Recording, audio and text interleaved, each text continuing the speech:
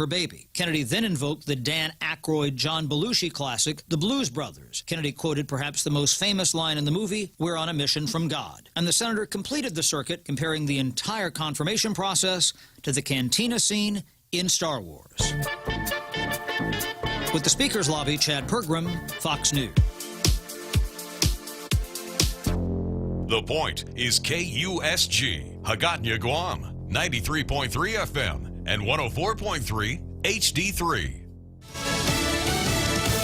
Stocks tumble. I'm Lisa Brady, Fox News. The Dow plunging back under 28K, down 658 at the closing bell. Not as bad as during the session. COVID-related concerns getting the blame, even as President Trump tries to reassure voters. It's a choice between a Trump boom or a Biden lockdown. He wants to lock down the country again. No, we understand the disease. He's holding 3 rallies in Pennsylvania today. Joe Biden plans to campaign in Georgia tomorrow. The countdown to a confirmation vote later today in the U.S. Senate. Fox's Jared Halpern is live on Capitol Hill. 30 hours of debate will expire in a couple of hours, with Republicans poised to make Judge Amy Coney Barrett a Supreme Court justice. I am very proud to cast my vote to confirm Judge Barrett. Republican John Thune says Barrett is a thoughtful, well-qualified judge who will call balls and strikes. Democrats like Chris Murphy have objected to the process, arguing Republicans are rushing Barrett's confirmation. Likely because it is really important to effectuate your deeply unpopular agenda through the Supreme Court. Barrett is expected to sit on the court for arguments over the Affordable Care Act next month. Lisa. Thanks, Jared. Zeta has just become a hurricane, the earliest 27th named storm of the Atlantic season, now about 105 miles southeast of Cozumel, Mexico. By midweek, it could head for the northern Gulf Coast, where Dennis Feldkin at the National Hurricane Center says there's hurricane fatigue. The northern Gulf Coast has had the likes of Laura and Marco and Sally and Delta, and now they're staring at Zeta. For now, Zeta is on track to hit resorts along Mexico's Yucatan Peninsula later today. In Southern California, 60,000 new wildfire evacuees as powerful winds fan a fire south of L.A. and prompt more precautionary PG&E power outages. America is listening to Fox News. Ra COVID-19 reminder na a fan kung binigirthi magfan ngom ngepin plipsir. Fan ra kam samiriam kamar weningom positive now. Fan ra balam nagan kei be symptom korap mar nangom weningom deng wanage 311 ngan aiweg nem fam non ko dokta rom. Dam mission ngirigela mar rom fin man ko to fly. Weningom aiweg pin kalapsir ni uringinigirthi nipchur ngom. Mtaya maskrom magflag palfngim kugirthi fan rakam nang nbaya marom fakum chigur kuba nbaya marok finger self quarantine magfkesken ko COVID-19 PIU-ne arayon ngebuchi unga mar ngeria rodhaid Pithinne ekeyib ko office ko Manyalu nga Micronesian Resource Center nga station ko Choice Broadcasting kamgargaid. A Boston man is accused of setting fire to an election drop box. Police say Worldy Armand will face a charge of willful and malicious burning for his actions Sunday night. Surveillance video shows the drop box outside the Boston Public Library being torched. Police matched Armand to the image on tape and arrested him. The Massachusetts Secretary of State's office says of the 122 ballots inside, 87 were still able to be processed. Residents whose ballots were destroyed can either be sent new ones to fill out or they can choose to vote in person between now and Election Day. Armand also had an outstanding charge for receiving stolen property. Gernal Scott, Fox News. A milestone for public schools in Detroit, emerging from a decade of state financial oversight. A commission today voting to restore full control of the district's finances to the city's elected school board. A series of state-appointed emergency managers were installed to address Detroit's problems with debt and low test scores. NASA scientists make a big discovery about what's on the moon. Frozen water particles had been previously found on the moon, but it was never believed actual water could exist there until now. Water has been confirmed to be present on a sunlit surface of the moon. Paul Hertz is a NASA astrophysicist. Within a square meter, the scientists detected enough water molecules to fill a 12-ounce bottle. This discovery reveals that water might be distributed across the lunar surface and not limited to the cold, shadowed places near the lunar poles, where we have previously discovered water ice. If there is an abundance of water on the moon, it could be used to support human life in the future. Eben Brown, Fox News. Recapping Wall Street and the sell-off, the Dow at one point was down over 900 points, but it finishes down about 650 points, more than 2%. The S&P and the NASDAQ sliding over 1%. I'm Lisa Brady, Fox News. Half a day, I'm Frank Bloss Jr. We've got a lot of rebuilding to do so that we can come out of our current situation much stronger and with better promise. I want to work on restoring trust, confidence, and the belief that we can do better. Let's rise from our shattered economy and build a stronger, more resilient community. We can do this together, but I need your help. In this election, I humbly ask for one of your votes. I'm Frank Bloss Jr., number 4 on the Republican side of the ballot, and I approve this message. Thank you.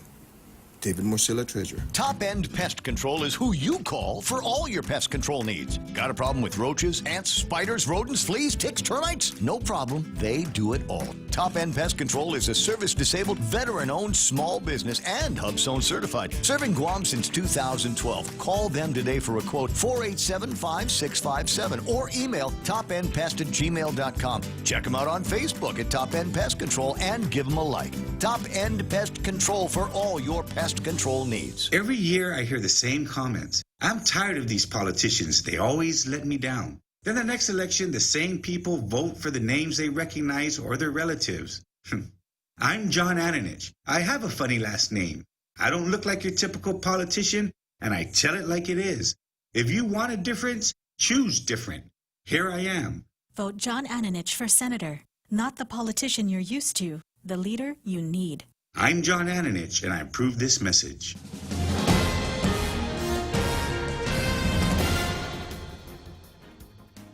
Half a day at 6:06. I'm Mona Silva Tyron with a look at your local news on the point. 4 more people listed as COVID-related fatalities yesterday, marking now 75 deaths related to the coronavirus. The Joint Information Center said that a 76-year-old woman, a 74-year-old man, and an 88-year-old man all died yesterday, all said to have had underlying health conditions which were complicated by COVID-19. And earlier yesterday, a 28-year-old man also died after complications with COVID-19. An additional 120 cases of COVID-19 were also reported yesterday by Public Health. Those results from tests taken between Friday and Sunday. To date, there have been a total of 4,336 officially reported cases of COVID-19. They say 1,658 cases are in active isolation, 77 people in the hospital with 17 in intensive care. Well, the testing continues at the Department of Youth Affairs, and they're identifying more residents as being positive for COVID-19. 6 additional DYA residents tested positive, now bringing the number to 8. Of the 12 residents, one of them refused to be tested and remains in quarantine. Residents who test positive are isolated in a separate unit. The parents and guardians of all new positive resident cases have been contacted by DYA. Of the 8 positive residents, 4 are experiencing mild symptoms such as headaches, body aches, and fatigue. They're under close supervision and are being monitored hourly. With that, there are a total of 5 employees from DYA who have tested positive. They also remain on leave and in isolation. All residents are sheltering in place, and appointments and visitations all being done virtually or over the phone. Another government agency hit by the virus, and this has lifeguard duties at the beaches on hold for the time being. Parks and Rec reporting that lifeguards have been pulled from their duties after family members of 2 of the guards tested positive for COVID-19. Nick Delgado from the Guam Daily Post reports this morning that DPR Director Roque Alcantara has confirmed that the lifeguards are awaiting results of their COVID-19 testing. And it was closed for a time after a worker tested positive, but the Guam Power and Waterworks Authority customer service windows have all been reopened at their satellite location at the Hulali in Agana. The facility underwent some cleaning, and they are reopening at regular operating hours today. We'll have more news right after this.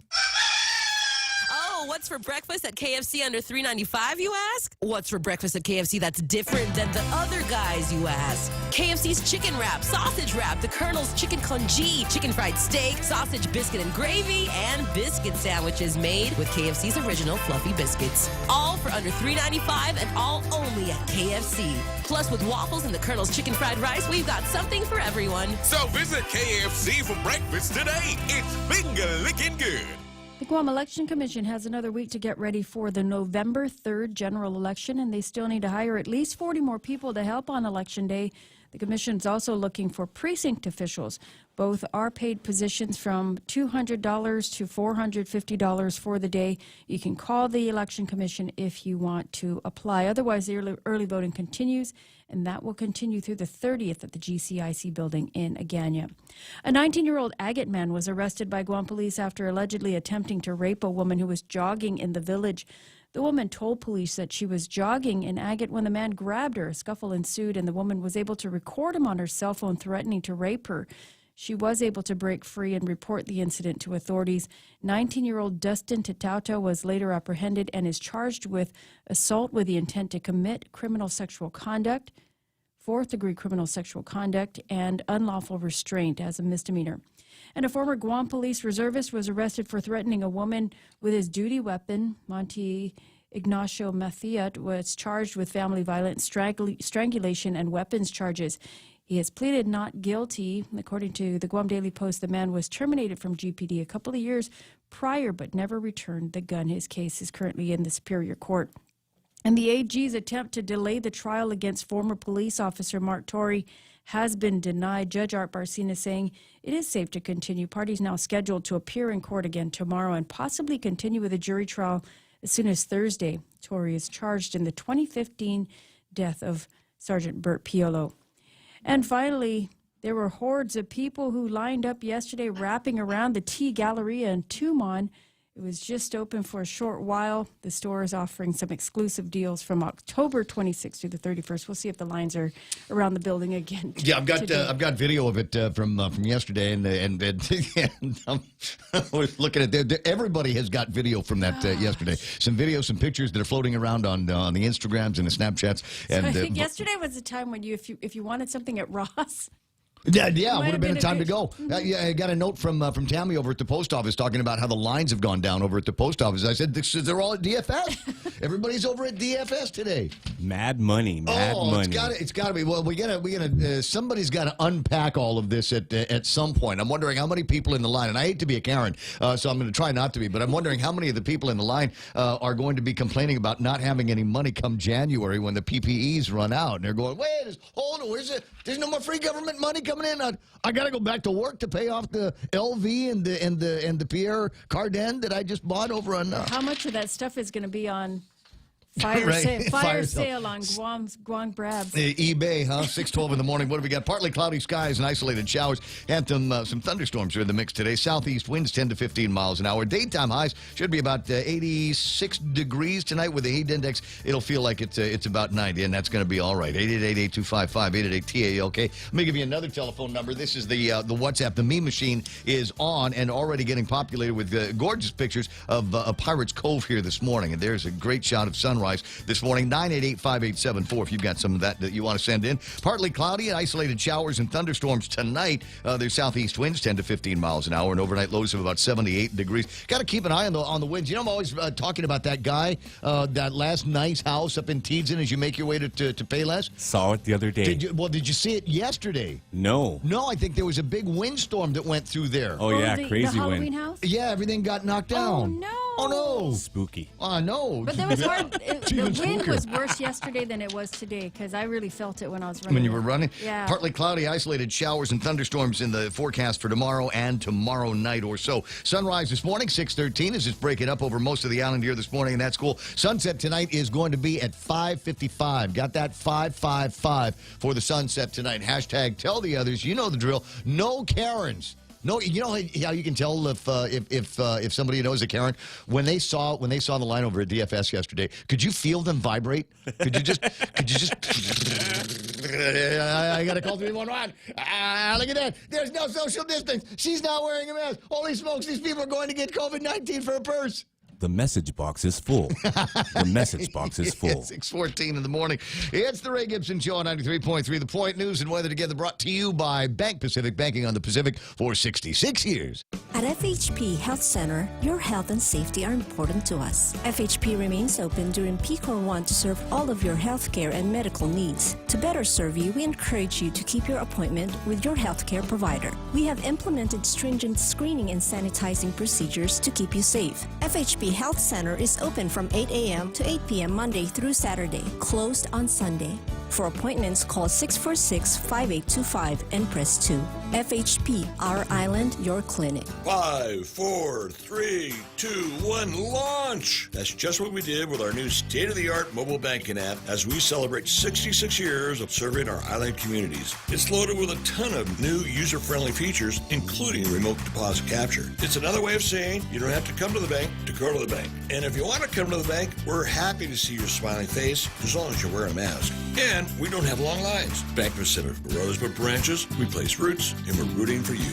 Member FDIC. I got you. It's a quarter after 6 o'clock in the morning. Thanks, Phil. Sandwiches and wraps waiting for you for breakfast over at KFC. Sausage, egg, and cheese biscuit. Chicken breakfast wrap. They've got the bacon, egg, and cheese biscuits, a sausage breakfast wrap, and AM egg and cheese biscuit. You get all of this stuff, and get like $6 or more worth of value on that, and they'll toss in a free small iced coffee. Good until the end of the year at KFC. The Ray Gibson Show is also brought to you by APL, American President Line's global presence with a local home.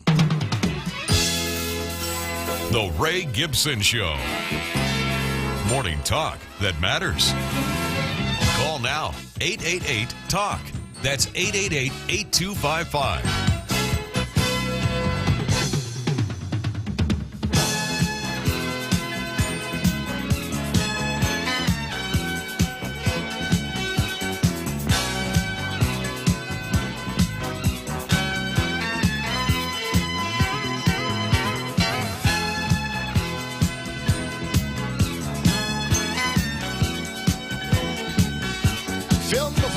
Studio audience, it is the Ray Gibson Show on 93.3 The Point. My name is Ray Gibson. Thrilled to be here with you as usual. What is it, Tuesday?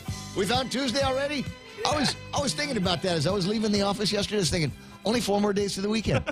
I think I got this. I think I got this schedule sorted out now. Just all I got to do is make a few more early morning wake ups and that kind of thing. We're gonna be A-okay. And then it will be into an incredible weekend, right? Because we got Halloween coming up. Halloween. And the prep for the election. Yep, Tuesday. And now, what day is All Souls Day? Is that Monday? That's Monday, right? No, correct. Correct. All right. So here is one of those. This is one of those things that just gets Ron McNinch crazy because it's you got all of these things that are going on. Now I don't know how social we're all going to be over the weekend because we get the thing came out yesterday and they're highly discouraging families of any more than about 5 people getting together at any given time. And make sure if you got candy for the kids, don't give it to them for 48 hours.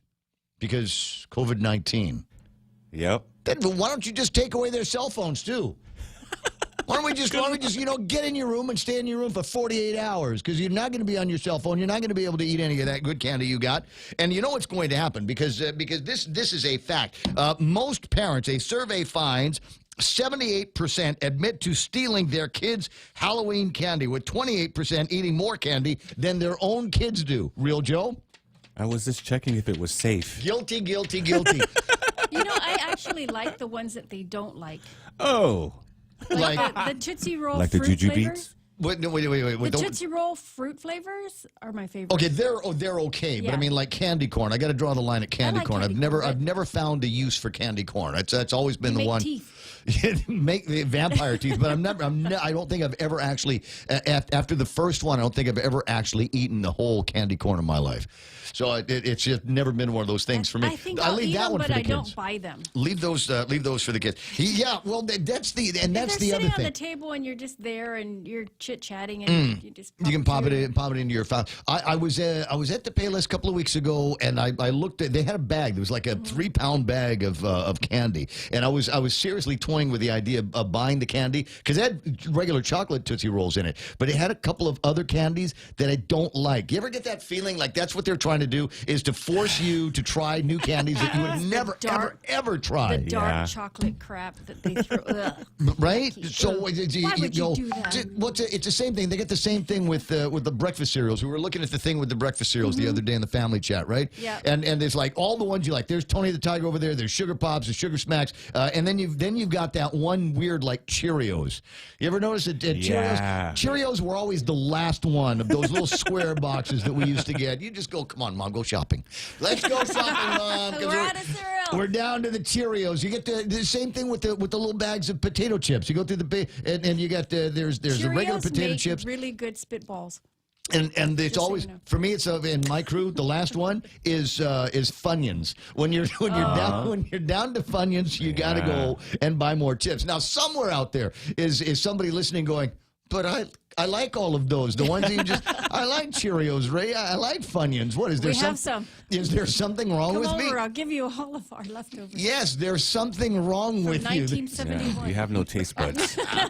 But that's the deal. So this year, if it's possible, what you got to do is you got to show the kids where Governor Lou says you can't eat your candy for 48 hours, and then after the 48 hours, when they come out and say, "Okay, can I have my candy?" Just go, "Wow, I ate it all." But you got to film it. You got to film it. Did you say a couple of years ago they started doing that? Disappointment. Yeah, the look of disappointment. I said, "Where's my candy?" "Oh, well, we ate it all after you went to sleep. I'm sorry."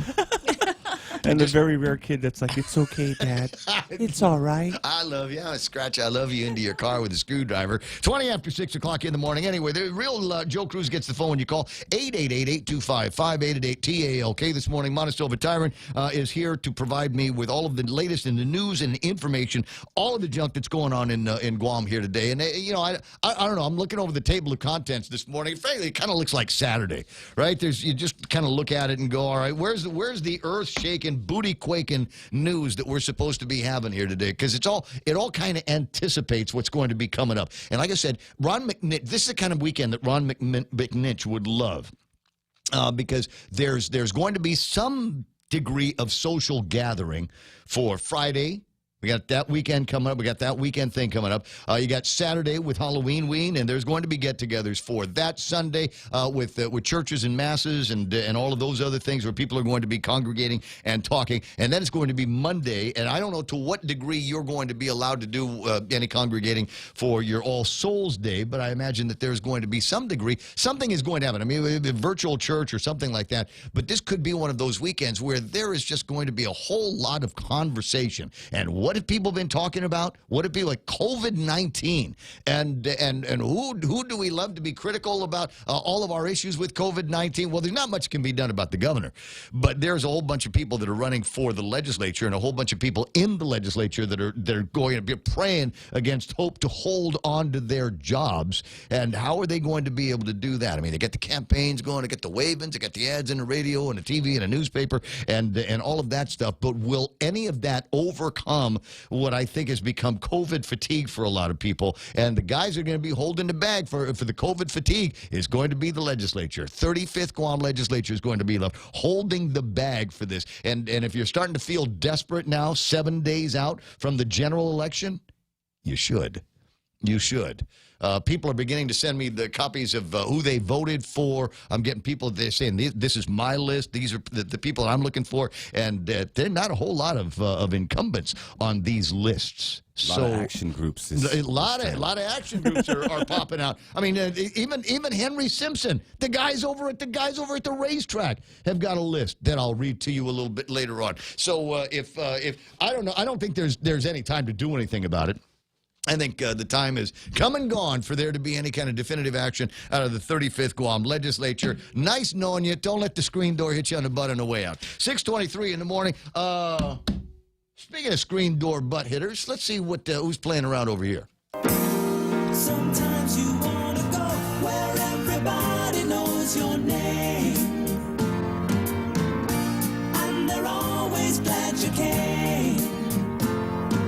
You want to be where you can see our troubles are all the same. You want to be where everybody knows your name. One more time. You want to go where people know people are all the same.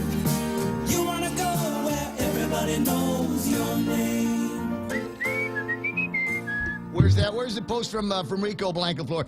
Rico's got the his top 10 or maybe the top 6. I don't know what he's showing me here this morning. This is 6 through 10 with his name on it. I got Ismail there, Sherry Iriarty, Janice Wong, Pam Duvall, James Howard, and then there's J.B. St. Nicholas who's online. But that's not the list that I got. I'll return to that in a moment. But on my top 10 list, starting with Henry Menglotnia, Leah Beth Nahalawa, Kenneth Polino. You have to say it Kenneth, because that's how we learned to say Kenneth when I was growing up, a little boy. Kenneth Polino is online. Post Canteen is up celebrating a Tuesday morning. There's Sandra Rages.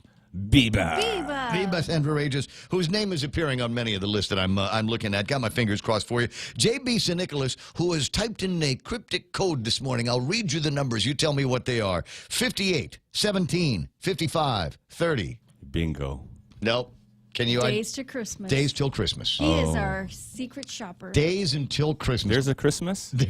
There better be a Christmas. Well, you know what? Thank you for the update. Where's the conventional wisdom? But what was it? Is it days, hours? It's 58 days, 17 hours, 55 minutes. And that was, I don't know, at just 5 after 6. So we may make some adjustments. 58 hours and about 17 minutes away from Christmas of 2020. And there better be. Now, the conventional wisdom is, hey, as soon as the election is over, and Trump's in the White House, well, it'll be, or Biden and Kamala Harris are in the White House, then everybody can kind of go back to normal. They'll come back out like magic. Everybody will come back out and say, oh, as it turns out, it's just a mean flu. That's all it was. That's all it was. Anyway, sorry about the shutdown, Tyler. Sorry about all the bankruptcies, all of that kind of thing. And we'll just, move from here and see if we can get things reopened as quickly as possible. That's what some people say. And I don't know. I vacillate from one day to the next whether I'm annoyed or amused by the whole COVID-19 thing. And I think today, for the most part, I'm going to be amused. But thanks for the update, JB. 58 days away from Christmas. Don't tell the kids, so they won't be disappointed if it doesn't come. Jerome McDonald online this morning watching the Santa Ana winds basically burn everything in California down. Have you seen some of the video of those fires? Gnarly is the words. He says high winds, fire rapidly spreading in Irvine, California. 60,000 people have been evacuated. Trees snapped in half. They've got the Santa Ana winds, and it's propelled by the heat now. Winds blowing between 60 up to 90 miles an hour in some of these gusts, and that's hot fire wind. Yeah. That's blowing through there. I mean, it's a Venturi. It's fanning itself like crazy. So yeah, 60,000 people evacuated, and if that wasn't enough. The guys at the electric company in the state of California have said we may be shutting off power. They're going to have to do load shedding. Ouch. I heard about that on the Fox News yesterday. They may be doing load shedding to the tune of like 100,000 people over here for this much time. 100,000 people for that much. Even up in San Francisco, where you figure it might be cooler, they're talking about doing some shutdowns and load shedding and cycling different places from one to the other because they're worried that all of the amperage draw from all of these places could actually cause more fires in the area, and they don't want to be responsible for that. And their response is, well, we'll just shut off the electricity. And I'm going, what? How in this day and age, in the People's Republic of California, you'd think they would have had a better, more stronger, and more stable system, but I guess not. Bill Pettit's online, Anne-Marie Sablon-Trousseau is there. Johnny Atulai Taitano is online. Hey, Uncle Johnny. It's and always Auntie good. Bobby. Always good to have you guys online. Nice to know that you're there. Understand this is a daily ritual for you. Just we're get part of their the daily routine, according to Auntie Bobby. You know what? Ask Auntie Bobby where the Latinos are. I was passing by where Latinos used to be in Agana by the old Agana Grill, and I don't know. I could close my eyes and taste. They had this just a regular table salad. Phyllis is still around. Is She's she? working over at GFD. Where's the food? Where's the I'll give her a holler. where's the lasagna? Yeah. Used to be able to go in there and get a plate. Two people could eat for $20. That was one of the best first or second date restaurants on Guam back in the day. But we gotta get all that stuff sorted out. Can we get a reunion? We need to do a reunion. I was thinking about doing something like that. We'll just get a whole bunch of cool, groovy guys from the 1980s and get Johnny Atulai and Benny Crawford and just kind of hang out and just talk about, back in the day. That would be sweet. We were kings. Yeah. We were kings. 6:28 in the morning. So I got Gerald Young is online. And is Troy been sick? Has Cousin Troy been sick? Not Was that he I'm was he aware. ill? He's been on Benadryl, I he hate said. to do call him out on the HIPAA thing because I don't know how much trouble I could get. But I mean, one of the first messages this morning was from Sandra Seau asking Troy if he's doing better. Sandra Rage is asking if he's doing better. A little bit later on, he says, "Yeah, I'm all right. Good morning and half a day from Rudy Rodolfo, Auntie Bennett Lohan, Duenas is there. Pam Duval saying, boom shakalaka. Rico B, come on, man, malarkey, the laptop from hell. Hey, what's happening with what's her name in the Supreme Court nominee? I can never remember her name. ABC, not AOC. ACB. Yeah. Did we confirm her yet? Barrett. I don't think so. I thought think there's some opposition coming up now again. You think? Sean May. Bill Marino is online. There's Cousin Troy. Say, Pam, Sandra, much better. Thank you. As I said, Mike Grace Blas saying, I am led, light, exposing darkness. Ken Brown's got the watch party going on. John Ray Titano is online. Stephen B. Cruz. John Paul St. Nicholas is there. Sean May saying, break out the kite. SoCal is blowing those Santa Ana winds. That sounds like a Steely Dan song, doesn't it?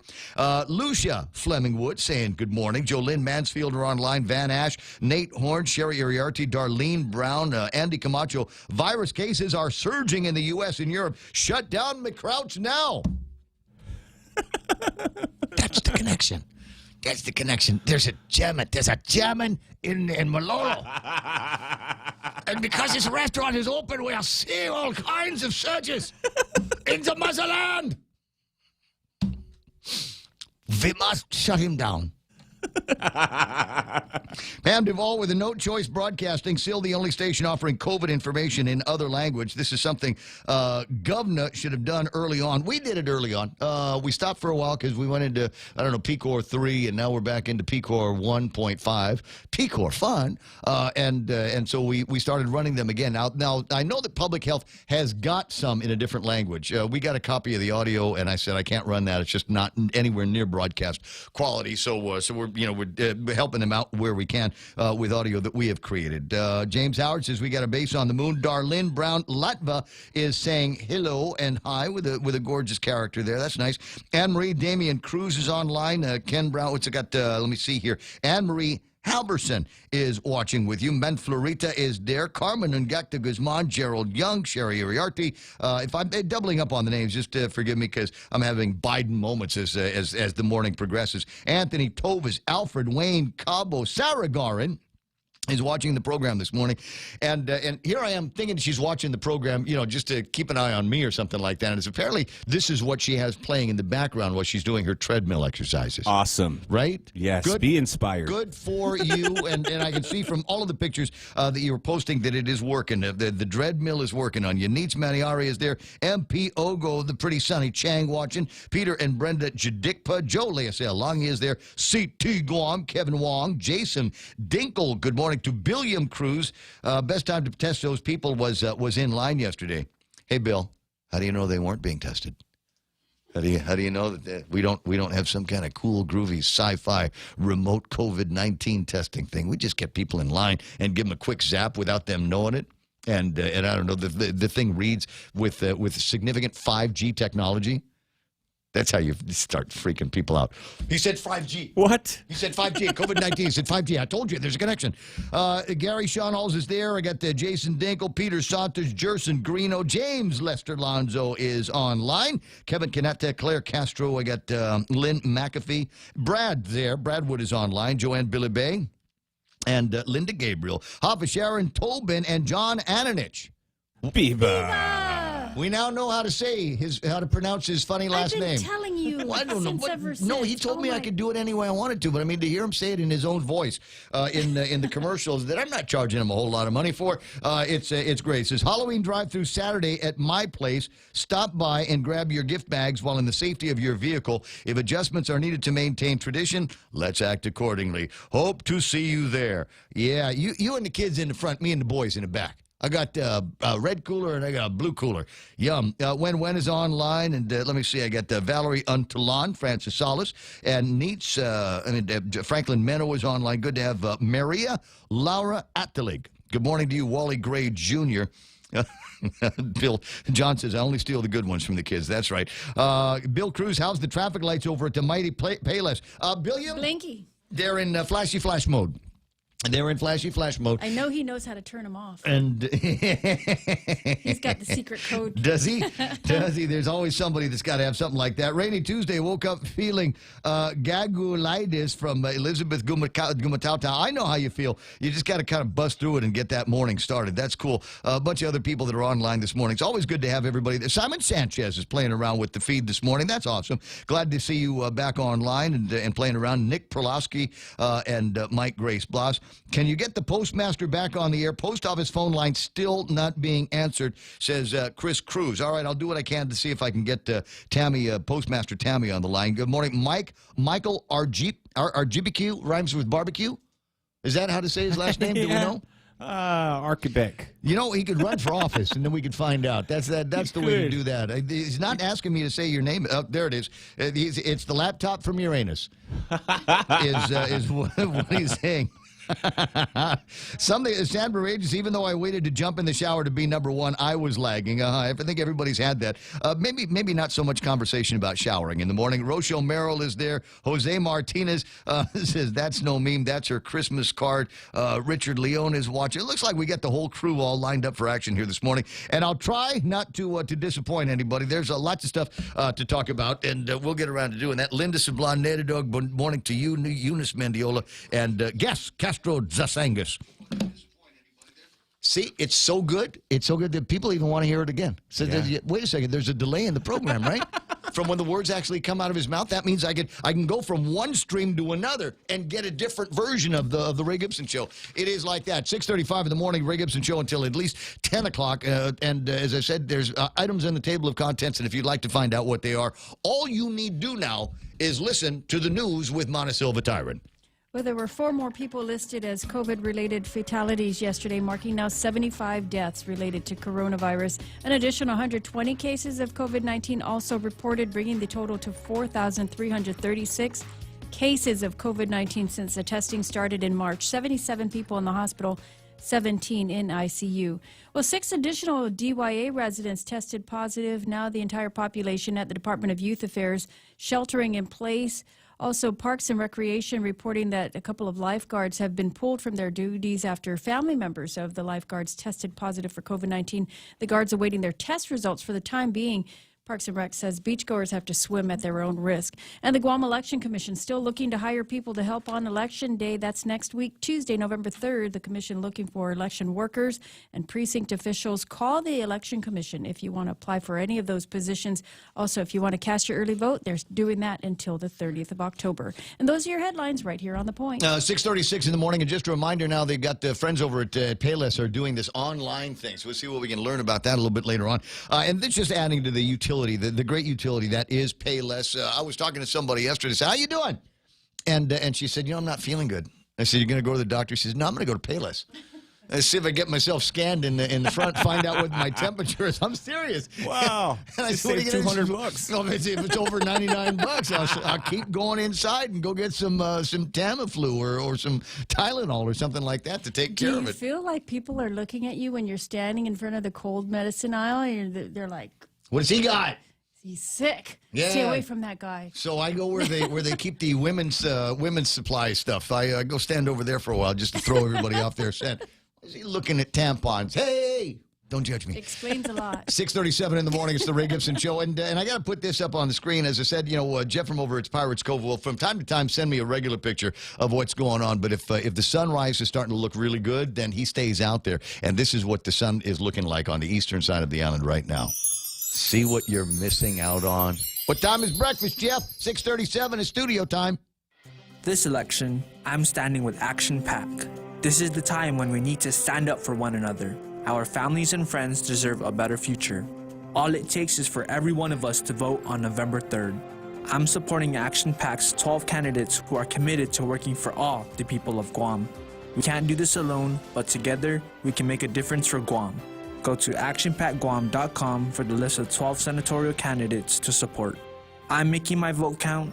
You should too. Win a staycation getaway with 76 Circle K. Enter to win a 2-night stay in the luxurious Tsubaki Tower with breakfast at the Casa Oceano and an hour of pure bliss at the Spa Ayala for 2. And then choose your adventure. A 3-hour ocean escapade with Shut Up and Fish, the premier ocean tour service, or take a heart-pounding water adventure and go jet skiing with Joe's Jet Ski. Just purchase $30 or more in fuel at 76 Circle K for a chance to win. Visit 76 Circle K today and win the staycation of a lifetime. Conditions apply. See store for details. Oh, man, that sounds like crazy fun. I do want to hang out with the Shut Up and Fish guys. Yeah. Doesn't that look like fun? Lots of fun. Do I have to actually fish?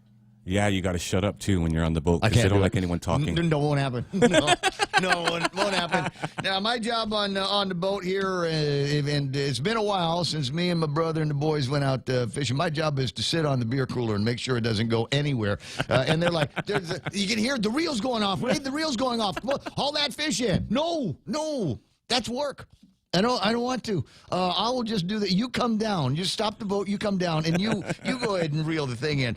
Mix it up with Subway's new barbecue chicken sandwich. Tender strips of chicken topped with sweet barbecue sauce on freshly baked bread. Try it today at Subway. Where is this? Somebody sent me a picture, and I don't know what it's supposed to be a picture of. Is somebody sending me a picture of people standing in line trying to get coffee someplace, and I don't know where it is, and I don't know. Did you send it to me to make me thirsty for coffee, or are you having a Karen moment because they're see all these people? They're all wearing the same color shirt. That's got to be something against God's plan. That's COVID-19. That's attracting COVID. Because they're all wearing the same color shirt. You make something out there, and anyway. So if that's the case, then yeah, thanks for sending it to me. So what do we? Let me know where that is. Construction is on the back of this guy's shirt. Something construction. It's a crew. Well, good for them. Good for them. Support the economy. Buy twice as much coffee as you can. You got to make up for all the other people. You got to make up for all the people that aren't shopping there. Boy, you guys are like detectives in here. Anything else? What else are you looking at? That guy's got nice boots. They got the place sells beef jerky.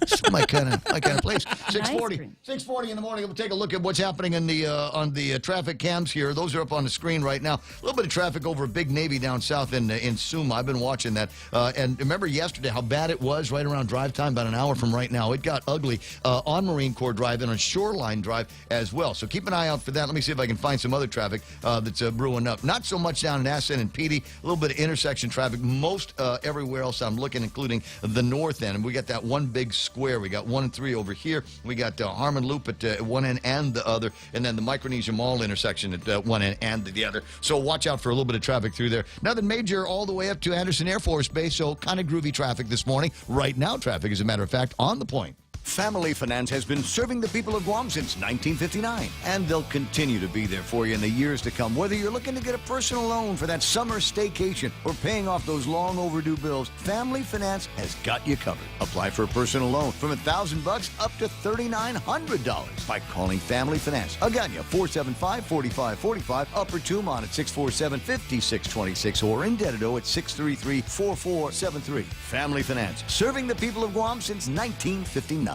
Let your voice be heard, Guam. Your vote is your voice. The Guam Association of Realtors Political Action Committee is a bipartisan group actively supporting candidates who will pass laws that protect the real estate industry and the community as a whole. Visit their website at guamrealtors.com/vote to learn more about the key issues they are advancing and the candidates they are supporting to protect and promote home ownership and property rights on Guam. The Coconut Wireless is back. The Ray Gibson Show. Call now, 888-TALK. That's 888-8255. Yo! Gus Castro Jasangas, just like saying his name. Online this morning. Michael Archibek is how it's pronounced. He says so a little bit later on in the comments. Post-cam teen saying, damn, Daniel, back at it again with the 5G. There we go. We'll never get away from it. You remember early in the pandemic, there were all these people that came out and said, yeah, you know that little wire that goes over your nose on the mask? It's a 5G antenna.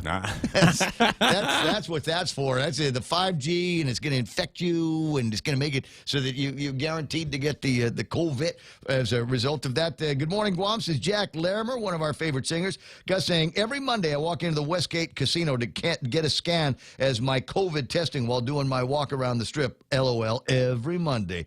Neat says, is laughing out loud.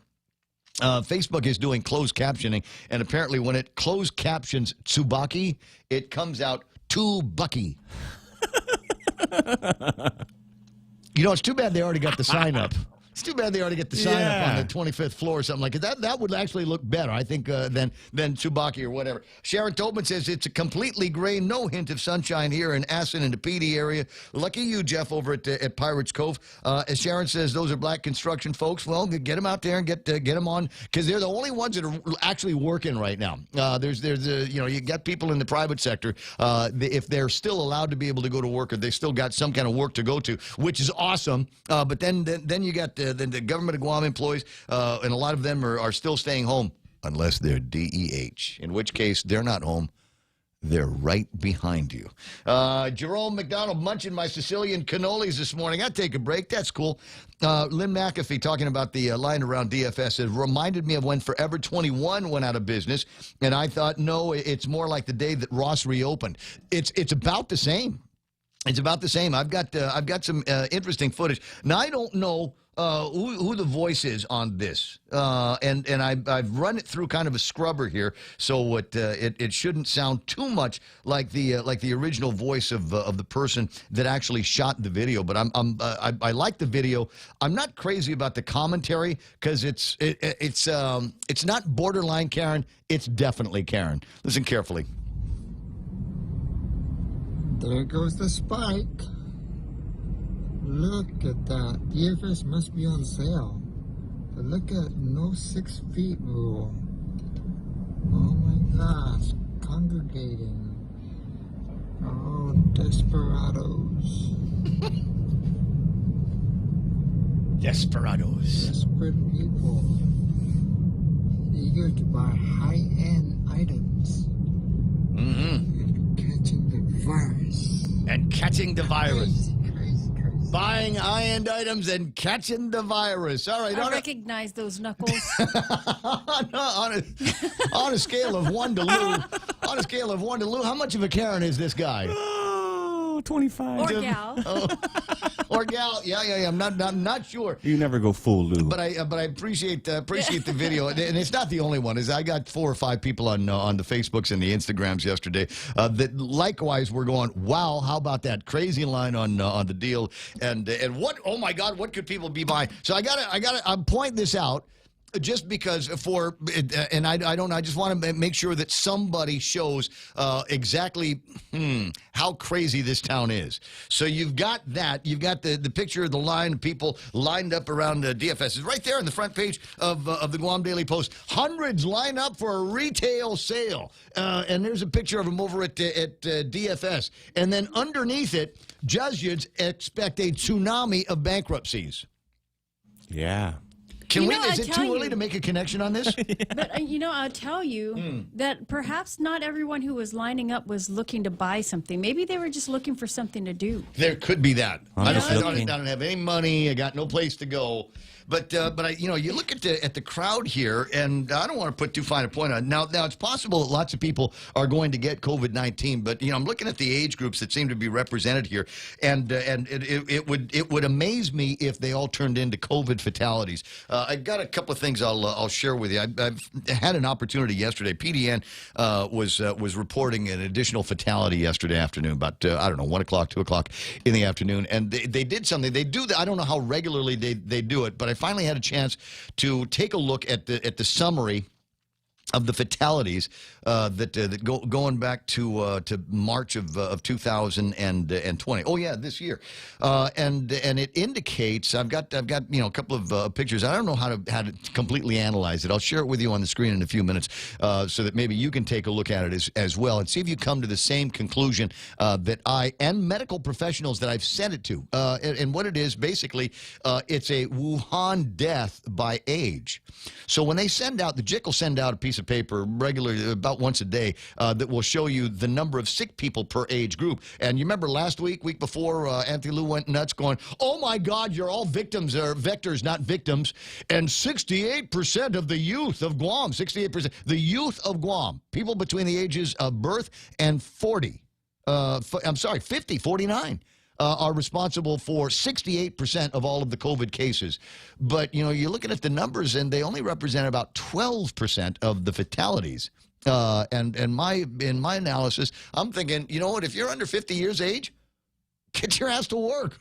Go and get to work. You might get sick, but it's a very, very small likelihood that is going to kill you. I mean, less than 1% of people between the ages of birth and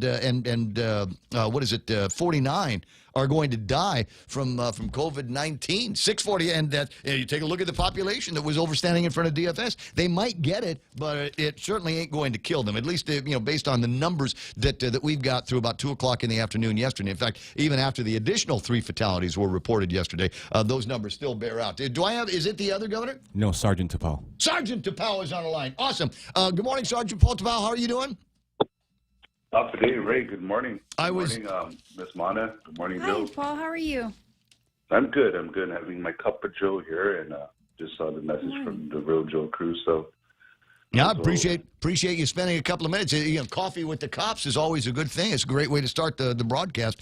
And the question was, I was delighted over the weekend. I was talking with a couple of guys that wear a uniform and carry a badge and strap on a gun for the community. And they were excited. They heard that the Dustin Tau, the would-be rapist, the alleged rapist there, or attempted rapist, had turned himself into the cops. Is that right? Not necessarily. We actually had information as to his whereabouts. It was coded into the Southern Precinct Command, and our officers pretty much saturated the area. They located him, and they were able to bring him in. And as you saw in the Magic report that was on the post, he was charged for the attempted CSC on a jogger that was running on Route 2 in Agate. So it's dangerous guy that we need to get off the street. So we thank the community, we thank the media partners for putting that out there. It was really a great community effort. So kudos to that. We are looking for another wanted individual. I saw that. Munoz, yes. Domestic violence, terrorizing. This guy has been eluding the authorities for, I want to say, the duration of October. So, we want to bring justice. October is Domestic Violence Awareness Month, and we want to, we still continue. That's part of our daily work in understanding that domestic violence is always, has always been the prevalent crime that's always been committed throughout Guam. We partnered with the Pacific Islands Chief of Police, and it's not just Guam, but Pacific Islanders in general. They have a high number of domestic violence abuse. Yeah. Whether it's based on culture or what, but we are part of that statistics, and we work closely with them. We work closely with the coalition, but nonetheless, we have a victim that is seeking justice. So if anybody has any information to Mr. Munoz's whereabouts, please call and assist us in this investigation. Are we seeing more of these domestic violence situations since we're in PCOR 1.5 and a lot of people don't have places to go? Their favorite restaurants aren't open, don't have a lot of money in their pockets, so they're sitting around the house just kind of annoying each other. Because it seems to me, I'm reading a whole lot more magistrate reports. We got one that came in the last 24 hours about some poor woman that had got her head butted repeatedly by a person known to her, got elbowed in the neck and the head, and I'm going, you feel bad for these people because they got no place to go, got no money for gas in the car, and like I said, they're just sitting around the house annoying each other. Are you seeing more of that? It's pre-COVID, before COVID, and where we are. It's pretty much, like I mentioned, domestic violence is pretty much, you find it everywhere. I did when I was attending the university. Judge Pinko was my professor, and we did a 1 week analysis, and everything we found, aside from DUI, was always domestic violence in the blotter. That's when the blotter used to print, or the media used to print the blotter of the offense of the arrest, or the offense committed. So that was way back in the 1990s. So understanding where we are there, where we are now, domestic violence continues to be an issue, as well as crystal methamphetamine and the use, and but the question whether it's it's home and everything, there is that risk because you're home and everything, and we understand that. but it's been steady. The numbers have been steady since pre-COVID, and we're seeing more reports because of the efforts of the coalition, and it's really attributed to the awareness level and the ability to go out to the community and empowering the victim or the survivor that, you're not a victim in this. You have ways in which you can seek help. And the challenge is really, how do I get out of this abusive relationship? How do I break the cycle of violence?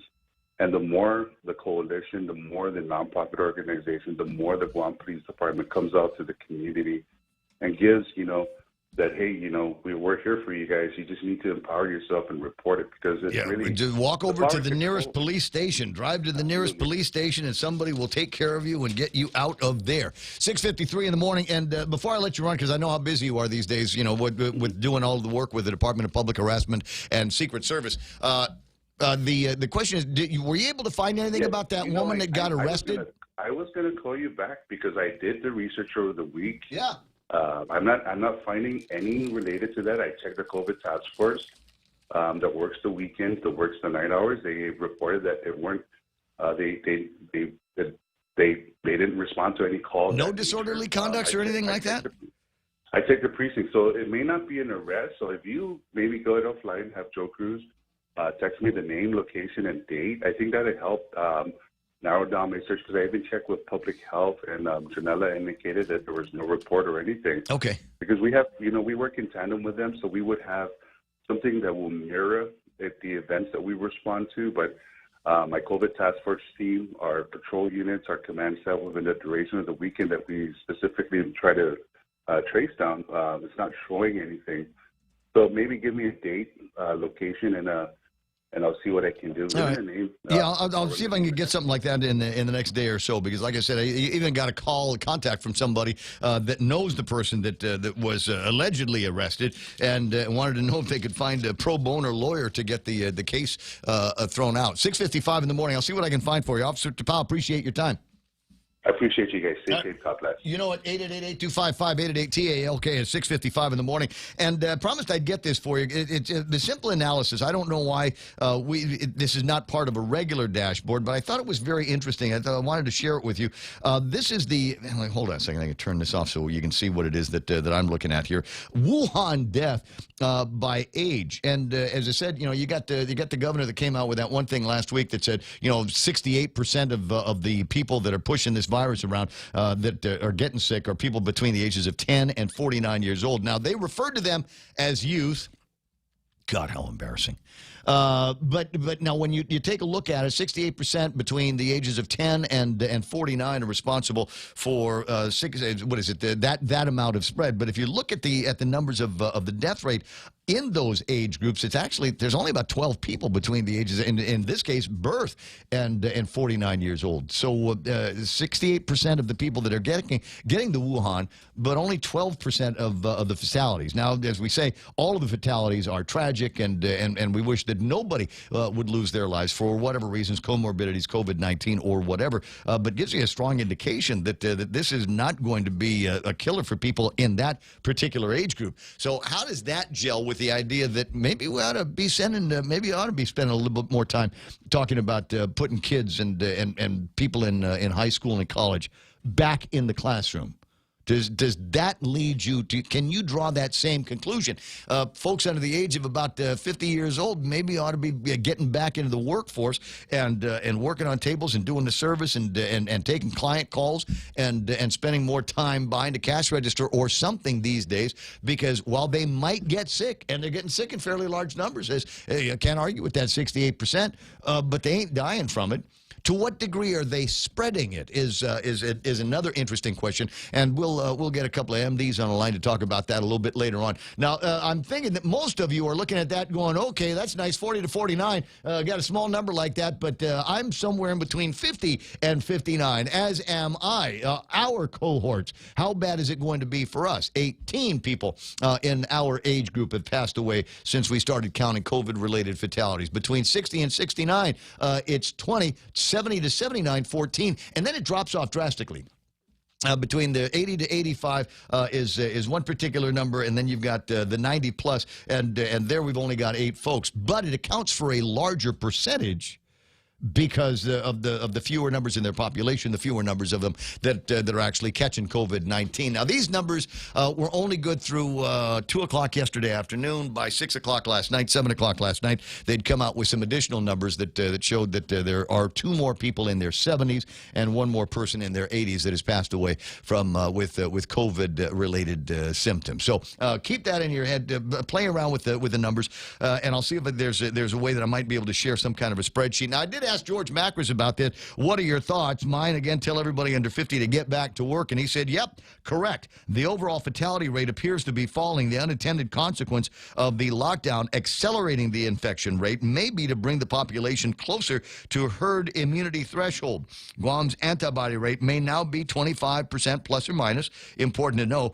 Yet the Physicians Advisory Group remains fixated on numbers of asymptomatic carriers of non-transmissible viral particles.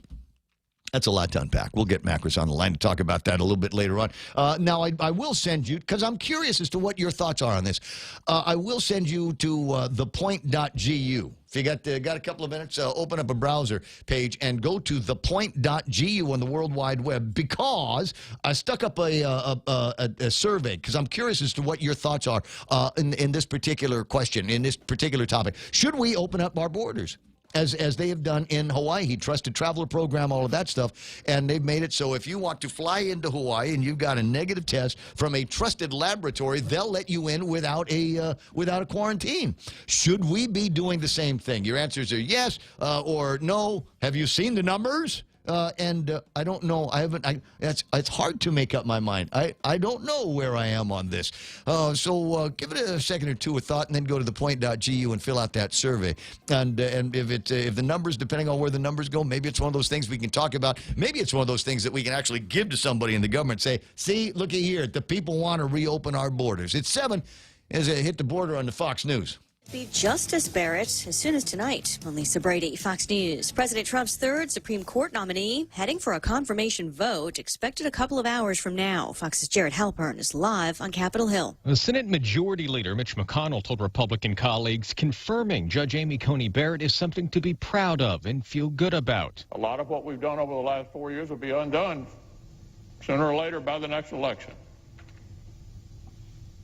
They won't be able to do much about this for a long time to come. All but one Republican senator is expected to support Barrett's confirmation vote in a few hours, leaving little doubt the GOP-led Senate has the votes needed to confirm a 3rd Supreme Court justice nominated by President Trump.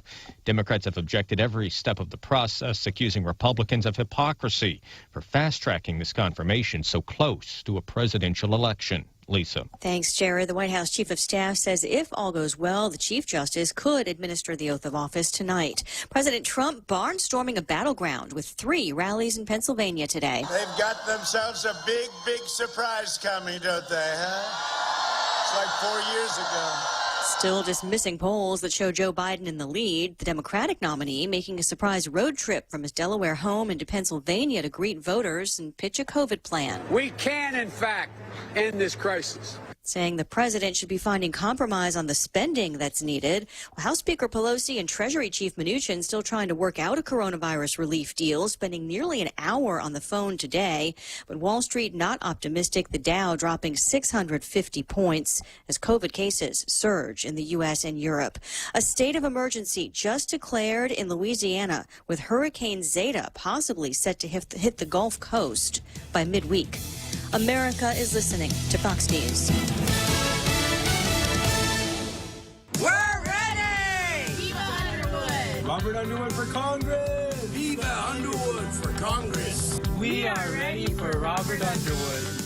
What I'm offering the people of Guam in this election is the kind of service that is predicated upon integrity and honesty and trust. I am ready. Are you? Viva Underwood for Congress. Not Robert Underwood, just candidate for Congress. This is Robert Underwood with a whole bunch of people running for Congress. And that's all of you, ladies and gentlemen. All of you are running for Congress. This is not a one-man show. This is a movement. This is a movement for dignity. This is a movement for trustworthiness. This is a movement for integrity. I'm standing up for you all the time. I will fight with everything I got Are you ready? We're ready. I'm Robert Underwood, and I approve this message. A spike in COVID cases in Utah could force hospitals to ration care. The Utah Hospital Association says crisis care standards may have to be implemented in a few days. Administrators apparently told the governor what that entails, like if doctors have to decide between assisting a young person versus an older person, they would help the younger person. 2 Utah hospitals over the last 10 days have seen their ICUs overflow. Utah's Hospital Association chief says opening more beds isn't necessarily the answer, as most hospitals are understaffed after months of this pandemic. The COVID case graphs in Utah keep going up. As of Friday, 308 people with COVID were hospitalized. Just over 1/3 were in ICUs. Jessica Rosenthal, Fox News. The virus has now killed over 225,000 people in the U.S., sickening nearly 8.7 million. In the Johns Hopkins count, confirmed infections per day are rising in 47 states. Deaths are up in 34. A social media giant is getting ready for the possibility of post-election chaos. Facebook tells the Wall Street Journal it's been working on a series of tools to combat potential unrest in the wake of November 3rd. The features include tweaking newsfeed to limit exposure to election-related misinformation and the ability to lower the threshold for detecting content its software views as dangerous. Facebook says the updates would only be used in dire circumstances like calls for violence. Reps say we've applied lessons from previous elections, hired experts, and built new teams with experience across different areas to prepare for various scenarios. Fox's Kristen Goodwin. Meantime, Twitter has a new feature aimed at debunking election misinformation. The pre-bunk messages warn of unconfirmed claims about voting fraud or election victories and link to more information. I'm Lisa Brady. This is Fox News. Half a day. This is Clara Manglona from Security Title with an important warning. Wire fraud is real, and home buyers and sellers are one of the biggest targets, even on Guam. When sending money by wire transfer, be sure to confirm the wire instructions by phone, not email. In this case, it's good to be suspicious and know who you're dealing with. Let the professionals at Security Title work with you to minimize loss due to wire fraud. We are here to help. Hafide, this is Kayla from APL Guam. Here at APL, our expertise and extensive network can help you grow your business and reach out to more markets. As a responsible carrier, APL is also committed to a sustainable future, whether it's protecting the environment or investing our efforts in giving back to the community. Our dedicated team in Guam and the U.S. mainland are here to support you. Call 588-4651 or visit apl.com. Win a staycation getaway with 76 Circle K. Enter to win a 2-night stay in the luxurious Tsubaki Tower with breakfast at the Casa Oceano and an hour of pure bliss at the Spa Ayala for 2. And then choose your adventure. A 3-hour ocean escapade with Shut Up and Fish, the premier ocean tour service, or take a heart-pounding water adventure and go jet skiing with Joe's Jet Ski. Just purchase $30 or more in fuel at 76 Circle K for a chance to win. Visit 76 Circle K today and win the staycation of a lifetime. Conditions apply. See store for details. Half a day, it's 7:06. I'm Mana Silva Tyron with a look at your local news on the point. 4 more people died yesterday, and the Joint Information Center says their deaths are COVID-related. 2 deaths reported at Naval Hospital and 1 each at Guam Memorial Hospital and GRMC. All 4 people reportedly had underlying health conditions that were complicated with COVID-19. There have now been 75 deaths related to the coronavirus. An additional 120 cases of COVID-19 were officially reported to public health yesterday. Those results from tests taken between Friday and Sunday. To date, there have been a total of 4,336 officially reported cases of COVID-19, 77 in the hospital with 17 in the intensive care units. Well, 6 additional DYA residents tested positive, now bringing the number to 8 in that population. They're all now sheltering in place with appointments and visitations online or over the phone. 5 DYA employees also tested positive. They remain on leave and are in isolation. Well, Parks and Rec also pulling a couple of their lifeguards from the beaches after 2 of their guards had family members test positive. Beachgoers now told to swim at their own risk while they await COVID test results at the department. And 2 Guam firefighters have also tested positive, one assigned to the incident command post and the other at the Umatic Fire Station. Through contact tracing, both firefighters were determined to have contracted the virus from close family members within their households. Decontamination was performed at both locations, and testing of firefighters assigned to the Umatic Fire Station was conducted with no other personnel coming back positive. Personnel at the Incident Command Post are also expected to be tested today. And the Department of Labor is still working to get those lost wage checks out to recipients, but payments of the $300 weekly supplement is on hold. Labor Director Dave De La Sola is saying that they are working out kinks in the system. The Lost Wages Assistance Program is a temporary addition to the Pandemic Unemployment Assistance Program, and the department is putting out the latest batch of PUAs this week.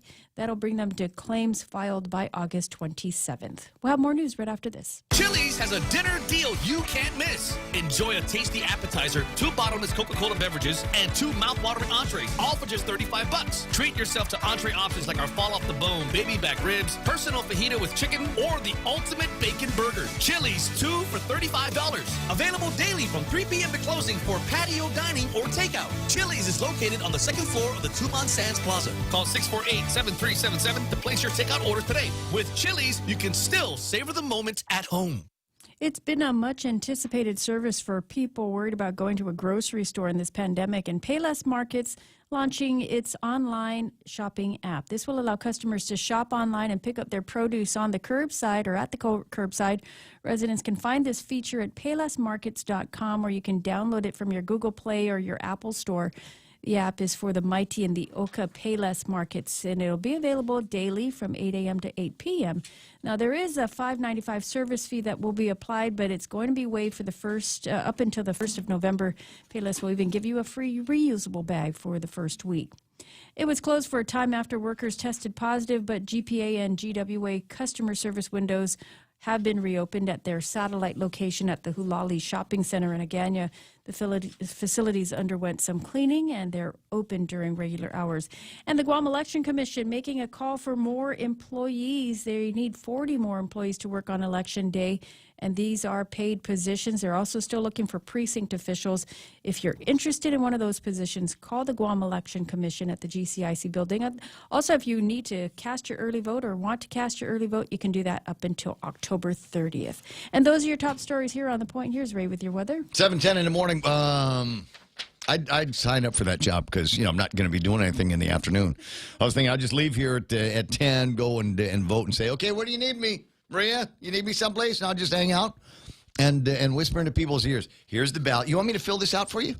I'll just fill out this ballot. No. Why? You would be Maria's going to pinch you. You're not my conscience. Yeah. It's against the law. You're not bad enough to be my conscience. Come on. True. It'll be fun. Let me just, here's a stack of them. I'll just hand them out to people. I've already filled this out for you. If you don't like any of them, I'll give you another one. And just, and most people go, oh, okay, this looks about right. These are all the people I was going to vote for anyway. And then you run into voters like me. Did you mean to hand it to me this way? Why did you hand it to me with the Democrat side up? Right. I'm a Republican. I think everybody knows I'm a Republican. I'm from the Republican branch of the Underwood family. Why would you hand it to me with the Democrat side showing? Is there something wrong? Do I look stupid? And they don't. It's not intentionally. They just give it to you the way they pick it up. Right. So what did you think when you saw those people over at DFS yesterday? Just curious. You saw the line over at DFS. Oh, what did they want in there? But what did they still have? I thought they're having a huge sale, like up to 80% off of luxury items. So I mean, so it's only going to be $8,000. But did anybody get pictures from inside? That's what I'd like to see, are the pictures from inside. Because I was told, somebody told me that they had boxed everything up in the DFS, the T Galleria, boxed everything up and sent it to Hong Kong or someplace, sent it to China where there was still business going on, and you still had millions of people that were able to shop. So I'm kind of interested to find out just how much is actually in there now, or was it like regular DFS shopping, or was it like shopping in a warehouse? It's just, I think what it do you was want? I want a probably bag of that. I want a bag of that. But you had good discounts that you don't see throughout the year. I mean, you jump on those opportunities if you're going to get an offer for an 80% off. I guess A deal on a luxury. So bag. they're doing it again today. Yeah, I think up until the end of the week, right? 7:12 in the morning. Remind me to take a look at the traffic gizmo when it's time for traffic again. I'll take a look at the traffic gizmo and see if we've got traffic building up in that area of and it will show even though it's not like actual cars because everybody's on their phone. That will show up on the traffic gizmo as very, very slow moving traffic. We're what tracking do you mean, where you. are they going to park? You park anywhere in Tumont. There's nothing happening at any place so you can park. Any of the hotels, walk around. Walk. Yeah, just park and walk. There's ample parking in all of Tumon these days. Partly cloudy skies with isolated showers, thunderstorms today. Southeast winds up to about 15 miles an hour. High is about 86 degrees. So if you are going to be standing in that line, or maybe there's another line that you want to stand in. They're doing food distribution today, or is that all done?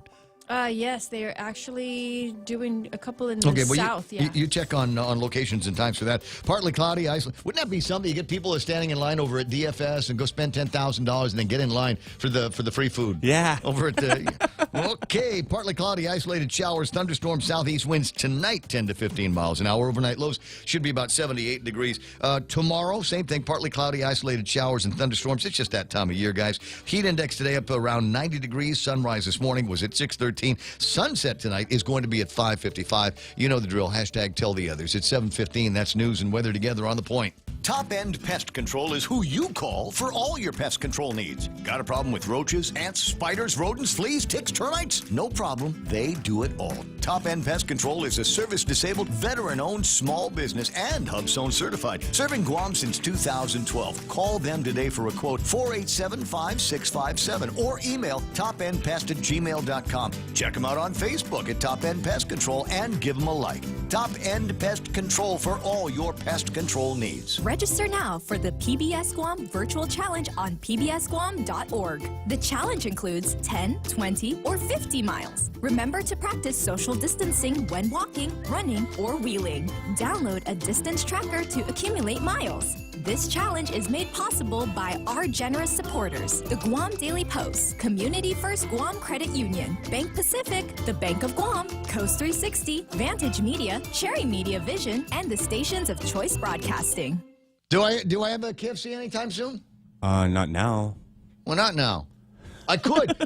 You know what? You could do it. But there's it's coming up later. No, there's a thing, and I want to know if we can get something like this because I know the guys over at KFC. Frank needs to get me one of these things. You know what it is? What is it? It's a log.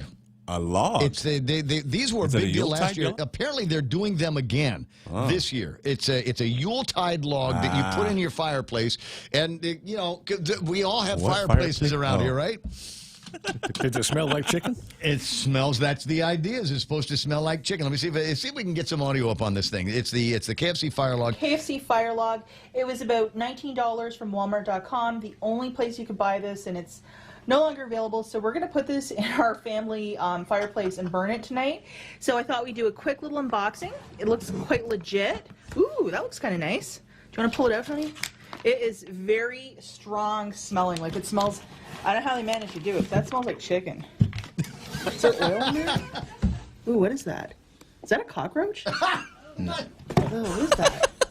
Well, you're not going to eat it. Okay. Ooh. Karen. Alrighty, Karening.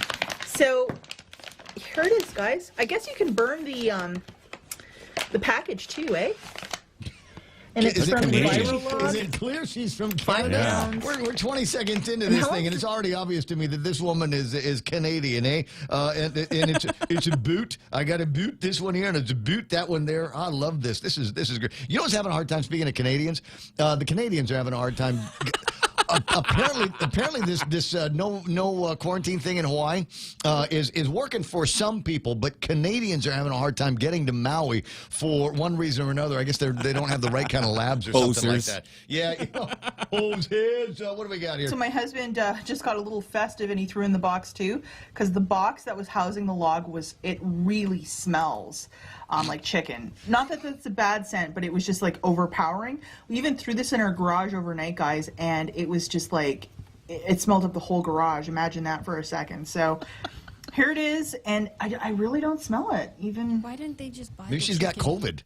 Maybe she says I can't smell. Maybe she's got COVID. I don't know. Well, that might be the thing. Why didn't she just buy the chicken? I mean, Well, because the idea is, I mean, they've got this log. It's the novelty of being able to get a log that smells like Kentucky Fried Chicken, like KFC, and, for people that are fans of it. Usually every Tuesday, I'm not going to be able to do it tonight, but every Tuesday I run with the Southern Mountain Gear people, and we run a little bit of a 5K around the downtown Agutnia area. We leave over by Skinner Plaza, and then we head south. You pass by Moses, you see everybody over there, and then on just past that, now you got Judo Joe's Gym, and then obviously right after that there is the KFC, and I can't tell you how many times I slow down for the KFC. Just, oh yeah. And here I am running and everything, and all I can think of is as soon as I'm done with this, it's going to be Carabao for a cold one, and then on the way home, KFC is going to be happening for dinner. When you get that smell in your head, and you can do it for breakfast too. I'll just tell you about that a little bit later on. In the meantime, portions of the program brought to you by Ron and Kim and the team over at Security Title. If you're going to be doing some buying and selling the property these days, these guys are the guys that can lubricate that process, make it easy for you because they've seen it all. Ron and Kim over at Security Title. Ray Gibson Show is also brought to you by APL, American President Lines, global presence with a local home. News to fill your mind. Talk to get it out. The Ray Gibson Show.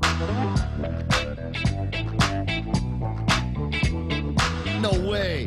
See, Lynn McAfee says Yankee Candle Company has their work cut out for them now. KFC smelling candles will be the big thing next year. And did I tell you the other day, I was coming out of one of the Jerry Roberts riffs, and it was one of these like super powerful kind of emotion swing for the bleachers, extra point, and all I could think of was, Scentsy is making a candle now that smells like Mountain Dew. I remember that. Yeah, but apparently it's true. There's a Mountain Dew candle that you can get your hands on, or will be able to get your hands on it soon. That's kind of a big deal. Do they sell that Scentsy stuff over at DFS?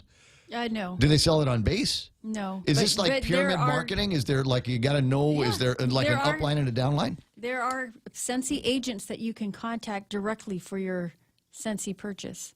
Like Amway? Yeah. Do they hide? No. They're everywhere. These aren't secret agents. Oh yeah. I bet you if you put a call out right now for a Scentsy dealer, you will get somebody online within minutes. Is there somebody on Facebook Live? Is there anybody on the Facebook Live family that's Scentsy? Yeah, that's in the Scentsy program? Maybe you started, maybe you're top line, maybe you're up line. I don't know. There's a lot of sideline that goes into the thing. It's a huge thing. I mean, there's lots of people. Hey, before we get onto the Scentsy thing, we had a Scentsy. Kevin had brought in a Scentsy, and I hated the smell. It was one of those things like a combination of like ocean breeze and cinnamon and dirty socks, and I couldn't handle it. I said, "You got it. No, we can't. It's fragrance neutral, please." Oh, yeah. By the way, if the KFC thing, if the KFC log thing is real, and they're bringing them in, ask them if they do one on Korean barbecue, would you? Ooh, because my son would appreciate it. Oh no, yeah. Your kid's got he's got excellent taste. He's got excellent taste for something like that. Without eating it, I mean, if I smell it, I'm gonna need to. Can you just like rub your tofu in the sauce and eat it that way? Absolutely. Okay, well, I'm just thinking out loud for you. 20 minutes after the hour, 888-8255. Did I have any more to do? Or we're back. We're back into the program, right? We're back. We're into the Ray Gibson Show. We're in it too deep. So Jerry Roberts is a capability now, and this is kind of an extension. We talk about the fire log here, but there are people that are fans. It's people that they get into their brand and they want to be around it all the time, and find ways to continue to promote their brand. I mean, you would not somebody that buys a KFC fire log you would not see at Popeyes. You would not see that person at one of the other at Chick-fil-A's or anything like that. Only if they were spying on the competition, because they're that into their KFC products. So that's a good thing. And then we talk about different ways that you can enjoy your products at different times of the year. I thought maybe you'd have a good time with this one. Denny's is offering Blue Moons over My Hammy sandwiches, and they're making it with blue bread. Yeah. For Halloween. I don't know how often they do something like this, but there are pictures of it and Twitters that you might be able to call up and see where it is. Yeah, use that one there. Okay, Blue Moons over Blue Moons over Miami only on October 31st. I don't know if they're going to be doing this here, but it's got blue bread. Would you eat it? Got to think about that. Yeah. Oh, so there are times where it's okay to take a risk with your product if you think maybe your customers have got a sense of humor about it. Not just risk. I think that you have fun with it. Yeah. I think that's also something. I mean, if you have what they call raving fans, people that really like your brand, they like what you do, they'll probably be more apt to go with something like that. There's hundreds of them watching and listening to the program right now, rabid fans of the Ray Gibson Show, and your part is their favorite part of it. Now, one last thing, I'm remembering a few years ago, Rudy Rodolfo was online watching the program online from the Burger King, and you remember a few years ago, it was kind of the rave in Japan was they would have these the black burger, the black Whoppers. Did you have one of those? I've seen pictures of it. They sent it. We had a bunch of them out here. Well, it's either made with squid ink or charcoal. I think it's the squid ink. Yeah, so one or the other they use to dye or to cause the black, but it comes out black. By the way, Rudy watches from the Burger Castle. Well, he's the Burger King. He is the king. So he Burger has Queen. built the castle for the king. And his crown is not made out of cardboard? No. All of the treasures and things like that. Gold, platinum, highly jeweled, all of that. Multiple Jerry Roberts this morning at 7:23. You get Jerry Roberts in the Extra Point, obviously, on the radio. You'll also find out about what his 12 thoughts to a better life are in the Guam Daily Post. That's his editorial contribution today, and it's 12 just little blurbs that you can put in there. Frankly, I'm surprised I had not seen any of those on the bottom of a 76 Circle K gas prices thing. It's not too late. They've said, there it is. It's easy. 12 more to go. If you're looking for something that you can put on the gas station signs, there's 12 of them right now in today's Guam Daily Post. Yes, sir. Is that something that we've heard before, or is that totally original for the Post these days? Oh, that? Yeah. Modified. Modified. All right. From something that we played around with before. 888-825-5888-TALK. For the first time this week, and maybe for the first time in the last couple of weeks, we'll actually get into Jerry Roberts a little bit earlier than normal today, and keep track of all kinds of other stories and topics as we move along, shall we? Sir. Yes, all sir. right. Extra Point being brought to you by Guahan Insurance Service.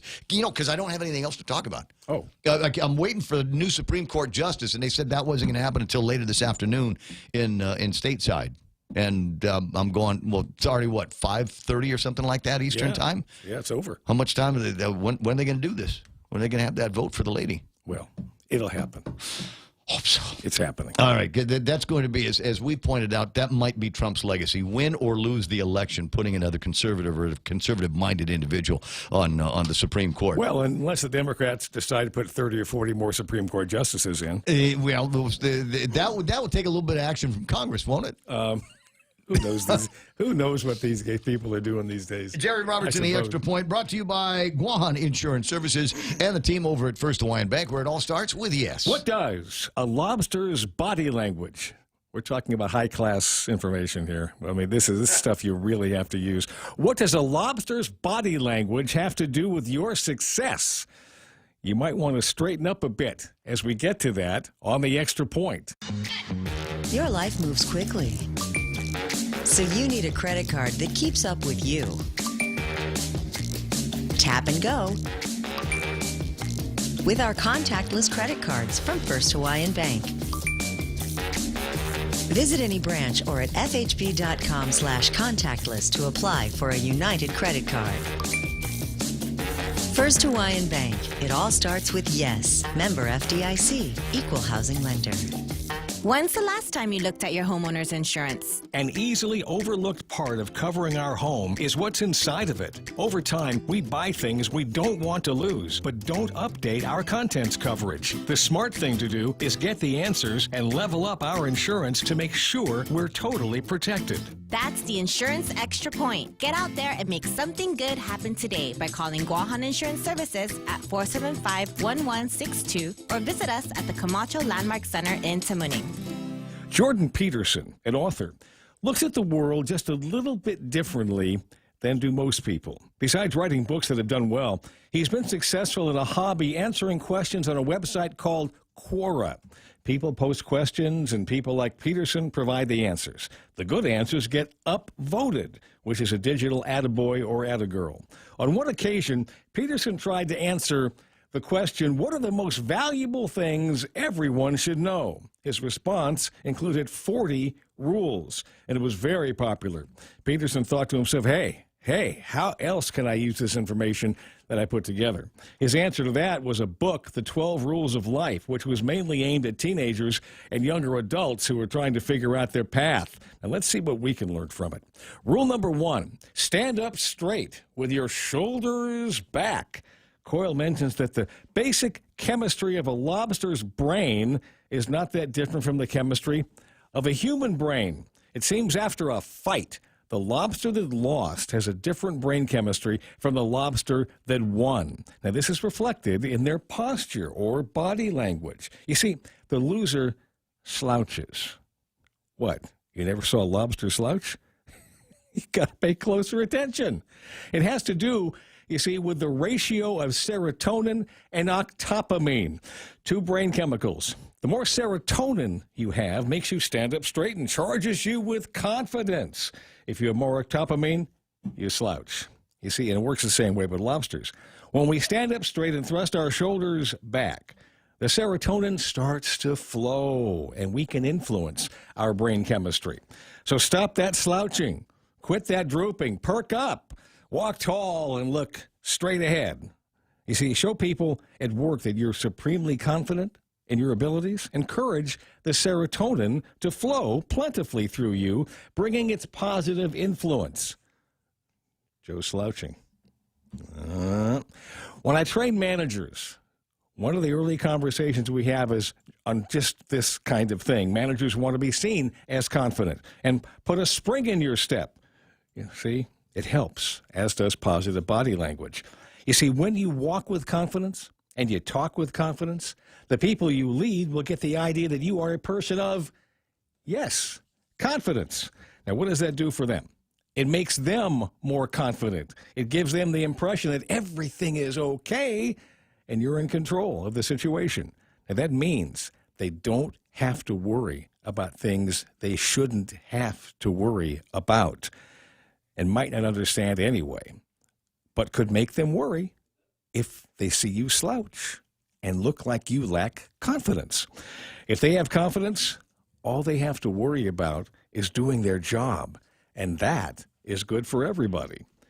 From Daniel Coyle's The 12 Rules of Life, we've learned today that there's more to lobsters than just dipping them in butter. That's the extra point. Be responsible and make something good happen today for 93.3, The Ray Gibson Show, Guahan Insurance Services, and First Hawaiian Bank. I'm Jerry Roberts. Closing in on 7:30 in the morning, and wherever you were as you were listening to that, at which point in the last 2.5 minutes did you actually straighten your back?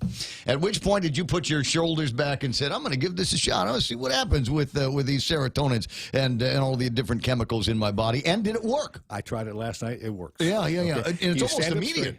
You stand up straight and you walk with confidence, and you can feel differently.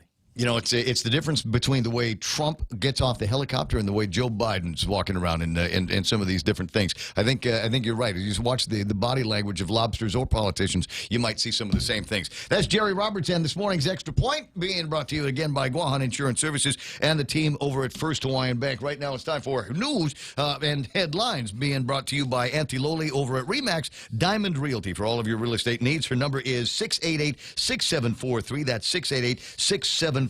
Also brought to you by Karen and Ken over at Top End Pest Control. Their number is 487-5657. Keep that number handy. Got dogs in the yard worried about fleas and ticks and things like that. These guys, one time, and then you won't ever see them again. 487-5657. Now with the news, here's Mana. 4 more people listed as COVID-related fatalities yesterday, marking now 75 deaths related to coronavirus. An additional 120 cases of COVID-19 confirmed, bringing the island's total to 4,336 since testing started. 77 people are in the hospital, with 17 set to be in the intensive care units. The Department of Labor is still working to get those lost wage money checks out to recipients, but the payments for the $300 weekly supplement is on hold for the time being. Labor is looking at working out the kinks in their system. The lost wage assistance is a temporary addition to the pandemic unemployment assistance. Meanwhile, mayors are continuing the distribution of food commodities this week in the South. Food distribution planned for Agate and Santa Rita today. In Agate today, it'll be a drive-through at the Agate Mayor's office beginning at noon and until supplies run out. In Santa Rita, they'll be doing their food distribution at the Santa Rita Senior Citizen Center from 1 p.m. to 5 p.m. They'll continue that distribution in Santa Rita tomorrow. And those are your headlines right here on The Point. All right, thanks very much. 7:32 in the morning, and we'll come up with some right now traffic here in just a second. But I did want to find out if I might be able to see what foot traffic looks like in the Tumuning and Tumon area, specifically over by DFS. And the answer is yes, I can. Let me see if I can get this up on the screen so that you can see what I'm looking at as well. So right there, in about the center of the screen, we got the Guam Plaza is up in that direction. We've got the DFS, the Tea Gallery by DFS, right around here. You can see it light up when I pass the cursor over it, and you can see traffic. It ain't traffic. These are people on foot. All of this it's crowdsourced. The technology is people with phones, and their locations are there. The location services are on, and so it's pinging back to the right now traffic guys, and it's going in both directions. So you can see traffic on one side, slower moving traffic as people are making their way in the line to DFS, and I think you're going to see the same thing on the opposite side as you're coming down from the Guam Plaza area towards DFS. You're going to see some of that, and that's what I'm looking at right now, and that's what you're looking at right now on The Point. We'll take a look at what's happening in traffic in just a second. It's 7:33. Becoming a homeowner can be a scary process, but it doesn't have to be, especially if you have the right guidance. Break through your fears and go to a real estate professional that will ensure a higher chance of success. That person is Lolita Kamet of RE/MAX Diamond Realty. Lolita also specializes in commercial leasing, land sales, local residential sales leasing, and military and corporate relocation. Don't be afraid. Call Lolita Kamet from RE/MAX Diamond Realty at 688-6743. That's 688-6743. Junior, we've got a lot of rebuilding to do so that we can come out of our current situation much stronger and with better promise.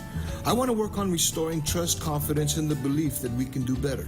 Let's rise from our shattered economy and build a stronger, more resilient community. We can do this together, but I need your help. In this election, I humbly ask for one of your votes. I'm Frank Bloss Jr., number 4 on the Republican side of the ballot, and I approve this message. Thank you. David Morcilla, Treasurer. It's 7:34, and I've been to Twitter, and I've seen things on Twitter. I don't know whether I'd eat this. Let me just pause the music here, because I don't want to go into traffic just yet. So there's this guy I follow on Twitter. It's one of my crazy British conservative friends, and normally he's got real biting. Paul Watson. He's got real biting commentary, and talks about this, that, and the other. Just I like the way he thinks. And he's posted something today, and I'm going, you know what? Yes to this. Do you know what that is, Mana? Do you have any idea, Real Joe, what it is I'm pointing out here? It looks like Ichiban with eggs. It's Loco Moco noodles. It is. There's 3 poached eggs on top of a bed of curry and rice, surrounded by cheese. Ow! How's that? Have you ever had that? Eggs with your curry? That's Have you ever had cheese with your curry? No. Oh, you got to try. So I don't even know if they're still open, right? But Curry House up the street, or is it down? No, it's up the street from here. Curry House has, and the first time I ever tried it, with curry? Cheese with curry. And I know what your thing is. Your brain's exploding, going, can it possibly be good? And the answer is, oh my God, yes, it's good. It's almost like, have you ever tried cheese with your Ichiban? Oh my God, no. Cheese with your kimchi bowl. Oh my God, you got to try it. All right, everybody's going to work on stuff like that today. 7:35 in the morning, and because that's all I'm going to be able to afford. Fix that face there, Joe. It's all I'm going to be able to afford after I go and hang out over at DFS this morning. We'll take a look at right now traffic, and that's what it looks like in the Tumon area around DFS. Expect some delays, and maybe a bunch of people standing around in line as they're getting started for their day and their stab at doing some shopping at Guam's luxury place. Obviously, that's all Christmas stuff. They're buying stuff for all of us here at the radio station, and I think that's fantastic. I'm a size medium, if you don't mind. If you like it tight, I'm a medium. Anyway, so we got a little bit of traffic on 1 and 3 coming out of that part of day to do. A little bit of traffic over at the McDonald's intersection on Route 16. The rest of it looks like it's running clear. Nothing over at Reb and Tax. A little bit of traffic at 8, 10, and 16, though not much at the Tri intersection. Now, I want to take a look at this because it's near the house. I want to see what traffic is looking like over at the Payless supermarket, and sure enough, we've got the flashy lights that are going right now, and that might be slowing people down because it's just not used to seeing it. We'll be flashing for maybe another day and a half. And I think on the 29th is when they decided that they're going to turn that thing on full-time and have it be a utility. Now, what that's going to do to traffic in the area around it, behind Benson and on the way to the KFC, I have no idea. We'll find out in just a couple of days whether it's the best thing to ever happen on Route 8 or whether it's going to be an unmitigated disaster. 7:37 right now, traffic playing on the point. More and more, scammers are using emails to impersonate your bank in an attempt to steal your information and money. A big red flag that someone is phishing is an urgent call to action with a link to click. Once clicked, you'll be asked to enter some of your information. Some recent phishing emails request that you click a link to review a transaction you're unaware of. Bottom line, if you don't trust it, don't click it. And to be extra safe, delete the message immediately. This phishing protection tip is brought to you by Bank of Guam, member FDIC. You've got a job to do. Having the right equipment for the job is critical, and East West Rental has the exact tools you need. Get it done faster with the right stuff, whether it's landscaping tools, concrete tools, lifts, trucks, lights, generators, trench boxes, welders, tents, tables, and chairs. They're here to help you tackle any project you're working on, big or small. Open Monday to Saturday, 7 to 5, closed Sundays. Find what you're looking for at East West Rental Center in Upper Tumont, or call 646-1463. Let's get this basketball game going again. 888-8255-888-TALK. And somebody on Facebook a while ago says, hey, get Tammy on the phone, because I'm trying to call people over at the post office, and nobody's answering the phone. And Tammy's answer was, yeah, because we're closed right now. Sorry? There's nobody in the office that's answering the phones. There are 2 of us, he says, answering 5 lines. We're doing our best. Thanks for the heads up. If they're calling now, we are closed. So maybe after Tammy gets into the office, they can start addressing some of the phone calls that they're going to be getting. But for all intents and purposes, I'm not seeing, if it didn't work, we'd hear about it in the social media. You'd see it on Facebook. But last week, folks over at the post office here, under the guidance of Postmaster Tammy, have made it so that the Barrigada post office now is open virtually 24 hours a day, 7 days a week. So you can go in there in the middle of the night and go pick up your packages and generally not have to worry about a line. Now, last time I passed by there, I was surprised that there was not much by way of traffic. The parking lot was not full. There wasn't a line of doggins sticking out the door, so I guess it must have worked over in that place. So keep it up. You got any questions, let me know, and I'll be happy to go and find them. Sharon Tobin online. I got Pam Duvall says, I put cannabis junk leaves and stems in my burn pit. The neighbors need a good vibe, so I'm doing my part for the environment and the zen of the neighborhood. Dave Duenas is there. I said Dave Duenas is online. Viva! Oh, my God. 10 barbecues later. Debbie Hartzler is there. Christine Santos and Jesse Lujan. Mike Grace Blas and Mike Suzuki. Ron and Cindy De La Rosa. Hey, there's classmates. Got Nolly Laurenti, my other classmates online. Frank Iriarty, APLG. Ricky Woodall is watching the program. Rudy Rodolfo says, great point. Jerry John Onadera. I got Mike Grace Blas talking about lobster fried rice. Lobster fried rice. You sure you don't want to go with the curry and the eggs and the cheese on that? Shelley called it a gut bomb. Yvonne Takenko, Debbie Gumatauta is there. Greg Kirabrock from over at FHP. Gary Herr Jr. Randy Landis is online. Jose Martinez says, I make a salad of spinach and other leafy greens and top it with 3 over-easy fried eggs. It does sound like a great way to do that. Jay Rojas says, the cheese with Ichiban or kimchi bowl.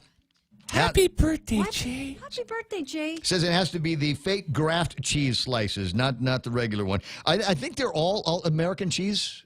I think that's all a concoction. Have you ever seen American cheese that did not say a cheese product on it? Because it's not real cheese. It's not? No, I don't think it's real cheese. There's no such thing as American cheese. Hell.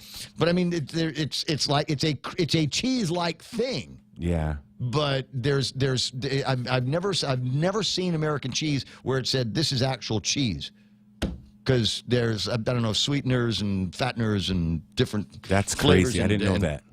Yeah, we'll take a look at it next time. You'll be surprised. Jay Ross talking about beer cheese. Joe Angoko Post Canteen, a Mongolian cluster blank, says him. And what have we got? Ichiban and Kraft. Okay, we got you. Plastic cheese, right? Plastic cheese, says Pam Duvall. 7:41 in the morning, 888-825-5888-TALK. This will be interesting.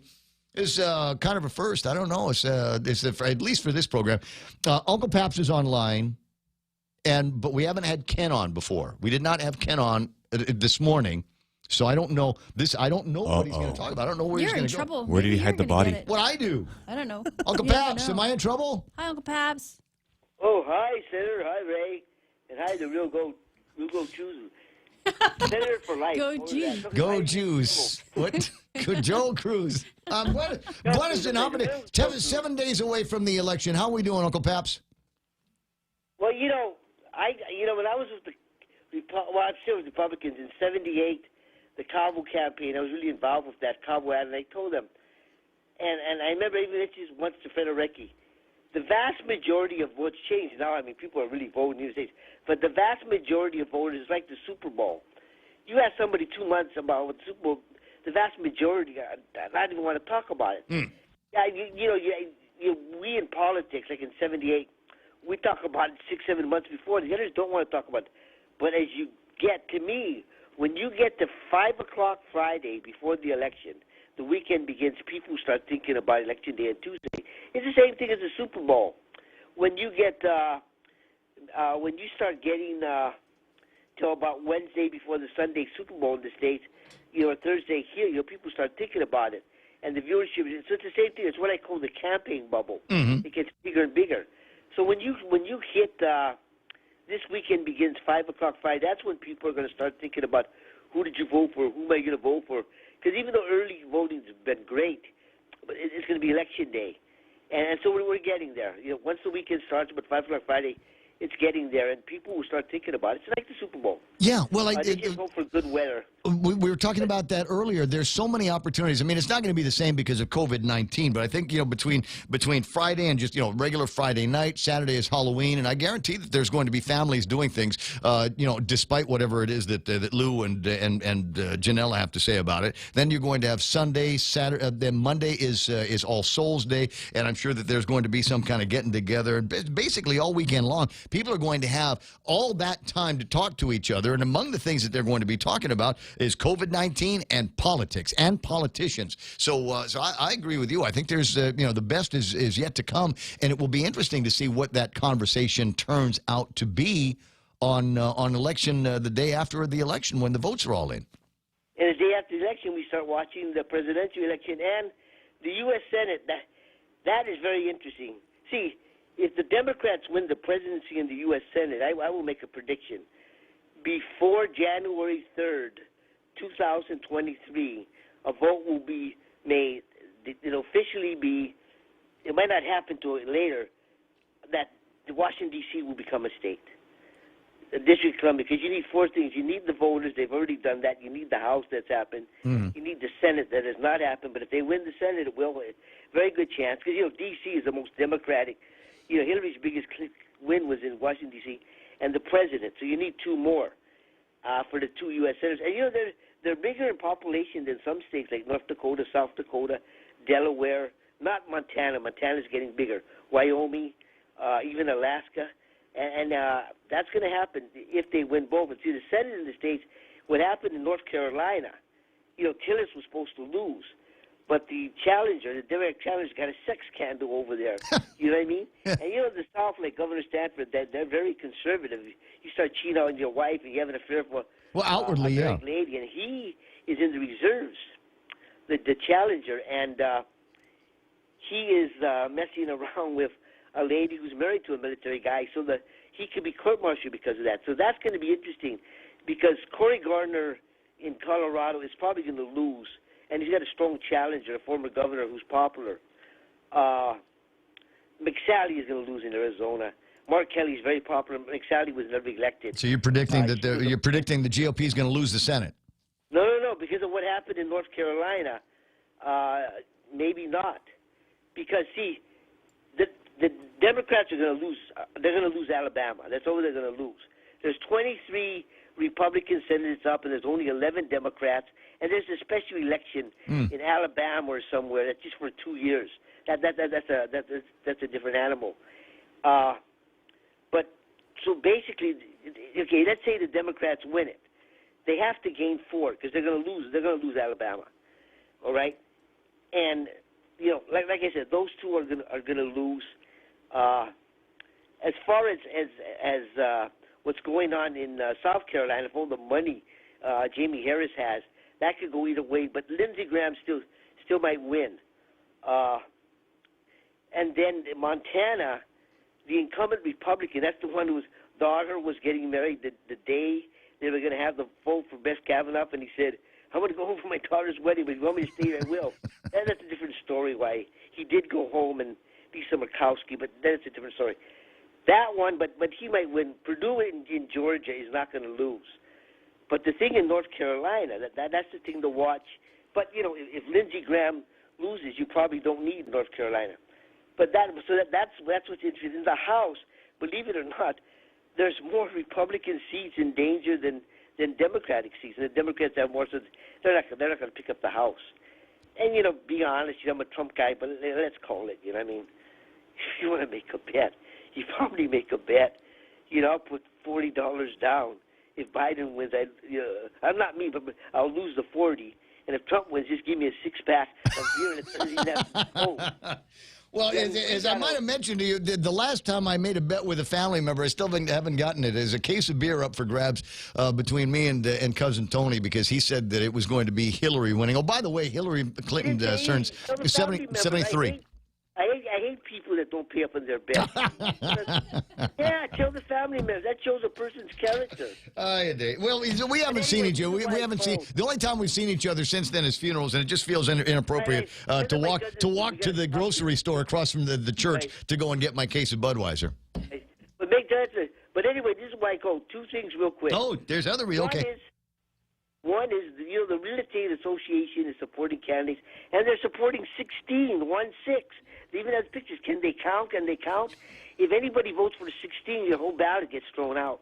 They're going to be in the studio tomorrow, so you might want. I believe they're going to be in the studio tomorrow. I'm not 1,000% sure. Your whole ballot gets thrown out. Well, I was kind of curious because I think they're supporting Joe S. in Augustin, and Joe S. is the guy that carried the water on the additional tax on real estate that's valued at over $1 million. And I'm going, I don't know why he's on that list because it seems to me there's a guy that's never met a tax he didn't like.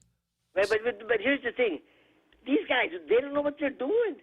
Can they count? If you vote for 16, your ballot gets thrown out. But here's why I called.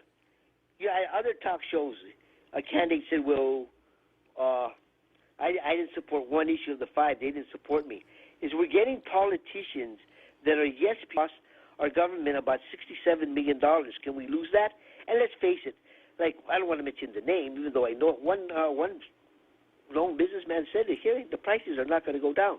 So these politicians that say yes to everything, like Ken Leon Guerrero, who says yes to everything, he's pushed for years, raise minimum wage. He's in front of the chamber. They say, one of their questions is, do you favor postponing the minimum wage? The second half's coming up soon. And he says yes. What a politician. He's been pushing, raise the minimum wage, the poor guy, and now he's asked the question, would you favor postponing? Because the second half's coming up in a few months, and he says yes. Mm-hmm. So watch out for politicians like Ken Leon Guerrero that are saying yes to everything to get this support, and they got it on record. And since they're smart, these PACs and these realtors and others, you get on record, paid ads and all that, you can really hit somebody in the next election. Well, the proof will be in the pudding before too much longer, and I suppose that's going to have to be one of those issues that comes up right away because the minimum wage increase is imminent. So, right out of the inauguration, that's something that they'd have to attack en masse. So we'll see what it turns out to be, and whether or not he's able to hold firm on what he's already told the chamber individuals. 9 away from the top of the hour, so I got to clear a line so that he can call in now. I'm saying, when Ken says that minimum wage, people are paying for ads now. What is your sales department? The way you're saying the other guy, Ken Leon Guerrero, and you're playing this music, how is your sales department? Let him pay for ads, Ray. He's not promoting. He's calling in with topics, and the only time he makes any kind of reference to a vote is a reminder to vote early. He never said vote for me, and I've never dressed him up as candidate Ken Leon Guerrero. The same way that Fridays we reach out to my Uncle Robert as we have before he even decided he was going to run for office. It would be the same thing. It would be the same. If you were running for office, I would treat you exactly the same. What's this? He's the other governor. I want to just tell you. Okay, Ray, that's all. Okay, I'll talk to you pretty soon, Uncle Paps. Have a great morning. 888-8255. So you obviously trigger Uncle Paps, too. So when I refer to him as the other governor, Leon Guerrero, Uncle Paps starts losing his mind. He says, do I have him on two? Who's on two? I'm sorry. You know what? We got a whole screening thing here that I might be able to look at and see who's there. Ladies and gentlemen, the other Governor Leon Guerrero. That would be Ken Leon Guerrero. Trigger. I thought I was just triggering people at Adeloop. I didn't realize that this was as wide as it was. There's some kind of, a derangement with you, Ken. Yeah. Okay, wait. Hey, can you do me a favor? Can you call me back later? Sorry, I hate to dress this up. Sure. I got a bigger name on line one. I'll call back after the top. I think that would be great. 7:53 in the morning, and the bigger name on line one is my cousin Mike Benito from Payless. Good morning, Miguel. How you doing? Good morning, Primo. Well, thank you very much for that Hey, introduction. I saw you running yesterday. What were you doing running? Oh, man. Good job. How bad did I look? No, you look good. You look good. You got a nice pace going on. Yeah. Neither one of us can keep up with your wife, so it didn't make any difference whatsoever. It's just nice to have you out there doing some kind of exercise. When did you finally decide you've got time for exercise? You guys have been busy opening up new stores and building street lights and all of that. Yeah, that's why I need exercise with all the stress. Well, we're not going to make any comments about hair, and anymore, I'm the last guy that can do it. At any rate, so number one, congratulations. A couple of things going on. The Mighty Payless now has got the flashy light out in front for a couple of days, and then eventually we're going to turn that into an actual intersection there, right? That's correct. Thursday morning, it should be a working intersection. Now, who's going to be in charge of that? I know that you guys put up the lights. Yeah, we designed it and then built it. Hired the contractors, spent a lot of money building it, but then we turned it over to DPW after that. Okay, that's a mistake. After that, No, that's a mistake. No. There needs to be a guy. There needs to be a Payless guy that is watching that light all the time and making sure, because I'm looking for long yellows. Personally, a lot of people say, well, we need to, we got to make the greens longer, the reds shorter. No, the long yellow I think would be good for a lot of people. So I'd like to see some common sense thinking around that. And sometimes you can only get it in the private sector. So play around with it. You still have the keys to the box, right? You didn't give that to Jesse. We still have the keys to the box. We're powering it up. It's tied into our generator, so at least it'll always be working. Now there's a piece of good news as well. Now the other one is you guys are doing it's online shopping for Payless. Can you explain how that works? Yes, sir. Yeah, so you go into our Payless website, and there's also an app for it. You call in. I think we can pick your order within 3 hours. It's not the full listing of product. There's over 1,000 items that are on site. We have 10 personal shoppers between Oka and Mighty. It's only in those two stores for now. Mm-hmm. We just rolled it out. We've been testing it with our own employees and some other friends and family for a couple weeks now, and it's working pretty well. You call in or you get into the website, you pick your items, you pay for it online. We have typically 2 parking spaces at Mighty and at Oka, and you can pick it up within 3 hours. You have the personal shopper. You have a regular dialogue with the personal shopper. When you come in and you're ready to pick it up, you call the personal shopper, and they bring it out, and away you go. So now the couple of important things, and Mike knows this is coming. Is chocolate Pop-Tarts on the list? Is that in the drop down? You know what? I don't think so, unfortunately, because it's typically it's a list based on what's our fastest movers, right? And then some other additional items as well. But you know what? Because Ray Gibson likes chocolate Pop-Tarts, you got to get all that stuff in there. Now I'm assuming that some of the staple items are going to be there. Your ragu spaghetti and your Campbell soups and sauces and things like that. So if I decided in the middle of the afternoon that I wanted to cook some spaghetti tonight, I could reach out to you on the app and virtually order everything that I need to get it done and pick it up later, right? Yeah, definitely. You put it all on, and even wines and spirits, beer and things of that sort are on there as well. But yeah, you put it in the web, you put it on the online website, and then again, like I said, you pay for it within 3 hours. You come in and pick it up. So right before you get off of work, a couple hours before you get off of work, just call it in. Drive right up, and we'll get it out there for you. All right. Now, you need to sell Amaretto de Serrano at the Mighty store, just FYI. I get all the way up to the end of the aisle, and I'm going, it's A. The A's are here. There's no Amaretto. Apparently, it's very hard to find on Guam. The good stuff? Okay, all right. Don't you hate that when you talk to people and go, hey, you know what you guys should sell over at Payless? How come you don't sell this over at Payless? How come is that? But now the important question is, all right, so I'm a guy, and if I go and do my shopping, I'm pretty particular with my vegetables. I mean, I want my tomatoes to look like this. I want my onions to look like that. I want my wing beans. I gotta have wing beans, but there's only a certain amount of brown that I allow on the ridges of the wing beans. Is that something that we can train our personal shoppers to look out for? Absolutely, we actually have been. Joy Calvo, who's running the online shopping experience, has spent a lot of time with the team. And believe me, Primo, I've tried it a couple times, and they do a really good job. Yes, they definitely shop like it's for their own family. So I think you'll be pleased with the product that they pick and the quality of the product that they pick. Okay, and then now I can go online and there's an app for iPhones and Androids. Yes.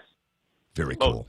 Very cool. All right, I'm really excited about that. I really do want to give this a try. Is there a target market that you're shooting for? Senior citizens like me that are generally homebound all the time and don't necessarily have time to shop, or are you going after families, moms that are busy with homeschooling and the like?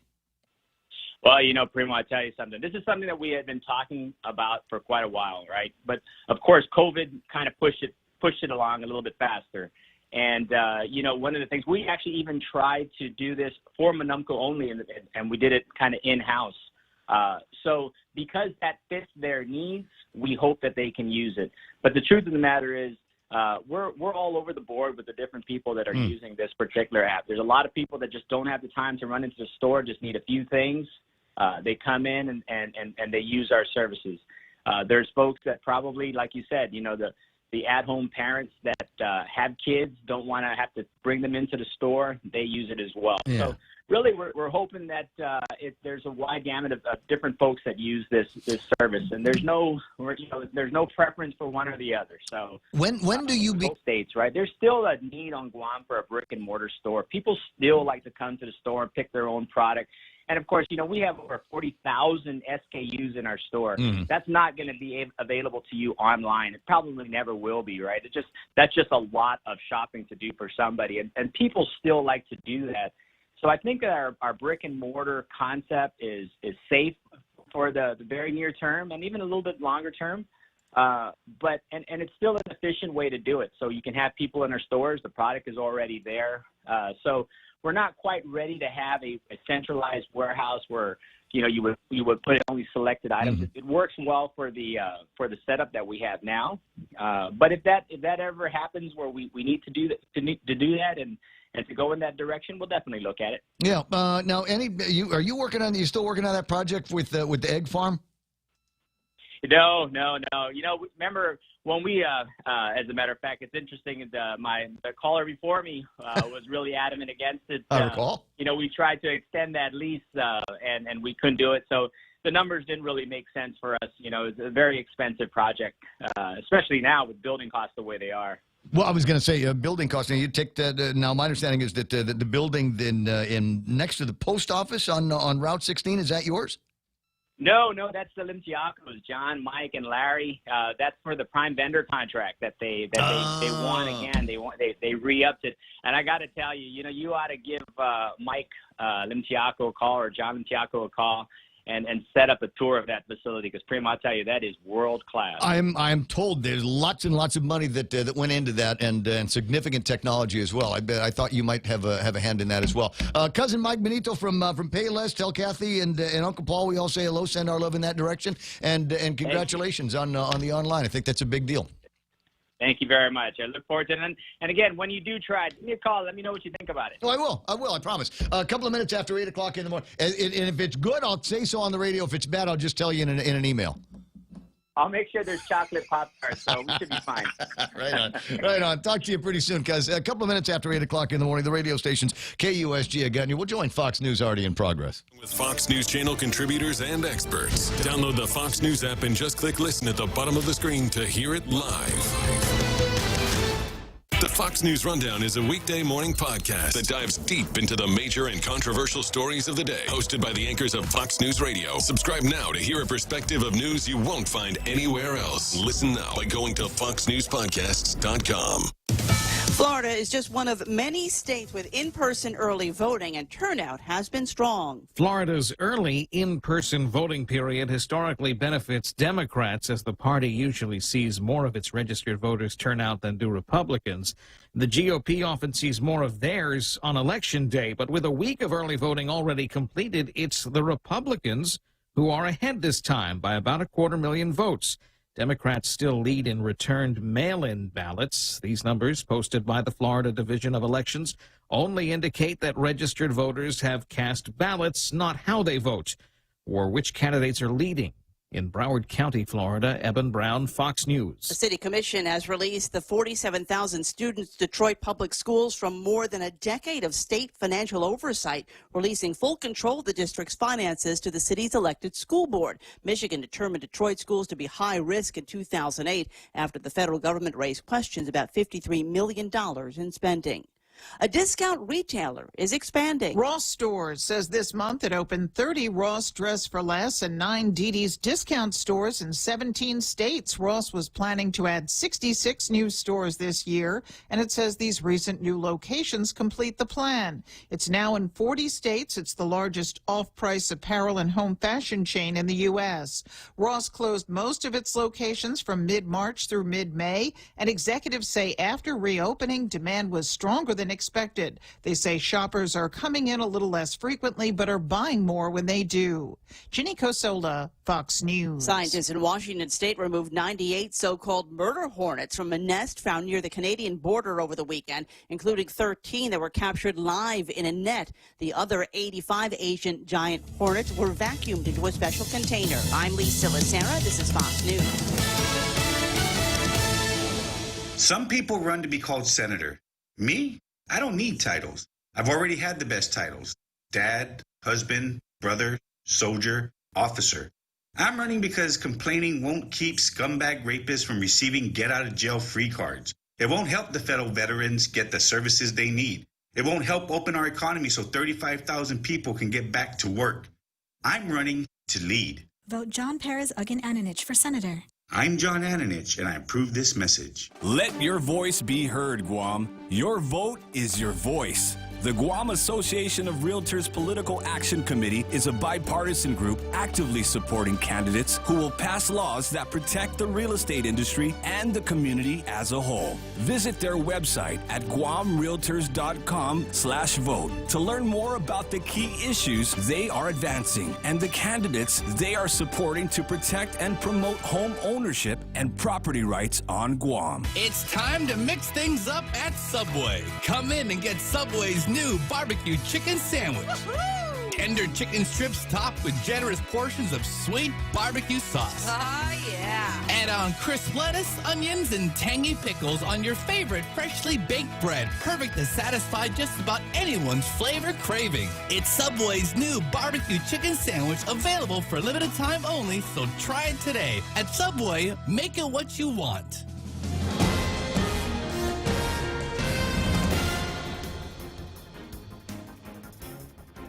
Off a day, it's 8:06. I'm Montesova Tyron with a look at your local news on the point. 4 more people listed as COVID-related fatalities yesterday, marking now 75 deaths related to the coronavirus. The Joint Information Center said a 76-year-old woman, a 74-year-old man, and an 88-year-old man died, all said to have had underlying health conditions which were complicated by COVID-19. Earlier yesterday, a 28-year-old man also died of complications with COVID-19. An additional 120 cases reported officially from the JIC yesterday. Those results from test samples taken between Friday and Sunday. To date, there have been a total of 4,336 officially reported cases. Well, the testing continues over at the Department of Youth Affairs, and they are identifying more residents as being positive for COVID-19. 6 additional DYA residents tested positive, now bringing the total number there to 8. Of the residents, 1 refused to be tested and remains in quarantine. Residents who test positive are isolated in a separate unit. Parents and guardians of all of the residents, were contacted. Meanwhile, there are a total of 5 employees who tested positive. They remain on leave and in isolation. Well, 2 Guam firefighters also tested positive, one assigned to the Incident Command Post and the other to the Umatic Fire Station. Through contact tracing, both firefighters were determined to have contracted the virus from their close family members and within their households. Also, another government agency hit by the virus. This one has the lifeguard duties at the beaches on hold for the time being. Parks and Rec reporting that lifeguards have been pulled from their duties after family members of 2 of the lifeguards tested positive. The reports in the Guam Daily Post today. Director Roque Alcantara confirms that the lifeguards are awaiting results of their test. And it was closed for a time being after a worker tested positive, but the Guam Power Authority and Waterworks Authority customer service windows at the Hulali shopping center in Agana have been reopened. The facilities undergone cleaning and are reopened during their regular operating hours. Also, the mayor is continuing their food distribution today in the south. They are hitting the villages of Agate and Santa Rita. In Agate, the drive-through service will be at the Agate mayor's office beginning at noon and while supplies last. Then in Santa Rita, they'll be giving out food at the Senior Citizen Center from 1 p.m. to 5 p.m., again, while bags last. We'll have more news right after this. Howdy, folks. I'm Colonel Sanders from KFC. Allow me to introduce my new KFC hot wing flavors. I'm getting very, very hungry. Buffalo and honey barbecue. Am I dreaming? Nope, not dreaming. That's a bunch of new KFC hot wings. Try them yourself in my KFC hot wing deal with fries and a drink, or share them with the family in an 18 or 30-piece swing bucket. KFC, it's buffalo and honey barbecue finger-licking good. The Department of Labor is working to get those lost wage checks out to recipients, but for the time being, it's been on hold. Labor Director Dave De La Sola says that they're working out the kinks in the system.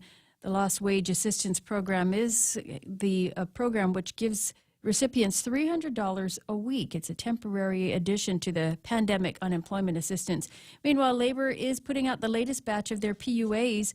That will bring them to claims filed by August 27th. That batch should be in the mail by the end of this week or by next week. And the Guam Election Commission has one more week to get ready for the November 3rd general election. They still need to hire more people, and they are looking for interested individuals who want to be election workers or precinct officials. You can contact the Guam Election Commission if you want to apply for any of those positions. And a 19-year-old Agate man arrested by Guam police after allegedly attempting to rape a woman who was exercising in the village. The woman told police she was jogging in Agate when the man grabbed her. A scuffle ensued, and the woman was able to record him on her cell phone, threatening to rape her. She was able to break free and report the incident to authorities. Police arrested 19-year-old Destin Tatauto on charges of assault with the intent to commit criminal sexual conduct, and unlawful restraint as a misdemeanor. And those are your top stories here on The Point. Here's Ray with your weather. Oh, there's supposed to be weather today? All right, let me see what I got. Partly cloudy skies, isolated showers, thunderstorms today. Southeast winds up to about 15 miles an hour with daytime highs 86. Heat index is +4, so it'll feel like about 90 today. Partly cloudy, isolated showers and thunderstorms tonight. Southeast winds to about 15 miles an hour and overnight lows of about 78 degrees. Same thing for tomorrow and tomorrow evening. Sunrise this morning was late at 6:13. Sunset tonight is going to be early at 5:55. Yeah, hashtag tell the others. You know the spots that you need to be in. And I don't know, was it? I didn't get a look at it last night. Did you? Did you out there sunset at all? No. Drunk already? Eh? No, it was just all rainy. Out? It was pretty cloudy. Oh, was it? Rainy, yeah. I don't remember even looking outside, as a matter of fact. Good for you. I was in the kitchen the entire time. I was making kielbasa. The big sausage the sausages. thing? Sausage, yeah. So I'd run to Payless, and I got all the stuff I needed for that. I got the sauerkraut and the kielbasa, put that on rice, a little bit of soy sauce, and that Tootsie hot sauce. Wow. Oh, I'm salivating right now just thinking about it. 8:12 in the morning, that's news and weather together on The Point. Half a day. This is Michelle from APL Guam. Here at APL, our expertise and extensive network can help you grow your business and reach out to more markets. As a responsible carrier, APL is also committed to a sustainable future, whether it's protecting the environment or investing our efforts in giving back to the community. Our dedicated teams in Guam and on the U.S. mainland are here to support you. Call 588-4651 or visit apl.com. Win a staycation getaway with 76 Circle K. Enter to win a 2-night stay in the luxurious Tsubaki Tower with breakfast at the Casa Oceano and an hour of pure bliss at the Spa Ayala for 2. And then choose your adventure. A 3-hour ocean escapade with Shut Up and Fish, the premier ocean tour service, or take a heart-pounding water adventure and go jet skiing with Joe's Jet Ski. Just purchase $30 or more in fuel at 76 Circle K for a chance to win. Visit 76 Circle K today and win the staycation of a lifetime. Conditions apply. See store for details. I love that winning thing. 8:13 in the morning. Portions of the program brought to you by FHP. Open during peak core 1. You're encouraged to keep your appointments. Please, stringent screening and sanitizing has been put in place to keep you safe at FHP Hour Island. Your clinic. Ray Gibson Show is also brought to you by Mesclados. They got curbside business going 11 to 9 every day. Call them at 646-6295 or visit the website at mesclados.com for the menu. And they can get it to you one of a couple of different ways. Grab and grub it. Good to go at Mesclados. Morning talk that matters. It's the Ray Gibson Show. Call now, 888-TALK. That's 888-8255. Are you still on the Payless website? Mount Silva Tyron? Oh, no. No, you're not? So I love that. This is how I know my little sister loves me. She goes to the Payless thing and immediately goes to the booze section to make sure that all of my beers are represented. Oh, yeah, it's all there. It's all there. My Honey Kolsch is online. I got my Michelob Ultra there is online. Yeah. And my Asahi Super Dry is online. Do I say if I get a 12-pack, do I get a hat? Does it say it includes that? No. You have to go inside to get the hat. Heineken Light. Like I said, but you get into that. You ever walk around Payless and go, "Where's Mike Benito? I'm going to tell him what he needs to." You know what? He doesn't have what I want here. I want to make him get the things that I like. Since Pedro's been doing that.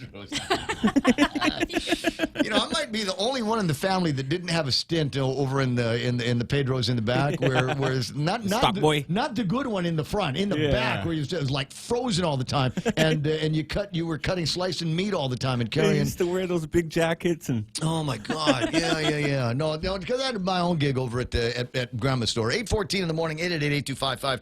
888-TALK is the telephone number. Got Mike Grace Bloss there, James Howard Bell. Netadog is online. So is Peter Santos. Peter Lozano is there. Chalorna Laurent from over at Guam Regional Medical City. I see Velma Salas and Danny Guerrero is watching the program. That Danny? Is it possible? Is that one? Yes, that's the one. Hi, Danny. I like your house. Billiam Cruz and Vince Mesa. Vince Mesa says, "I love Pabst Martinez." Yeah. And then somebody else chiming in going, "Wait a second, I love Pabst, but he sounds like Joe Pesci." And got Vince Mesa. Uncle Mike is online, tuned in. Joanne Fullerton said, "Just tuned in. Who is Uncle Pabst? How much time you got?"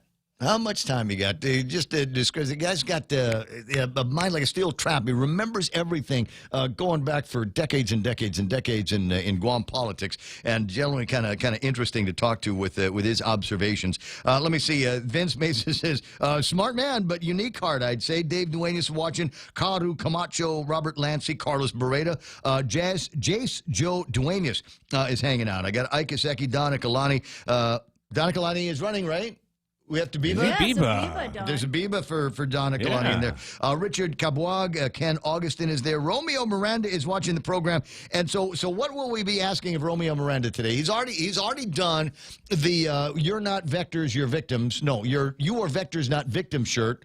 With the crazy cartoon picture of Lulia and Guerrero. He did a pandemic pew-pew one for the guys that went shooting on Sunday. So what do we need now? And Jose Martinez was asking earlier, if I were to go to the San Miguel school on election day next week wearing a hashtag dumbest bunch ever, could that be considered campaigning one way or the other? No.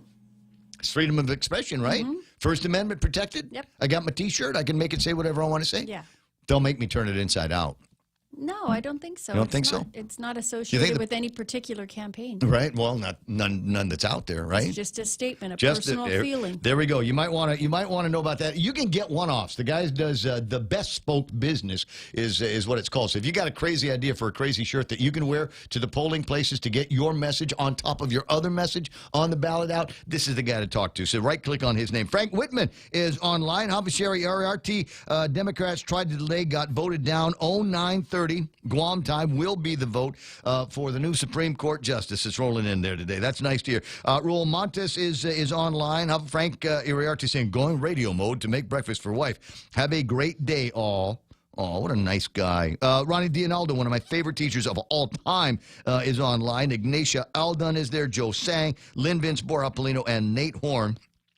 You're not calling out a political party, so it should be okay. Well, I don't know, kind of sort of am. If I say hashtag dumbest bunch ever, that means all 15 members of the legislature are included. And I don't know. Like I said, we're a week away from the thing, right? We're a week away from the upcoming general election. And what have they done? They had a public hearing yesterday for the ABC bill, and a lot of great comments come out on that from people that were supporting it. A couple of people that were on the opposite side of the aisle going, well, maybe that's not going to help solve any of the problems like that bars have. I mean, it might be great for the restaurants, might be cool for them, but we're not seeing a whole lot in there that's going to put any money in the bar pockets anytime very, very soon. Are there means at their disposal over at the legislature? I'd like to think so. We've talked about the Ray and Bob resolution that everybody in the Republican Party has, and I understand a few members of the Democrat Party have taken a look at it, but I haven't seen anybody doing anything. Now, closest thing to it, though, is Jim Moylan, who sent 2 letters out now to the governor. And you just know that when his memos get over to Adelup, you just know that they dance long into the night. And looking at the thing, oh, we got another note from Jim Moylan. Yay. Smells like Old Spice. Right, you just know that's their thing over at Adelup when he writes in. But he's trying to get something. He's asked 2 times. Is there a plan? And you might be going, what plan, Ray? Yes, the plan is to somehow extricate ourselves from out of the caca puddle that we're in, and maybe make a run for a re-election in 2000, another 2 years. That's the plan. No, but he's specifically curious about how we're going to get ourselves out from under the COVID-19 and all of that, reopen businesses and stores, and get everybody, as many people as possible that can go back to work because their businesses are still there, actually back to work. I don't know. She makes it. It is her habit to ignore Jim Moylan. It is her habit. I think if Jim Moylan was right in front of her, she'd look right through him like he was invisible. Like, you know how it is? Like you're in the same place with an ex or something like that? Yeah. You just, even though you're looking in that direction, you're not seeing them. Just, whatever. Oh, you're here. Don't look at her eyes. Yeah, don't make eye contact. No eye contact with Jim Moylan.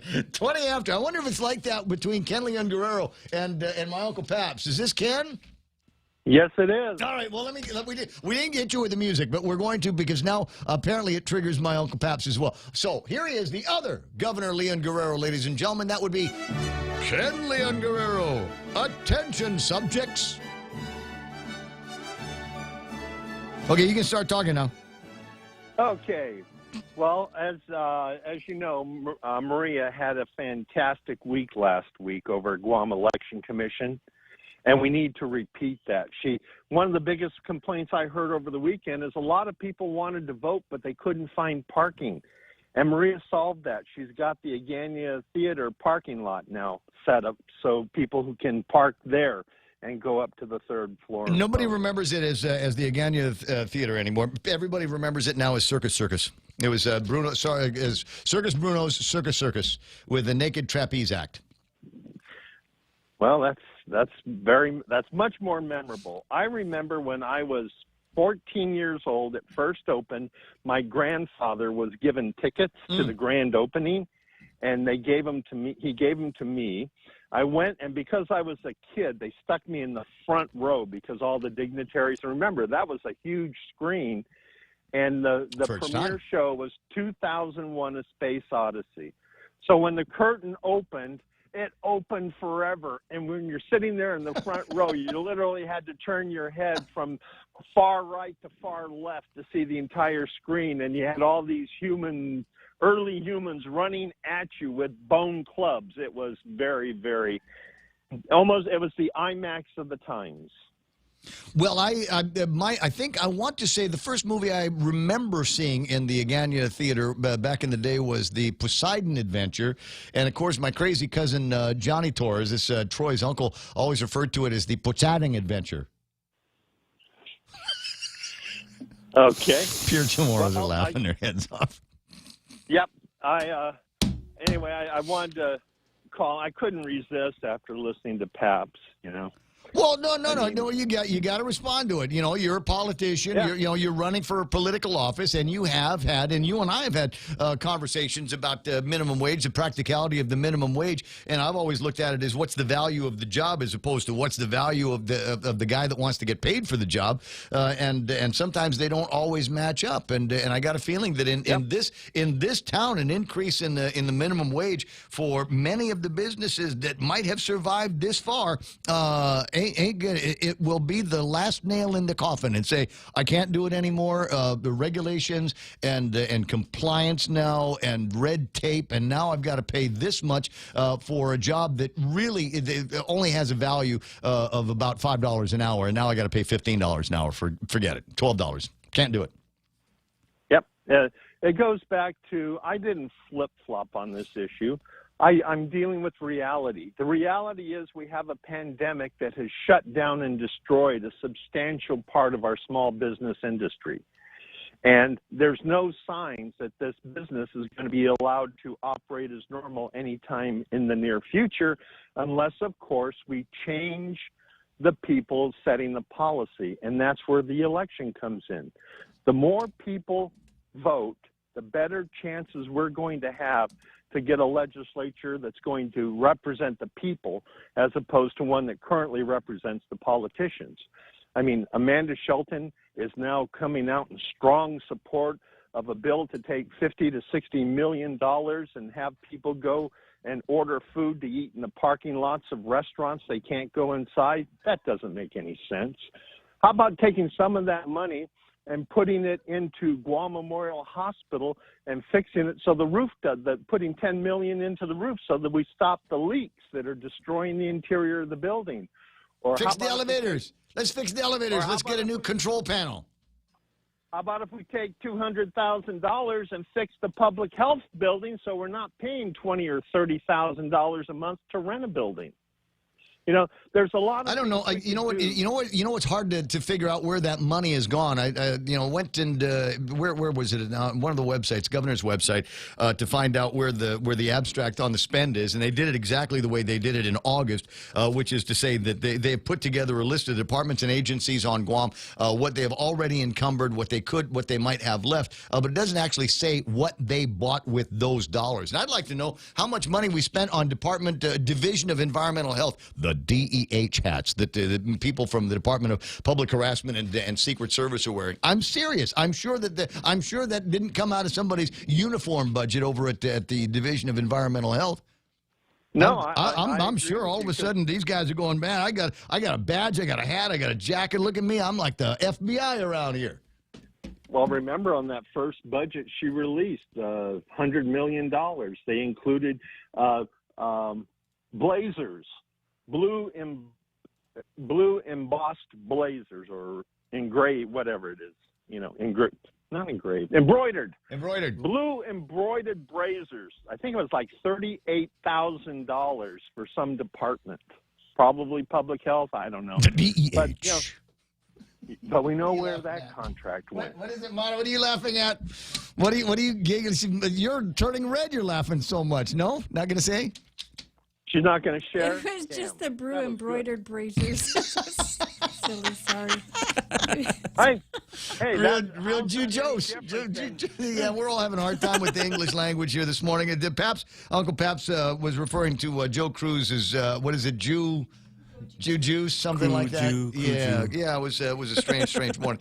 Anyway, 8:26. So I get what you're saying, and the people of Guam have got some choices that they've got to make, and frankly, you take a look at where the legislature has been, where they've tried to go, and if you tried to go someplace and didn't make it, on behalf of the people of Guam, I respect the effort, but it's just not enough. We got real serious problems, and we've got to work on those problems right now. I'm very, very concerned about what 2021 is going to look like, and and we're already starting to see some of the stuff coming out of Hawaii. Thousands, tens of thousands of businesses in Hawaii unable to pay their rent. And right now, many of the business owners are saying, yes, okay, I'll work with you. I'll try to make it through. But at some point, the bankers of these business owners and landlords are going to say, "I can't carry the note for you anymore, guy. We got to start working on this." And at that point in Hawaii, and at that point here on Guam, we're going to run into serious problems as they're predicting now on the front page of the Guam Daily Post a tsunami of bankruptcies. There will be individual bankruptcies. There will be business bankruptcies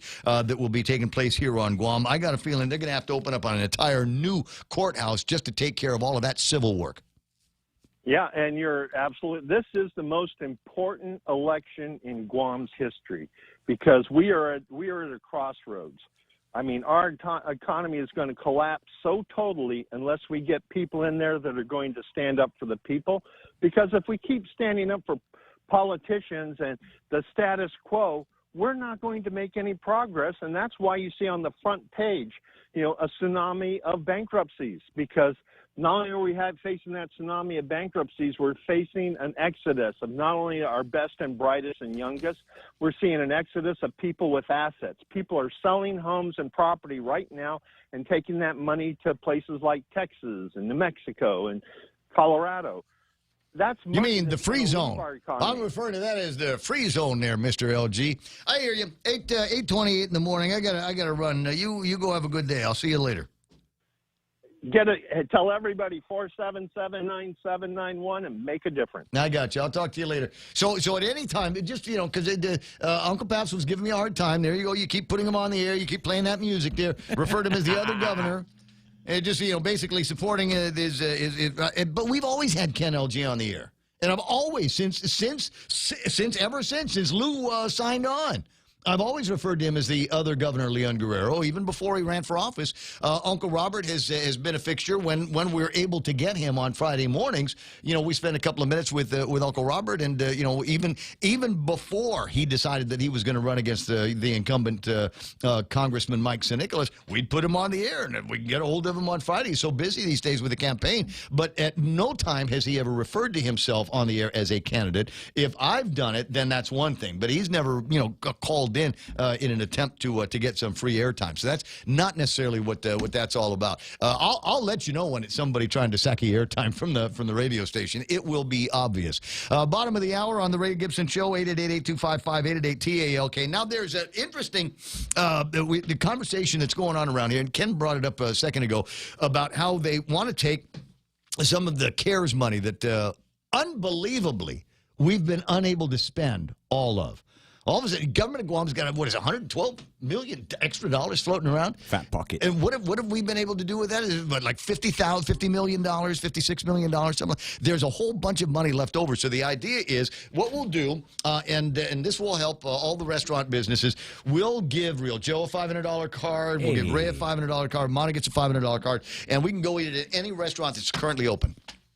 Based on COVID rules, right? Regulations. Okay. Currently open. Well, I mean, that I understand is some of the plan that they've fleshed out. Who knows whether it's legal or not?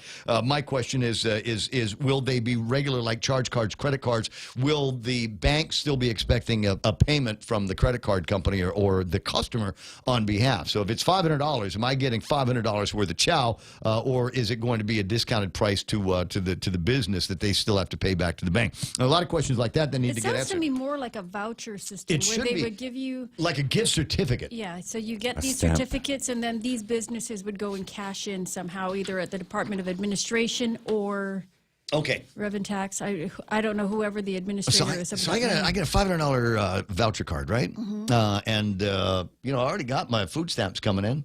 I already got somebody in the house that is already a part of a program. How about I take that and sell it to somebody? So I got a $500 card. I don't need to use it right now. I can sell it to you because it didn't cost me anything, right? I could sell it to you for $400 worth of ice, maybe tires for the car. I don't know. I imagine it's yours to do with whatever you want. They're going to connect it to the app, the tracing app. New posts online soliciting cards for sale are prompting organizers to issue warnings that the cards are not to be sold or bought. Officials say the card is not meant to be used as a currency, but instead help families and Hawaii residents in need. Solicitation of the card can get your privileges revoked. So it's like one of those, dude, I got a generator. What do you got, a $500 gift card? Tell you what, I get this $400 worth of generator. Give me your $500. And the guy's going to be like, whatever. Swap. No problem. I don't need that food. I got that. I already got my freezers full, Brett. I got my freezers full from the PPEs and the PUAs and all of that stuff. 8:32 in the morning, 888-8255. Selling discount cards for cash is not in the spirit of the economic stimulus program to help the restaurant industry and the entire food supply chain. When a cardholder makes a purchase, identification may be required through all of that. But you know how the gray market works in this town. Yeah, I got to do it. Oh, man, sorry, I forgot my driver's license in my other car. Can I just get the food now? I'm beat that. Come on, man. But you know, the funny thing is they want to do this, but they're not so inclined to give the additional $100 matching for that LWA that's coming out. Well, that was kind of interesting. Anyway, 8:33. But they can't take the money from the CARES Act and pop that in there. I don't know. We got to get Dave on the line and get. It's been a while since we've had that conversation. Is it time for me to break away into headlines? Montesilva's got your headlines next.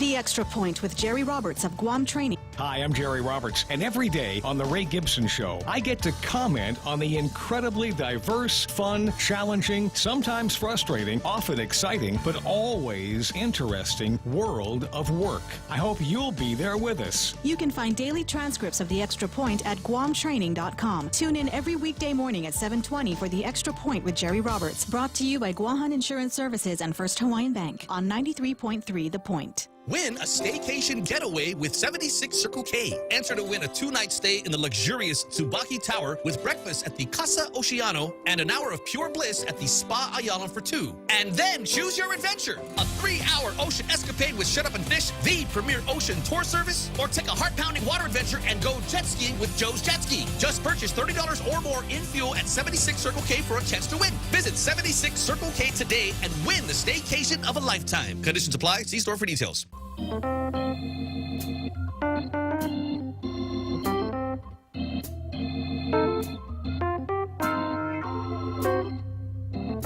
Yeah, this is going to be fun to watch here, how this thing gets laid out.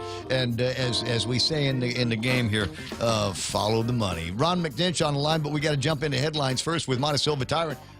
Good morning, Mono. What's the big headlines here today? Well, there's 4 more people who listed as COVID-related fatalities yesterday, marking now 75 deaths related to the coronavirus. The Joint Information Center also added 120 new cases of COVID-19, bringing the island's total to 4,336 cases. And over at the Department of Youth Affairs, 6 of their residents have tested positive. 5 of their employees remain on leave. As well, the Department of Parks and Recreation has notified the public that 2 of their lifeguards have been pulled from their duties after family members of 2 of the lifeguards have tested positive. The remaining guards are awaiting their test results. Also, the Guam Fire Department reports 2 of their firefighters have tested positive. And the Department of Labor is still working to get those lost wage money checks out to recipients. The payments of the $300 weekly supplement is on hold for the time being. The Department of Labor working out the kinks in that system. They're also looking to push out the additional public pandemic unemployment assistance checks. This is the latest batch. It'll be coming out by the end of the week. This should bring them to claims filed by August 27th. And mayors continuing their food distribution today in the village of Agate and in Santa Rita. Beginning at noon, they'll be issuing food at the Agate Mayor's office. It's a drive-through. And in Santa Rita at 1 o'clock, they'll be distributing food at the Senior Citizen Center, and that will continue until 5 this afternoon. Santa Rita's distribution will also continue tomorrow. And those are your headlines right here on The Point. I see it 8:36 in the morning, and that's Montesilva Tyrant. She got the whole rest of the day in front of her. Go to the Payless app and just sit there. I want that. I wonder if it'll be the same as like when I go to Amazon. You just click on stuff, and then it's time for checkout, and you go, whoa, hey. And if you don't want to go maybe through I don't all want of the the products, chocolate. Maybe I don't want the chocolate. They have a search bar, so you can just type in what it is that you're searching for to see if they have it listed. Oh, I didn't see that in the online one. One that I do like is the deli section is on their app. Okay, so you what's can your order favorite? You can do the rotisserie chicken. Okay. So I mean, just a quick fix and get some cheeses. I don't often get the rotisserie chicken when I'm there. I will if I'm thinking about a week's worth of eating, because I can eat a couple of chicken bones off the rotisserie chicken today, and then start taking it apart and make chicken salad sandwiches and things like that for the rest of the week. Kelligman, do whatever you want with it. 8:37 in the morning. My big deal is they've got a Japanese Pullman bread there. It's not like panko. It's not thick Japanese bread, but it's cut regular thin, but it's made, I think, from that thick Japanese style. So it's really, really good with tuna sandwich. That's in the deli side, and right? And egg salad sandwich. It's 8:37 in the morning, and that's all the time we got for headlines. Dave Del Sola coming up next. Fellow first-time voters, Election Day is our time to be heard. Your voice matters, and here's why. We make up the largest generation on our island, so our voices should be the loudest. People are counting on us to shape the future, and now is the time to act and stand with the pack. Want to know who to vote for? Visit actionpackguam.com to learn more about the 12 candidates who stand behind causes that will help us build a future we want to live in. This November 3rd, get out and vote, because your vote matters. Did you know your smartphone is one of the most powerful tools in our fight against COVID-19? That's why we're bringing you the Guam COVID Alert Exposure Notification app. Developed by Google, Apple, and the PathCheck Foundation, the app works by letting you know if you've been exposed to someone who's positive. It's completely voluntary, and more importantly, it's anonymous. Add your phone to the COVID fight. Go to guamcovidalert.guam.gov or download it from the App Store or Google Play now. Help Guam stop COVID-19.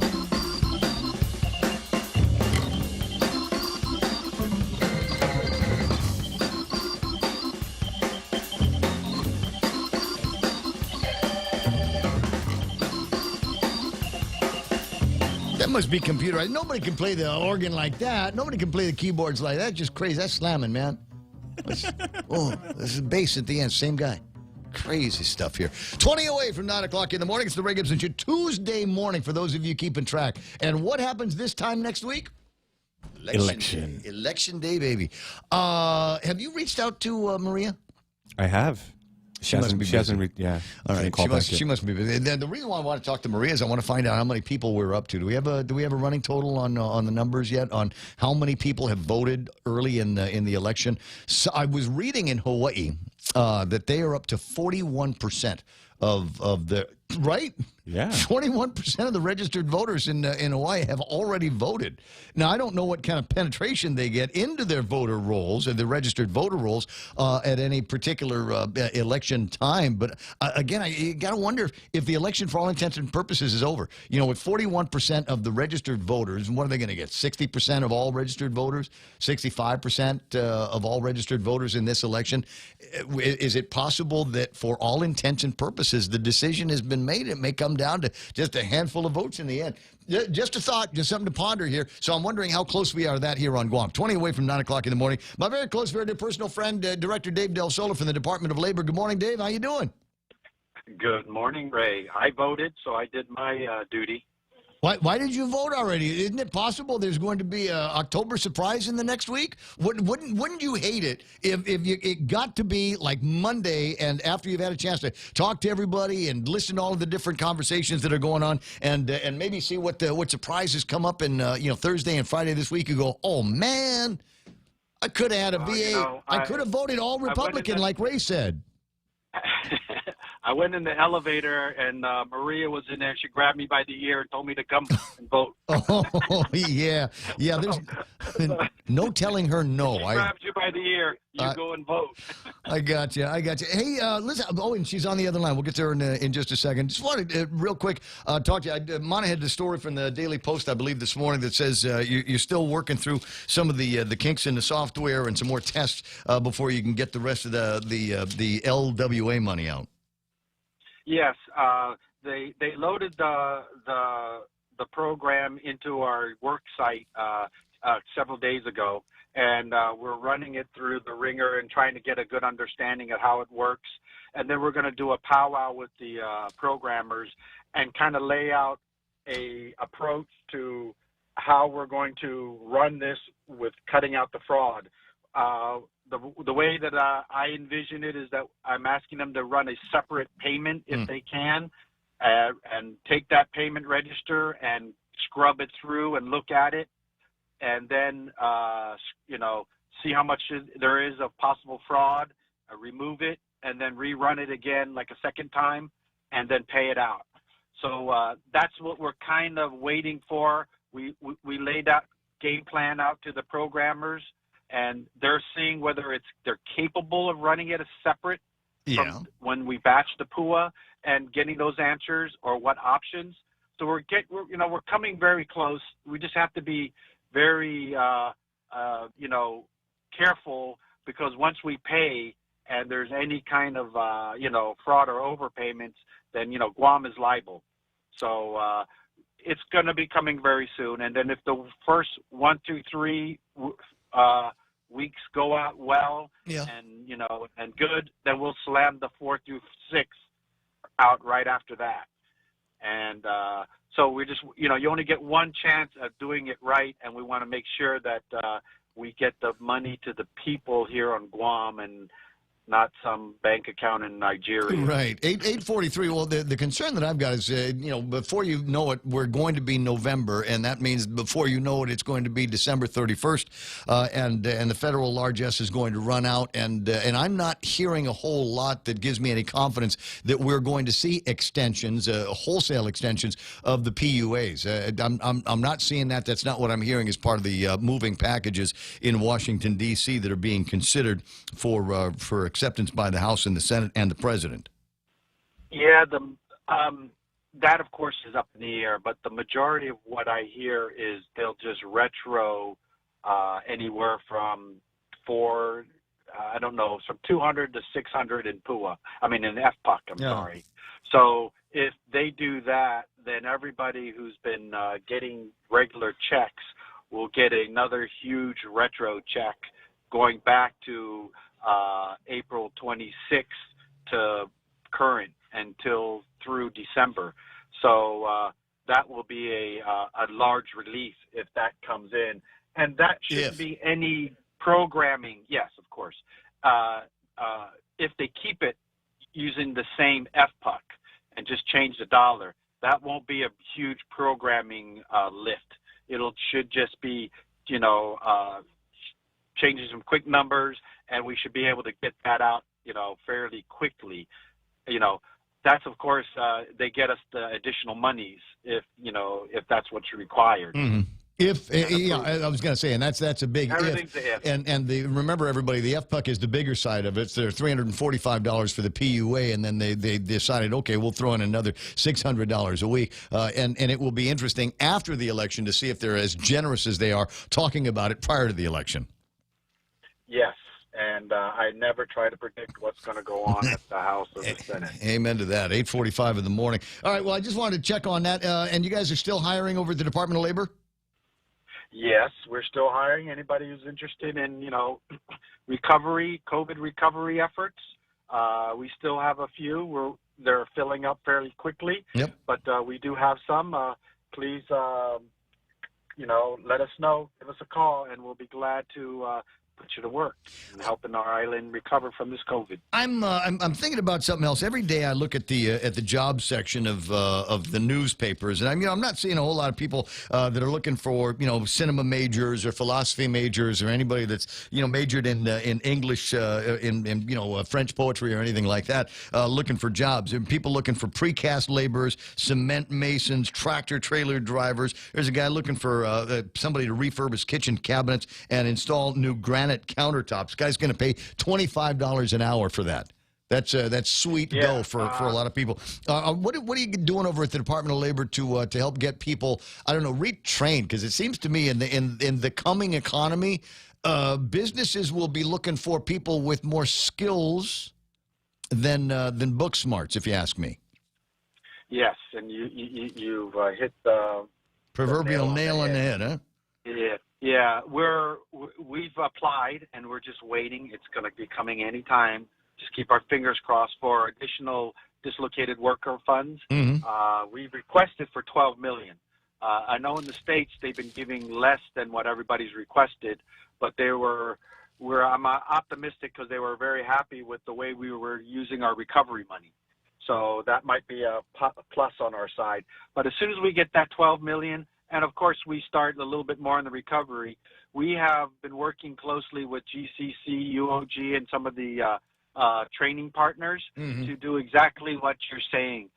We want to put together some quick, I want to say boot camps, but 12-week cycle for truck driving, heavy equipment operations. We're going to do a heavy apprenticeship, basically reskilling the people who've been dislocated. Anywhere from code billing, nursing assistants, to whatever is in demand. We're going to be able to pay for you to get re-educated, reskilled, and retrained into a new demand occupation. The demand occupations are going to be in construction and in healthcare. Any job where you got to swing a hammer, pull a saw, or get dressed up in scrubs are going to be in high demand over the next foreseeable term. I mean, something as simple as camp cook. They're doing this.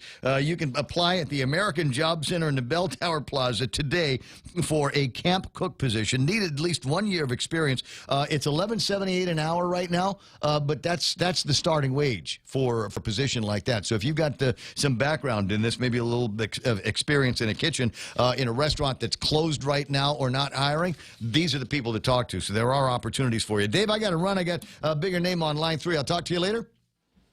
Thank you very much. Have a good day. You know what? Pleasure's mine. 888-8255. Maria Pangalinen's on the line from, you might know her, from the Election Commission. Buenos and half a day. Half a day, Ray Gibson. Oh my God! And I'm not a bigger name. Well, whatever. You hold the keys to unlocking the desires of the people of Guam for the government that they want in the years to come. So I think right now you're probably and I got to agree with Ken Leon Guerrero on this. This is the most important election of our lives, ladies and gentlemen. 2021 is going to come in, and economically, it could be a bigger disaster than 2020 ever was. What with federal money that may or may not be there. So it's important that we find people to put in the legislature that will be able to take the scarce resources that we have and be able to craft a government of Guam, or help craft a government of Guam that will meet the demands of all of the people of Guam and help us make it through the economic pandemic that's ahead. So you, being in charge of the Election Commission, you're pretty important to me these days. Yeah, we're trying really hard. We are still open from 9 o'clock to 6 o'clock. We are not taking appointments for curbside. We don't have very much room down there. But yesterday we serviced them pretty quickly. And so, but we are taking appointments for upstairs on the 3rd floor where there's hardly ever any wait. We saw a lot of people come in on Friday because Friday was the last day to register. So we saw close to 600 people come in on Friday. That's a big deal. And yes, it is. And yesterday we saw over 350 people. Not bad in comparison. I guess most people have decided, all right, we're already inside of a week. Why it's too late to early vote, I guess. Well, it's not, because it's safer. It's really safer.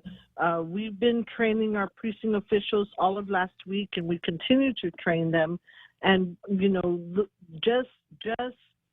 it's just overwhelming preparing for Tuesday next week. So we're trying real hard, and our sneeze guards are being delivered as we speak. We're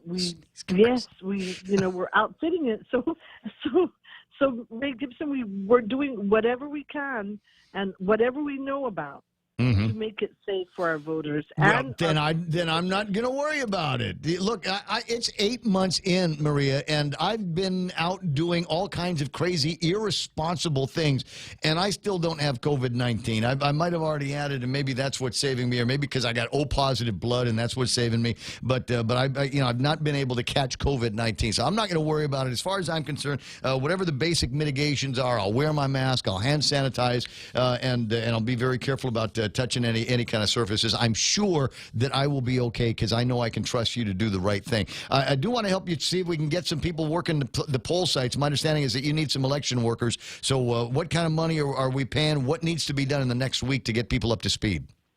Okay, so $200 is a stipend for the election workers who will be responsible for helping precinct officials service curbside voters. We anticipate high number of curbside voters, and because the Guam Election Commission will not turn any voter away, we want to service them as quickly and as efficiently as we can. Download our precinct official application form. That's the form we're using to get all of our election workers on board. Okay. It's at gec.guam.gov. All they have to do is download it, fill it out, sign it, and email it together with a copy of their ID. And if they want to just call us to get more information, they're welcome to. Our election workers, as we get closer to the day, will be assigned. They don't necessarily have to be assigned to the village where they vote. So we want them to also vote here. Oh, I want the easy money. I want to do Agana. Nobody votes in Agana. There's like 150 people in Agana that voted. I want. Already, Ray Gibson. See, somebody else was thinking just like me. You go for the small village. Let's go down to Umatic. Little tiny guys. I know. Anyway, when's the last day that I can early vote in the office? This Friday, okay, from 9 o'clock to 6 o'clock. And for Friday, we won't take any appointments at all. Voters will be welcome into our offices upstairs and also downstairs at curbside. We do have additional parking with our partnership with Staywell. Staywell Insurance loaned us the parking next door. We put up a sign to say Guam Election Commission additional parking. People who want to come up and are saying, "Oh, the parking is bad." So we've addressed that as well. All right. Well, that's we were told about that earlier. I think it's a great idea. And the important thing is you go through the drive up, and then you go from the drive through and just keep going to Moses, and just pick up.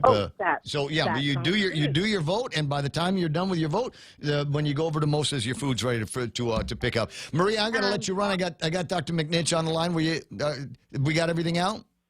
Well, one more thing. Our line is not anywhere as long as the DFS or the Ross. Yeah, but can I get a Christian Dior Pow Pow when I'm all done with that? You can get better than that. Better than Christian Dior Pow Pow. All right, my dear. I'll talk to you soon. I appreciate your time. Maria Pangilinan, busiest woman on Guam right now. 8:55 in the morning. Dr. Ron McNitch from the University of Guam. Buenos Janafa Day to you. Hey, happy day, Ray. Happy day, Guam. What's up? Well, I was thinking there was this guy back in the middle 1800s in San Francisco. He called himself the Emperor of the United States. His name was Norton, and people would honorifically call him that, and he would act as if he was in some kind of power. He never actually was, but it was just kind of like a joke everybody went along with. So I was thinking about that this morning. When I was talking about my buddy Ken Leon Guerrero, the other Governor Leon Guerrero.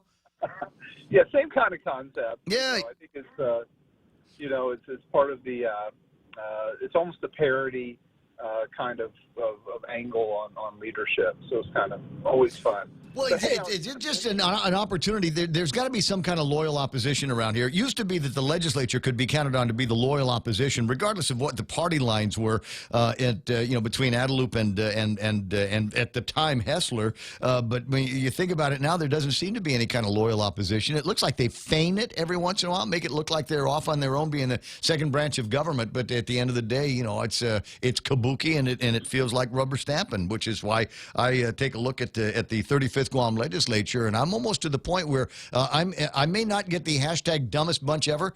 When I go vote, it might be hashtag no incumbents. Well, the part of that is the inside-out effect. So what happens is when there's a Republican governor, the legislature turns into a bunch of Democrats. And then when there's a Democrat governor, eventually the legislature will turn into a bunch of Republicans. That hasn't happened yet. Right now, we really don't have a Republican center that is meeting a mass of Republicans who are openly vocal against the administration. And that's probably going to happen within the next 2 years, I think, as we lead up to the next election. But yeah, it's one of those fun things to watch, certainly. But Well, also, so one of the things that I was talking about this morning, and I kind of attributed the conversation to you, is this is one of those long pre-election day weekends that we've got coming up. It's going to be a busy day on Friday. We're going to have people getting together. I don't care what the governor says. People are going to get together on Halloween night with family and friends, and they're going to talk politics. Same thing at the beach on Sunday, because they ain't going to work on Monday for a lot of people because it's going to be All Souls Day, and they'll find a way to get their family time in and the observances. And then we wake up Tuesday and we have an election. What will people talk about all weekend long, Ron? yeah, of course. It's certainly the election, it's that All Souls Day, All Saints Day cycle that we go through with quite a number of our elections. Mm-hmm. And this is one of those critical weekends that we just have a very long festive holiday weekend, depending on the level of festivity a person wants to have. But these are the critical family points that people talk about, family and friend points.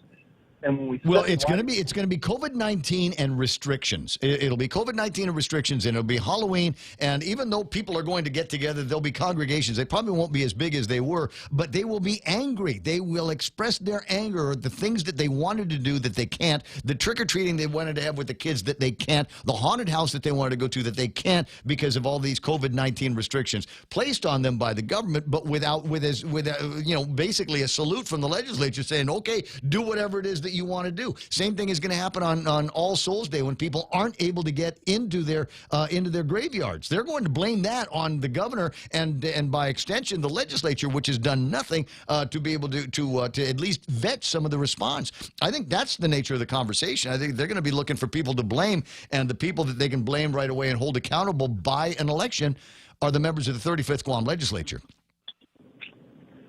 Yeah, and the unfortunate part about that is because we elect a gaggle of senators and we don't have individual districts where, they can be targeted individually by a smaller mass of people, it's nearly impossible, even if it's like, Dianne Feinstein. A lot of people in California hate Dianne Feinstein or they hate Nancy Pelosi. Now, Nancy Pelosi they could probably go after because she's in a district, but Feinstein's nearly impossible because she has a statewide office. And so it's her, and even the Democrat Party in her last election didn't even want Feinstein to run for office. They wanted another Democrat to run because they didn't like her at all. Yep. And so we end up seeing these dynamics play out. And I think that because there's 3 open slots, there's enough kind of ambient flexibility in the election slate. It really favors the incumbents because it becomes an easy default because there are 3 open slots that 3 of the new faces can come in. I'm going to encourage voters for the next few days to ask the question, what have you done for me lately, and is your life any better today than it was 2 years ago? And I guarantee the answer is going to be no, and I think that's a wrath that's going to be taken out on the incumbent. So you and I are going to agree and disagree on this one. 9 o'clock in the morning, Doc. I'll talk to you pretty soon. I always like to hear folks quote Alvin Barkley, President Truman's vice president, who coined that phrase, "What have you done for me lately?" Yep. Amen to that. I think it's a Janet Jackson song, too, but I gotta know. Fox News Live already in progress here on The Point. Even though she repeatedly said she thought that confirming a justice this close to the election is wrong. Fox's Chad Pergram. With 8 days until the election, both candidates in the final push, former Vice President Biden in Chester, Pennsylvania, he pushed back on comments that he hasn't been out and about. The big difference between us and the reason why it looks like we're not traveling, we're not putting on super spreaders. We are doing what we're doing here. Everybody's wearing a mask and trying as best we can to be socially distanced. The president held several rallies in Pennsylvania today. For the last half century, Joe Biden has been outsourcing your jobs right here in Pennsylvania. You were one of the biggest victims of it. Opening your borders and sacrificing American blood and treasure in endless foreign wars. President Trump narrowly won Pennsylvania in 2016. A state of emergency declared in Louisiana as Hurricane Zeta, now a Category 1 storm, is expected to reach the Gulf by midweek. Please monitor 511la.org for road closures.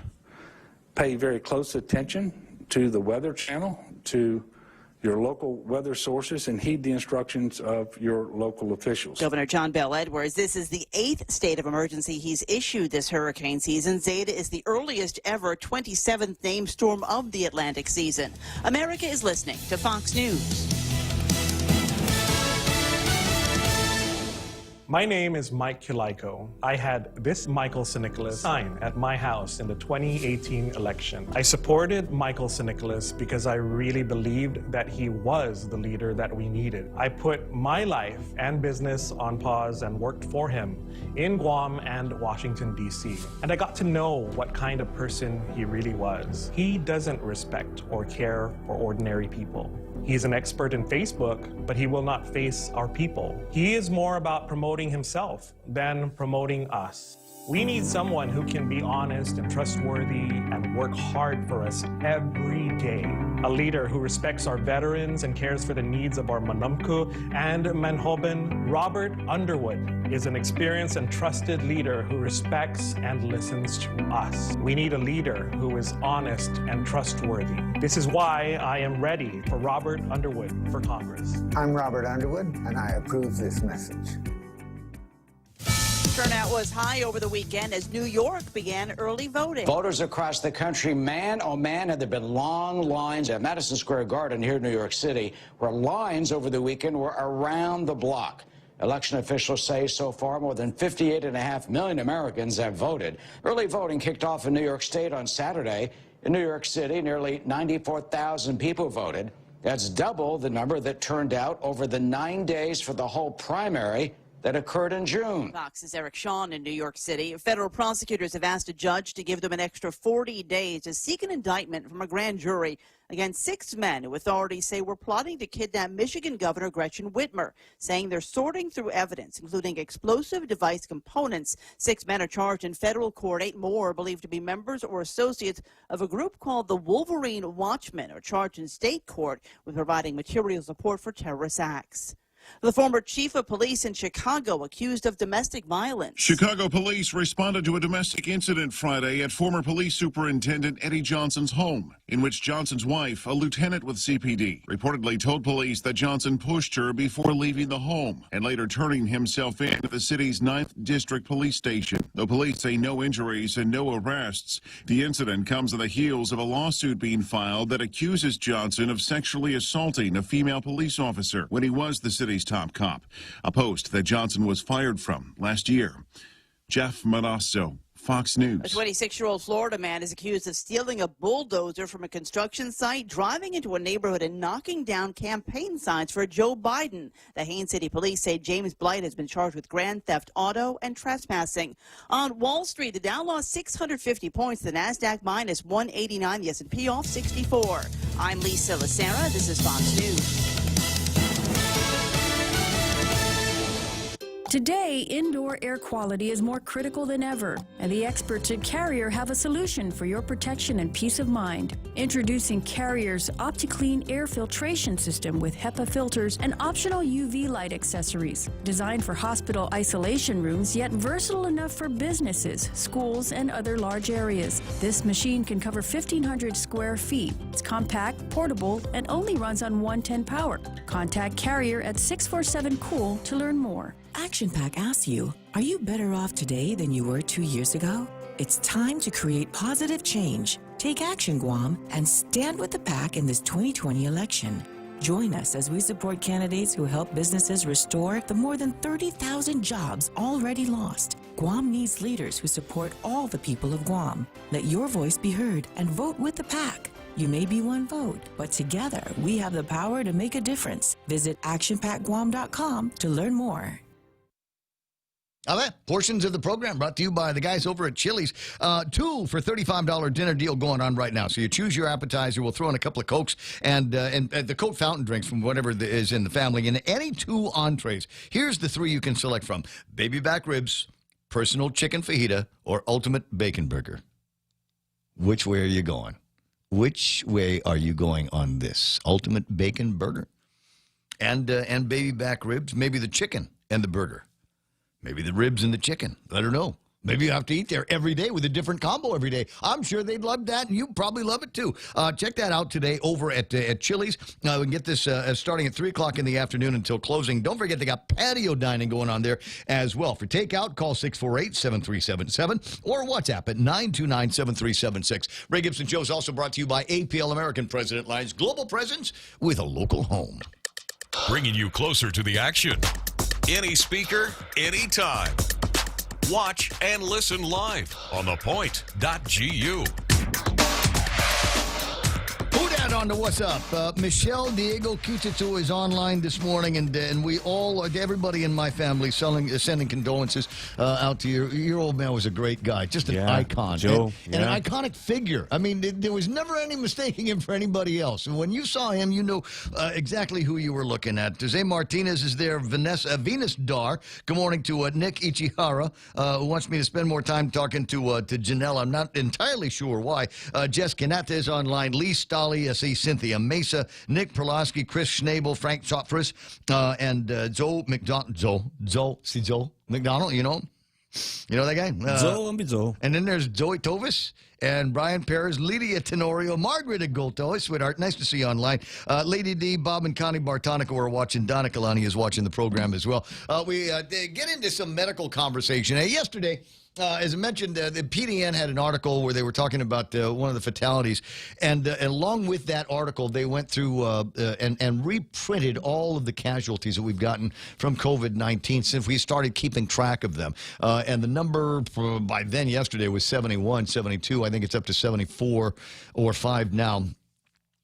Based on I want to say 3-4 casualties that they had yesterday, but I want to get kind of a sense. They send out on their regular JIC reports. They'll send out a thing that gives you the demographic breakdown by age group. Tell you how many people in certain age groups are coming down with COVID-19. And now the governor's office, in an attempt to wag her finger at everybody on Guam, says you are the vector, not the victim, and essentially pointing out an age group, the youth of Guam, which by definition there is anybody from about 10 to the age of 49. And said 68% of the people are responsible for that age group is responsible for 68% of the infections that they'd counted. That was up to last week. I don't know what the number is now. I could do some mathematics and sort it out for you.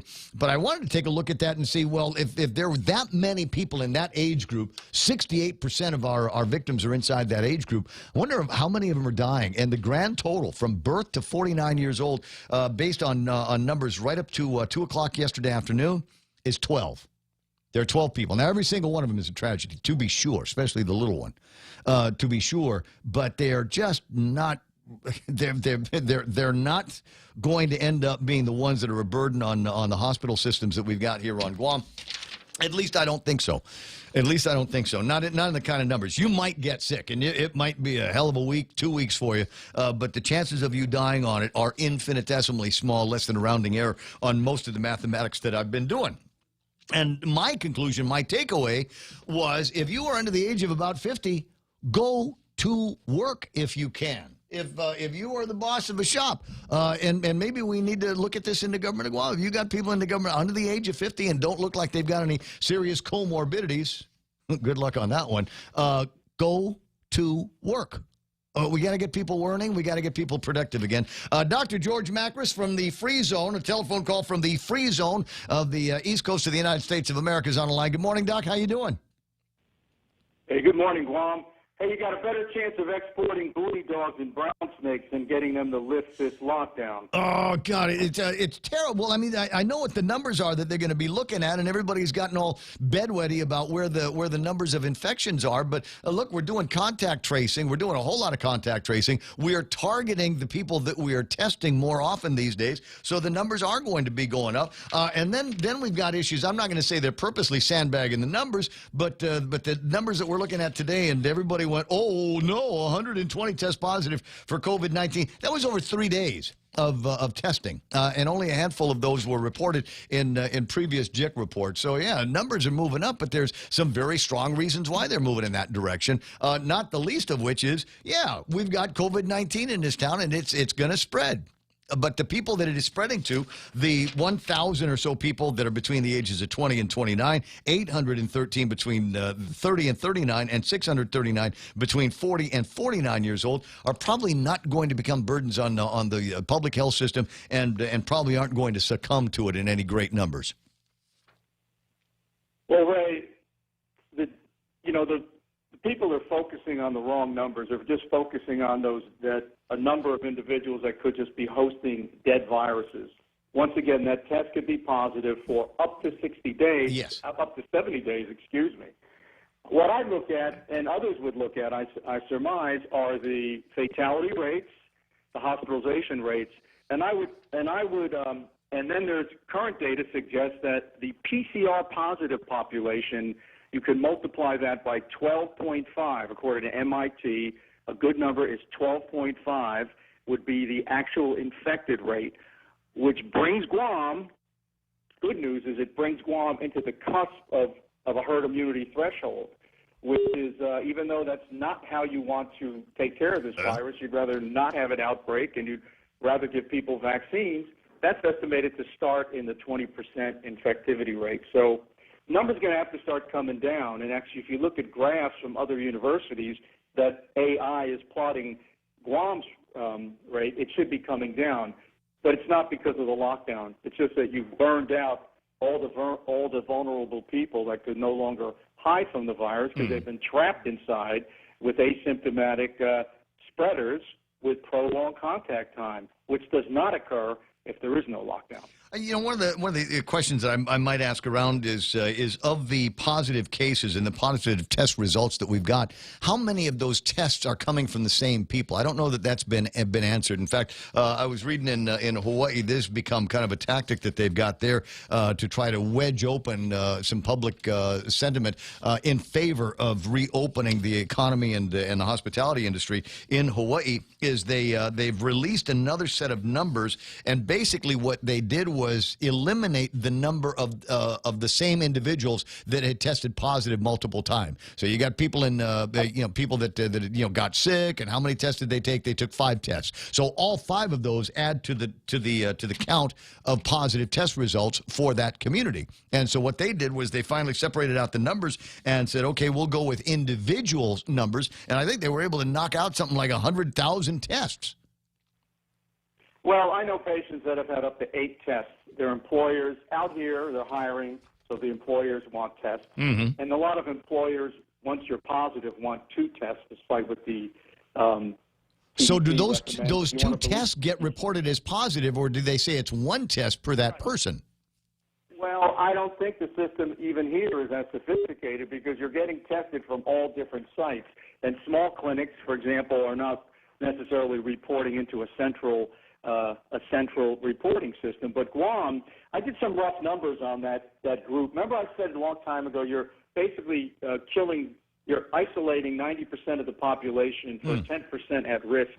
So you move that up a little bit. The above 50, the mortality rate as published is about 1.4% for that above 50 group of the total cases. But the reality is, if you take that 10 to 12 multiplier, you can actually drop that by an order of magnitude. So, for example, the mortality may really be 0.139%.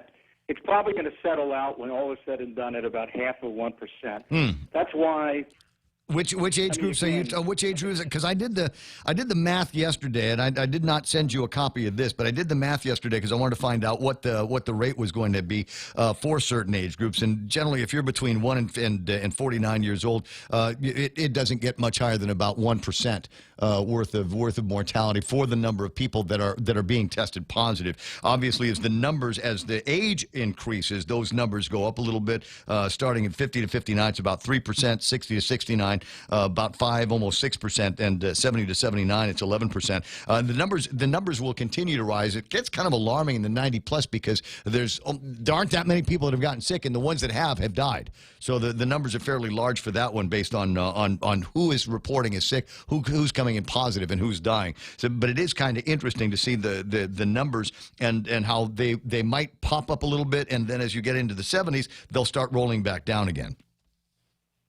Yeah, but if you look at the trends, the blended trends, again, you got to stand back and look at the big picture.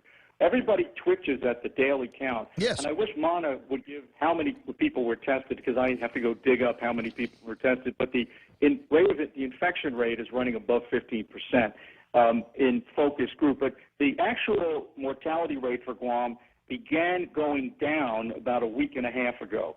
So the trending is consistent with perhaps getting close to that. You're getting the vulnerable who can no longer be protected. You're now more in the realm of the younger, healthier people. Mm-hmm. And even though the infectivity rate is climbing, the mortality rate is coming down. And that's as of today, go to the Mayo Clinic website where they do compiled statistics. I would lose my mind having to calculate every day the mortality rate per age group. It takes quite a while. But all indicators are just stop this lockdown, spread people out, and you'll see the rates go down all around. You'll see the infectivity rates go down, and you'll probably see the mortality rates begin to take a nosedive. That's what happened in Florida. That's what's happening everywhere else. Yep. But again, I'd rather talk about exporting boonie dogs and brown snakes. We'd probably get more traction. Well, last week we didn't even get a press conference. There was no press. There was just whatever it was on Thursday is what it's going to be on Saturday, and just kind of live with it. In the meantime, they're stepping up the enforcement of lockdown and a variety of these restrictions. It's absolutely amazing. Where you got people that when they see too many cars parked in front of Pirates Cove, somebody calls 311, and now we've got the police department there, and we've got the Department of Public Harassment and Secret Service there as well. So I'm wondering, I think one of the problems might be, and I'm hearing this from people that are inside that are trying to apply some common sense maneuvers and common sense thinking to this, is that after 8 months are people that are making decisions, and they're making decisions because it's making them money. Number one. I think number two, they're married to what they have already decided is the way forward with COVID-19, doing the same things that we did back in March and April that didn't work then, that aren't working now, but that's what they've decided that they're going to do. So they're going to stay on this course, whether it takes them over the cliff or not. Well, they're paralyzed, and what's most disturbing is no credible medical person has come out with a rational basis for what they're doing epidemiologically, because all the indicators show they're going in the wrong direction. But the most practical advice I'm hearing about comes from Jerry Perez, who's been in business on Guam for 60 years. I mean, he's the guy that knows about numbers, has got a great analytical mind, and says, why don't we just go and get a whole bunch of these tests and just do rapid testing on everybody? You come to work every day, you get a test every day. And if you're positive, go home, and if you're negative, get to work. And we'll do that at the airport. We'll do that in the hotels. We'll do that in the schools. Well, you see, if they do nothing, they can claim victory because they'll say, oh, look, things got better. Whereas my position is things will get better anyway because they're infecting the whole island, they've accelerated the infection rate, and sooner or later you are going to hit that herd immunity threshold. Again, that's not how you want to treat a population, but that's how it's going to happen. And by doing nothing, they claim victory, and you know exactly that's what's going to happen. Oh, well, I think that was that had been understood the entire time. We knew that back in March that things were going to get aggressive, and the veil that you can hide behind on that is, well, if we do nothing, and I agree with you, if we do nothing, this thing is going to burn through the community at one rate or another. But if we do everything, everything, then we can tell everybody we saved lives. Ray, I know it was hard for you. Well, You couldn't go drinking with your friends every night over at the venue. You couldn't be drinking with Jimmy Moylan and Bobby Stringy every single night. But we saved lives. Yeah, but if you look at the data that's published, you can see, and you go to that Mayo Clinic website, for example, you can just see the skyrocketing, almost 45-degree trajectory that Guam took shortly after the lockdown. In no other place did that occur. So that's going to be pretty hard to explain. But sooner or later, all your victims get infected. But right now, be comforted in the fact that there's probably about 40,000 to 45,000 people on Guam. And I think something's wrong with my phone. No, you dipped for a second, but you said something about 40,000 people on Guam. Trying to call in. Yeah, it's someone trying to call in. Oh, somebody's trying to call you. Yeah, I know, but I'm going to ignore them. All right? They'll have an antibody, and then you'll be able to, every day, you'll get more and more protected by already immune people who surround you. I just want to emphasize wearing masks will help, and then to protect the old people, the vulnerable. And as much as you want to meet grandma and grandpa, do not go near them, because 10 to 50% of the asymptomatic people, which could be up to 50% of the population infected, could silently transmit, but only 10 to 50%. So in other words, again, 10 to 25 people on average of 100 infected may be passing the germ around more readily than others. All right, 922. Now, if we get to this HIT, the herd immunity threshold, and begin to see numbers drop off, I mean, is that going to be a hockey stick? And are we just going to watch the number just plummet right down and plateau at much lower numbers? Is it going to slope gracefully? What's your expectation? Look at Sweden and other areas which have done that. You'll begin to see a rapid decline in not only in the death rate, but you'll see in the rate of infection. But right now, you can actually see as the rate of infection is going up, the death rate's beginning to come down. So that's kind of a hint. Again, the ranges have been reported to be between 10 and 20% for COVID. There are so many new articles out there that nobody knows the actual number. And if Guam only invested a few bucks into antibody testing, which is only about $15 a kit, they could get a good number in a week. They can actually start applying these numbers to the reality of what's going on. And because 30 to 60% of mainland Americans may already have immunity or reasonable immunity coronavirus, you add that to the social distancing 15% reduction, and then you add that to the already infected, and you hit that magical cumulative rate of 70 to 80%. And that's how you work it. You don't actually look at the number infected. You know that those are going to be added into the others. As long as people take care of their health, this is going to happen. And I think we're beginning to see the tipping point now on Guam, because if the death rate continues to go down, and the hospitalization rate either stabilizes or goes down, you know the end is in sight. We'll keep an eye out for it, because it sounds like we're reasonably close to that. 9:23 in the morning, Doc. Always a pleasure hearing from you. And just for all of us that are kind of sitting at the bars in our little concentration camp of an island, what are things like in the free zone tonight? I was about ready to go out the door when I got your message. So I'm heading downtown, and I'm on my way to the gym. I may have a beer. I don't know, but I'm going to go see what life is like. But it's as if nothing happened except more people wear masks than usual. That's all I can tell you. Can you eat inside a restaurant? Yes, absolutely. At your gym, they're not making you and everybody go outside, right, for your group classes? No, you walk in with a mask. Once you're inside, you don't have to exercise with the mask on. But let me say this. The market, as in Guam, the market found itself. Even though they're not restricting anybody, they're just saying wear masks, each proprietor has determined how to set their seats. Everybody has gotten so used to separation that they don't pack the seats anymore. You'll just walk by a restaurant that looks overpacked. So they learn to titrate, and that's what Guam is going to learn. Guam is going to learn how to titrate the number of patrons they're allowing in a space so people feel comfortable, which is why the government should just let everybody open up, because not only will the market find itself, but if someone even wants to overfill their establishment, they will get customers. Only with girls. Only with girls. You overpack them with girls, and then guys will go in there. Trust me. This part you don't need to tell me about. Now, can we send our kids to school in Florida? Are they in classes? Are they out from under the watchful eye of moms and dads that don't know what the hell they're doing? Yes, that's my biggest complaint these days. I'm behind school buses and kids on bicycles crossing. Yes, there's most people who have their kids at home are looking to put them back in class, but it's a split. No, they have active in brick and mortar teaching. DeSantis, he's pushing to open up. There's a little pushback from groups of teachers here and there, but everybody's getting more and more comfortable with living with this virus and letting life go on. Right. And it's just hard to imagine. Again, there's probably very smart people in Guam who don't want to disclose the secrets, the intelligence they have. But I cannot, and I have tried to, and other doctors I've talked to, nobody seems to know the basis of their the epidemiological basis for the policies that they are,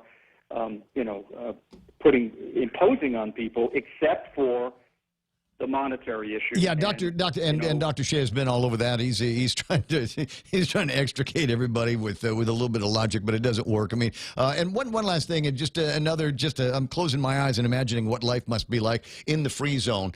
That's all right. I don't want to exercise now anyway. I want to go here. If you were in a club, is the band singing? Are they allowed to sing out loud in the bars? Can you dance, Dr. Macris?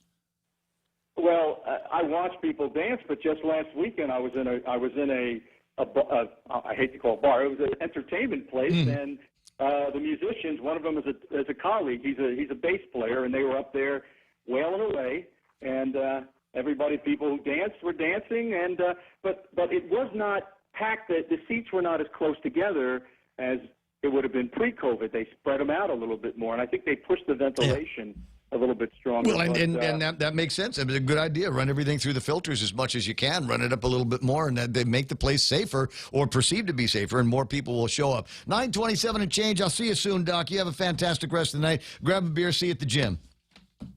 And you too, it'll all be over at some point. Just hang in there. I think the end is in sight. The end is in sight. Have a great day, the end is in sight when you and I are on a plane, a Philippine Airlines flight out to Manila with a B&B out in BGC. You know what I mean?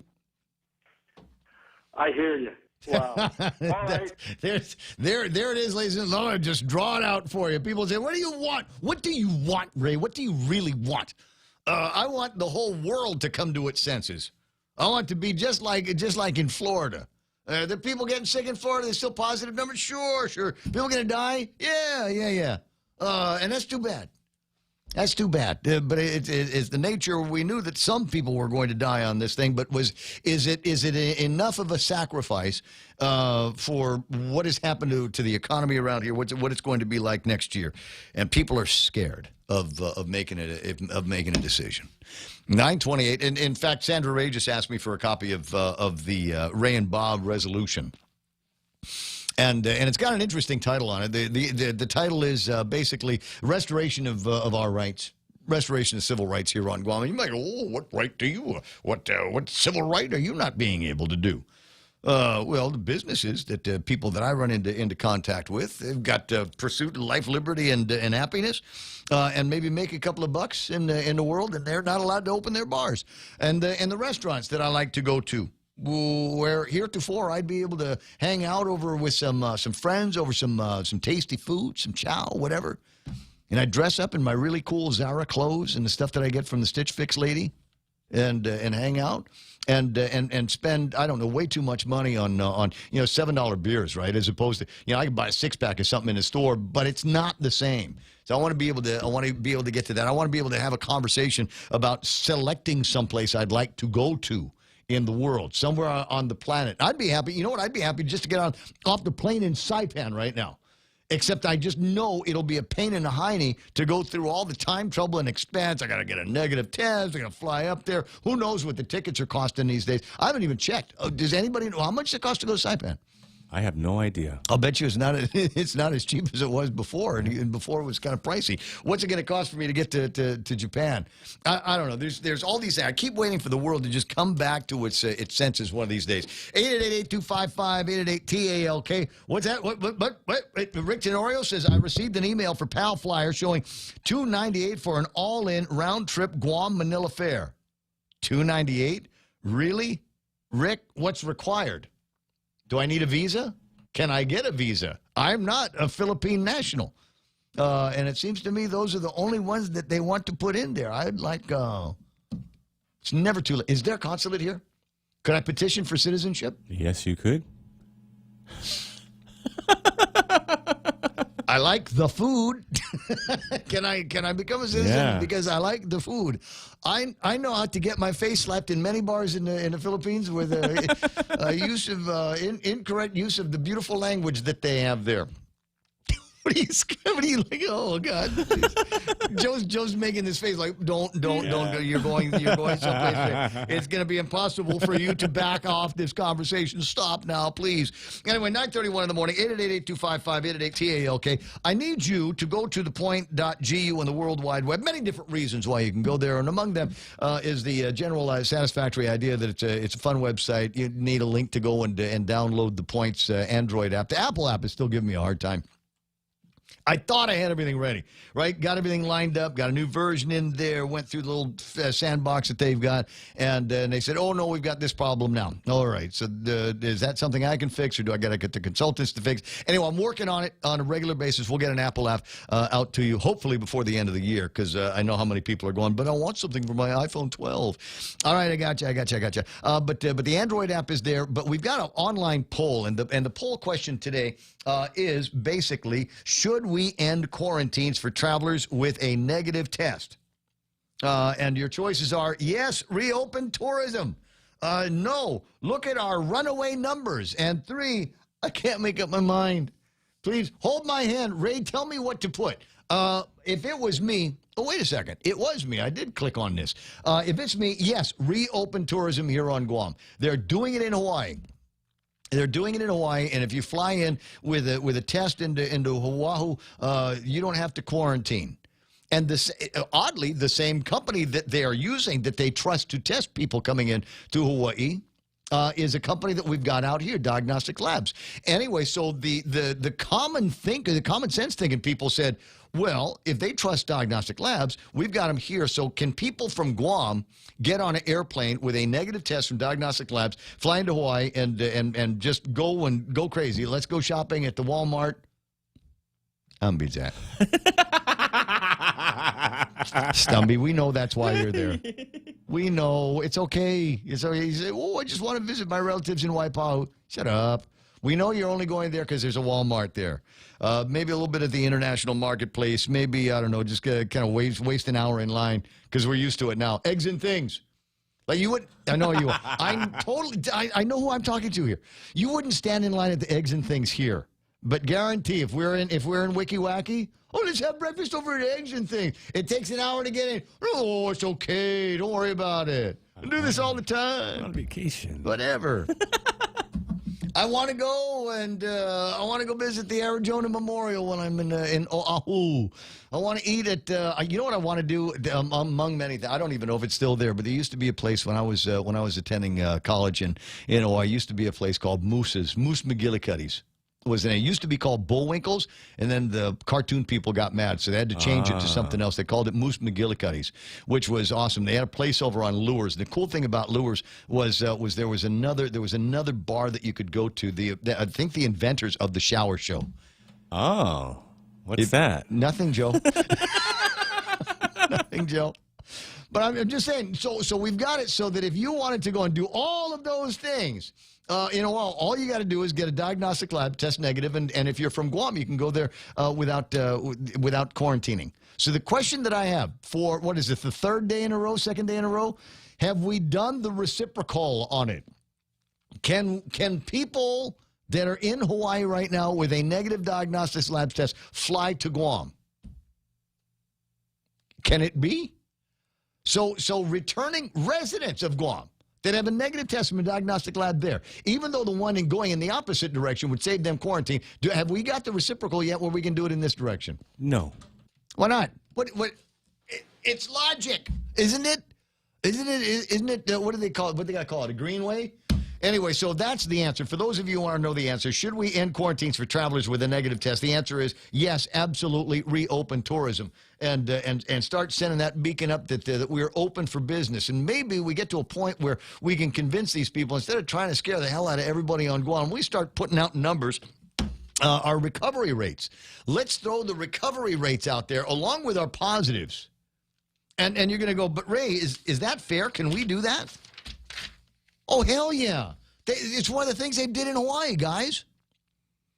Back in May, Alan Oshima, Andrew Wall, I love the way this guy writes. We got to get him out here. Alan Oshima, Iggy's COVID recovery navigator, he puts that in quotes, navigator, told reporters we have one chance to reopen and rebrand Hawaii as the safest place on earth, and we should do it right. But the DOH nest of butt-covering bureaucrats blew that chance. Oh, my God, I love this. The Department of Health's nest of butt-covering bureaucrats blew that chance, and Hawaii lapsed into a second COVID upsurge. Now Hawaii is trying again with a little help from a friend. Normally, Hawaii DOH records 2,000 to 4,000 COVID tests a day. But last month, actually about 2 weeks ago, HawaiiCovid19.com added 131 new tests to the total. It wasn't easy getting an explanation from the Department of Health, but after several days back and forth, Crystal Kawabata said the JIC HawaiiCovid19.com made the transition from unique individuals tested to total tests, which resulted in an increase in the total number of tests.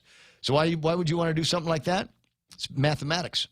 It's mathematics. It brings the numbers down. So we've got this many positive individuals versus this many number of tests that we've conducted, and it changes the denominator. Is that right? Yeah, changes the denominator. So when you do the percent, nominate the number on top is changed. Is that right? Crap! Now people are going to go. Okay, just stop. Whatever you're saying, just stop listening. Ray. No, but it changes the math. And reduces the percentage. Unique individuals tests did bias the longitudinal estimate of the percent positivity upwards, since that methodology would exclude persons with a recent negative test who had never previously been tested, or the answer is yes. By the same token, inclusion of these retest results from October 7 onwards is now lowering Hawaii's COVID positivity rate. Why does that matter? Well, if your COVID positivity rate is going down, all of a sudden you kind of look sexier to some of these websites. You kind of look sexier when the government of Japan starts looking at Guam saying, well, you got a problem, but it looks like you've got that taken care of. Your percentages are going down. Good on you. Good on you, Lou. Now, we can just do something about making sure that people don't have to worry about a quarantine on the way to Guam. Then maybe we don't have to worry about a quarantine on the way back when they go back home to Japan and Korea and Taiwan. You getting it? You see where it's happening? So it's possible that things like this can happen. So maybe we'll work on maybe some of the strategy like that, unless somebody's got some financial upside to keeping the pandemic going. Inquiring minds want to know. 9:38, I got to take a pause. Be right back. Register now for the PBS Guam Virtual Challenge on pbsguam.org. The challenge includes 10, 20, or 50 miles. Remember to practice social distancing when walking, running, or wheeling. Download a distance tracker to accumulate miles. This challenge is made possible by our generous supporters: the Guam Daily Post, Community First Guam Credit Union, Bank Pacific, the Bank of Guam, Coast 360, Vantage Media, Cherry Media Vision, and the stations of Choice Broadcasting. Every year I hear the same comments. I'm tired of these politicians. They always let me down. Then the next election, the same people vote for the names they recognize or their relatives. I'm John Ananich. I have a funny last name. I don't look like your typical politician, and I tell it like it is. If you want a difference, choose different. Here I am. Vote John Ananich for senator. Not the politician you're used to, the leader you need. I'm John Ananich, and I approve this message. So the number on the top stays the same. The number on the bottom changes. That's the denominator. Is that right? Yeah. This number divided by that number. Anyway, you know the mathematics I'm trying to get to, right? No, you don't. No, No, Raymond, don't do that because it was 7th grade and Sister Lane said you're going to be dumb forever. You're going to have to get a job in radio. I know it. 888-825-5888-TALK is the telephone number. Portions of the program being brought to you by the guys over at Wendy's. And what are they serving up for you at Wendy's? The new pretzel bacon pub cheeseburger. The nominator is a pretzel bun on the top and the denominator is a pretzel bun on the bottom. And we've got all kinds of great stuff in between. We got quarter pound of juicy beef, Munster cheese, applewood smoked bacon, smoky honey mustard, there's crispy fried onions, pickles, and the warm beer cheese sauce, all packed together in between soft toasted pretzel buns. So get it with chicken or upgrade your combo with some bacon pub fries. Everybody is raving. No, really, everybody's raving about it. They're saying, you know, it's okay that we're in this P-Core lockdown as long as we can get these bacon pub cheeseburgers from Wendy's.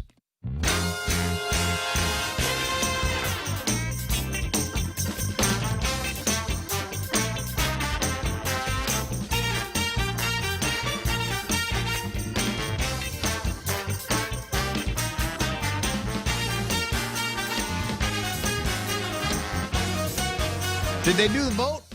The Congress supposed to vote this morning at 9:30, like 9 minutes ago. How long does it take them to get their act together and start voting? Let me double check. Yeah, would you take a look at that? In the meantime, what else do we get to talk about here today? 888-825-5888-TALK. So I'm asking you online on the poll, what are we going to do about tourism? So far, it's 100% say reopen it, baby. Get it going. And one last thing on Hawaii. Tuesday's a good day for me and Hawaii news because that's when the Hawaii Free Press comes out and starts hitting me with their publishing. It's kind of a synopsis on all the big stories. And voters favor tourism reopening in the state of Hawaii 55 to 34. That's already majority. That's already majority. We can assume that I would assume that the numbers are about the same here on Guam. If you were to ask any 10 people, about 5 of them would say, "Oh yeah, go ahead and reopen the economy and get tourism back on the go." A health department in disarray, delays in processing unemployment checks, a major outbreak in one of the largest prisons, an on-again, off-again effort to reopen the economy have resulted in high disapproval ratings for Governor David Iggy's handling of the novel coronavirus. Okay, I'm laughing. I'm laughing here because whoever is writing this is actually compiling a list of the failures of the governor of the state of Hawaii. And I know somebody that's been doing the same thing for Guam. Anyway, it goes on. According to the Honolulu Star-Advertiser's Hawaii poll, Oahu voters disapprove of Iggy's virus response by a nearly 2-to-1 margin. The poll found that 30% of voters approved of Iggy's coronavirus response, while 57% disapproved. 13% were undecided.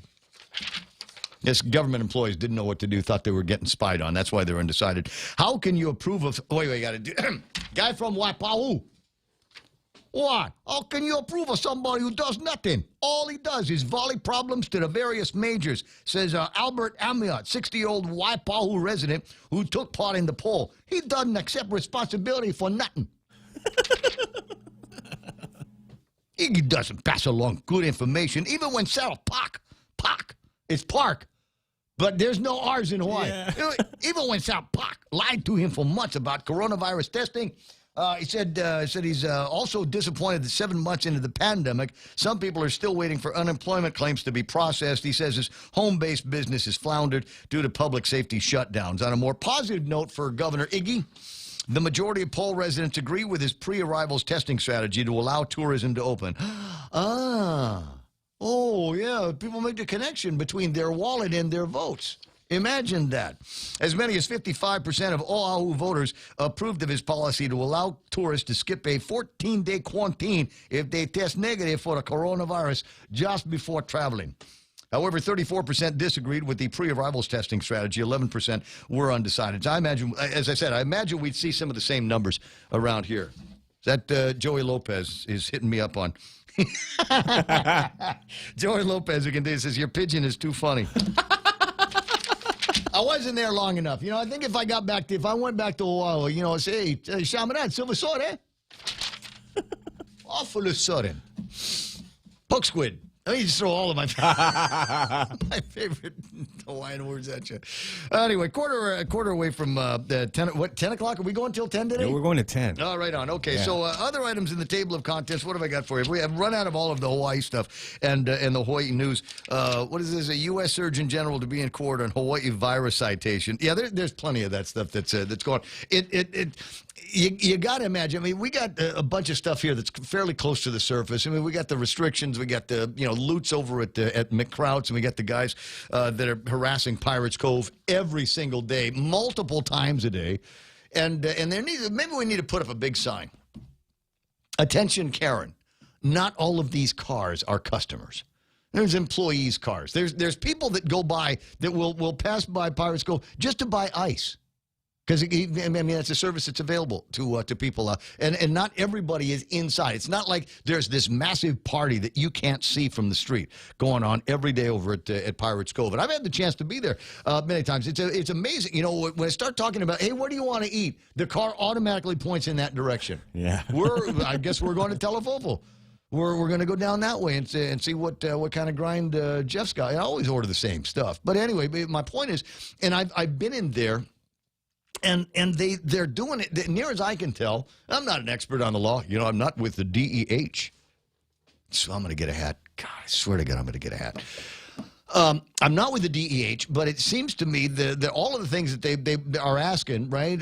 Are we taking your temperature when you come in? Yes. Are they asking me my name? Yes, they are. I'm not giving them my actual name, but they're asking me my name. I'm writing something down, okay? And as far as they're concerned, I'm following the rule.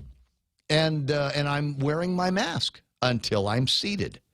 And then I sit down, and I order my chicken wings, and I order my junior burger, and as many Blue Moons as they'll bring me. And that's how I do Pirates Cove. But it's not like we're in there having knockdown, drag out, oh my God, parties and little raves. It's not like there's, wet T-shirt contests or anything going on that the Karens have got to get, ballistic about. No one's taking shots out of your belly button? No? I can't. It used to be an Audi. But my point, and there's dozens of other businesses, and I'm wondering how many times they're all getting harassed all the time. Somebody made a call. Somebody's making a call. I don't even know if they're real calls. I don't know if they're real, and if they are real. I mean, if the Karens are calling up to 6 times a day on a Saturday over at Pirates Cove, oh my God, Becky. Really, guys? Get something else going in your life. You really got to find something else to occupy your time, to occupy these brain cycles. You got nobody else. You got, what is it? The kids moved out. You got nobody to yell at? Is that what's going on? I know. I can hear. It's because of the children, Ray, that I'm concerned about what's going on. When I see people out there and they're not following the rules, they're standing. Why are they standing in line? Where is the social distancing in the line? Where, Raymond, are the masks? And where's the Department of Public Harassment and Secret Service to break everybody up, to make them stand? You realize if you made everybody over at and because I've done the math on this. If you realize if you made everybody that was in the line over at DFS yesterday stand 6 feet apart, it literally would have stretched almost to Epal Beach. Yeah. Yeah. It doesn't take that many people to make a mile and a half when everybody's 6 feet distance, right? Is that what you want? Is that what you want? Or, you know what? Maybe we'll get these guys to crowd together. What if it rained and only one person per cluster had an umbrella? What are we going to do then? And it's ridiculous. I'm gonna play the video again because it's got an interesting piece of audio, and I'm going. I'm the vacancy. We're filling. Wait a second. Shut that guy up. Where was that? Hold on. I got too many windows open. As a matter of fact. All right. There's the Payless one. All right, Joe, I recall Mitch McCall talking over at the... You sound just like him. Maybe I will leave this up for us. I want to see what Mitch McCall's got to say about the Amy Coney Barrett vote. Go ahead, Mitch. If you don't rule the way I want, something dire might happen. How many consecutive nominees have Democrats and the media insisted would, quote, tip the balance of the court? How often do we hear that? Tip the balance of the court. Has anyone tallied up how many hard right turns the courts have supposedly taken in our lifetimes? All this ominous talk is a transparent attempt to apply improper pressure to impartial judges. It's okay because this is my house. This is my house. And I'm going to tell everybody what I think is going to happen. I think we're going to get it. We're going to vote. Not one Democrat. And this will be interesting. It's already been pointed out by somebody. Not one Democrat is going to vote for Miss Amy. And I thought this was the party of the women. Empowerment for women. That's what we want to see. We want to see ladies in all branches of government. We want to see them excel. We want to be able to tell our kids, you know what, we want you to go to law school. I want to tell my daughter, go to law school. Go hit it. Have a good time with the law school there, babe. And maybe you can reach a level of excellence there if you are perceived to be along the right kind of ways of thinking. Because if you're not, they are going to look for a way to cancel you. Do you remember what that woman from Hawaii was asking her? Whether she was initiating sexual contact with other people. Sexually harassed anybody? You know, I'm sitting here thinking, every once in a while I'm prone to impure thoughts, but I generally keep them to myself. Doesn't that sound like a question you'd ask somebody in the throes of passion? Hey, baby, you ever tried to seduce somebody? You ever, happen in the bar, just see a guy and you go, oh my God, I must have him. with that demonic voice, right? No. I must have him. And that's what the amazing, not amazing, it was in Hirono, right? It was her that was asking that question. Oh my God. Baby, keep it to yours. It's like you're one of those people, I never thought I'd be writing to Penthouse, but here I am. State senator from great state of Hawaii here. See, now look at this. Now I was talking about different videos that I can play. Karen, look, Karen. Can you see? Here's a picture of Pirates Cove right now, Karen. Do you see anybody? You see masses of people lining up there and trying to spread their coronavirus all over the south of Guam? No. Then shut up and stop dialing 311 every time you think that you know what's going on back there that you don't. And all the people that are passing by DFS on today, there's going to be folks that will be going by DFS today, and I guarantee they're going to look at the line, they're going to shake their head, just like they know better than anybody else. Where's the video? Where's the video that I played earlier this morning? All right, here it is. So there it is. So listen carefully. There goes the spike. Look at that. DFS must be on sale. But look at no 6 feet rule. Oh my gosh, congregating. Oh, desperados. Stay in the car. Desperate people. Eager to buy high-end items. That's right. Desperate people buying high-end items with the meager dollars that the federal government has sent over in their direction. Look, if you're scared, I don't know who that guy is. I don't know that guy. But look, if you're afraid, then you wear your mask. You're driving by with your windows rolled up. What's it matter to you? What does it matter to you? What happens with all of these people? Are you worried that somebody in that line is going to come and breathe on you? Or are you worried that somebody in that line is going to come into close contact with a vulnerable member of your family? Look, if they're vulnerable, keep them at home. In the meantime, let people go about their lives and let them do the things that they need to do. 9:53 in the morning. I got one more break that I got to take before I'm all done. And I'll come back to you and talk to you about this. It's scary. I mean, it's not like COVID-19 scary or, second term for Lulu and Josh scary, as much as it is scary because I know that it's happening to you virtually every day, and I don't know what to do about it. What is it? I'll tell you next. Let your voice be heard, Guam. Your vote is your voice. The Guam Association of Realtors Political Action Committee is a bipartisan group actively supporting candidates who will pass laws that protect the real estate industry and the community as a whole. Visit their website at guamrealtors.com/vote to learn more about the key issues they are advancing and the candidates they are supporting to protect and promote home ownership and property rights on Guam. It's time to mix things up at Subway. Come in and get Subway's new barbecue chicken sandwich.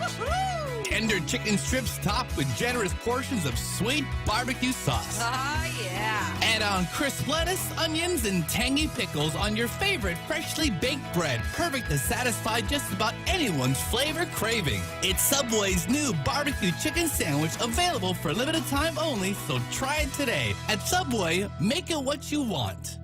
Half a day, I'm Frank Bloss Jr. We've got a lot of rebuilding to do so that we can come out of our current situation much stronger and with better promise. I want to work on restoring trust, confidence, and the belief that we can do better. Let's rise from our shattered economy and build a stronger, more resilient community. We can do this together, but I need your help. In this election, I humbly ask for one of your votes. I'm Frank Bloss Jr., number 4 on the Republican side of the ballot, and I approve this message. Thank you.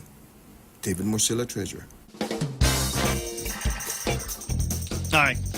Now, if we had more time in the program, I'd go over some of the incredible magistrate reports that we've got here. But I don't know that we're going to have that kind of time. But I tell you, Hillary Clinton's birthday yesterday? No. I didn't?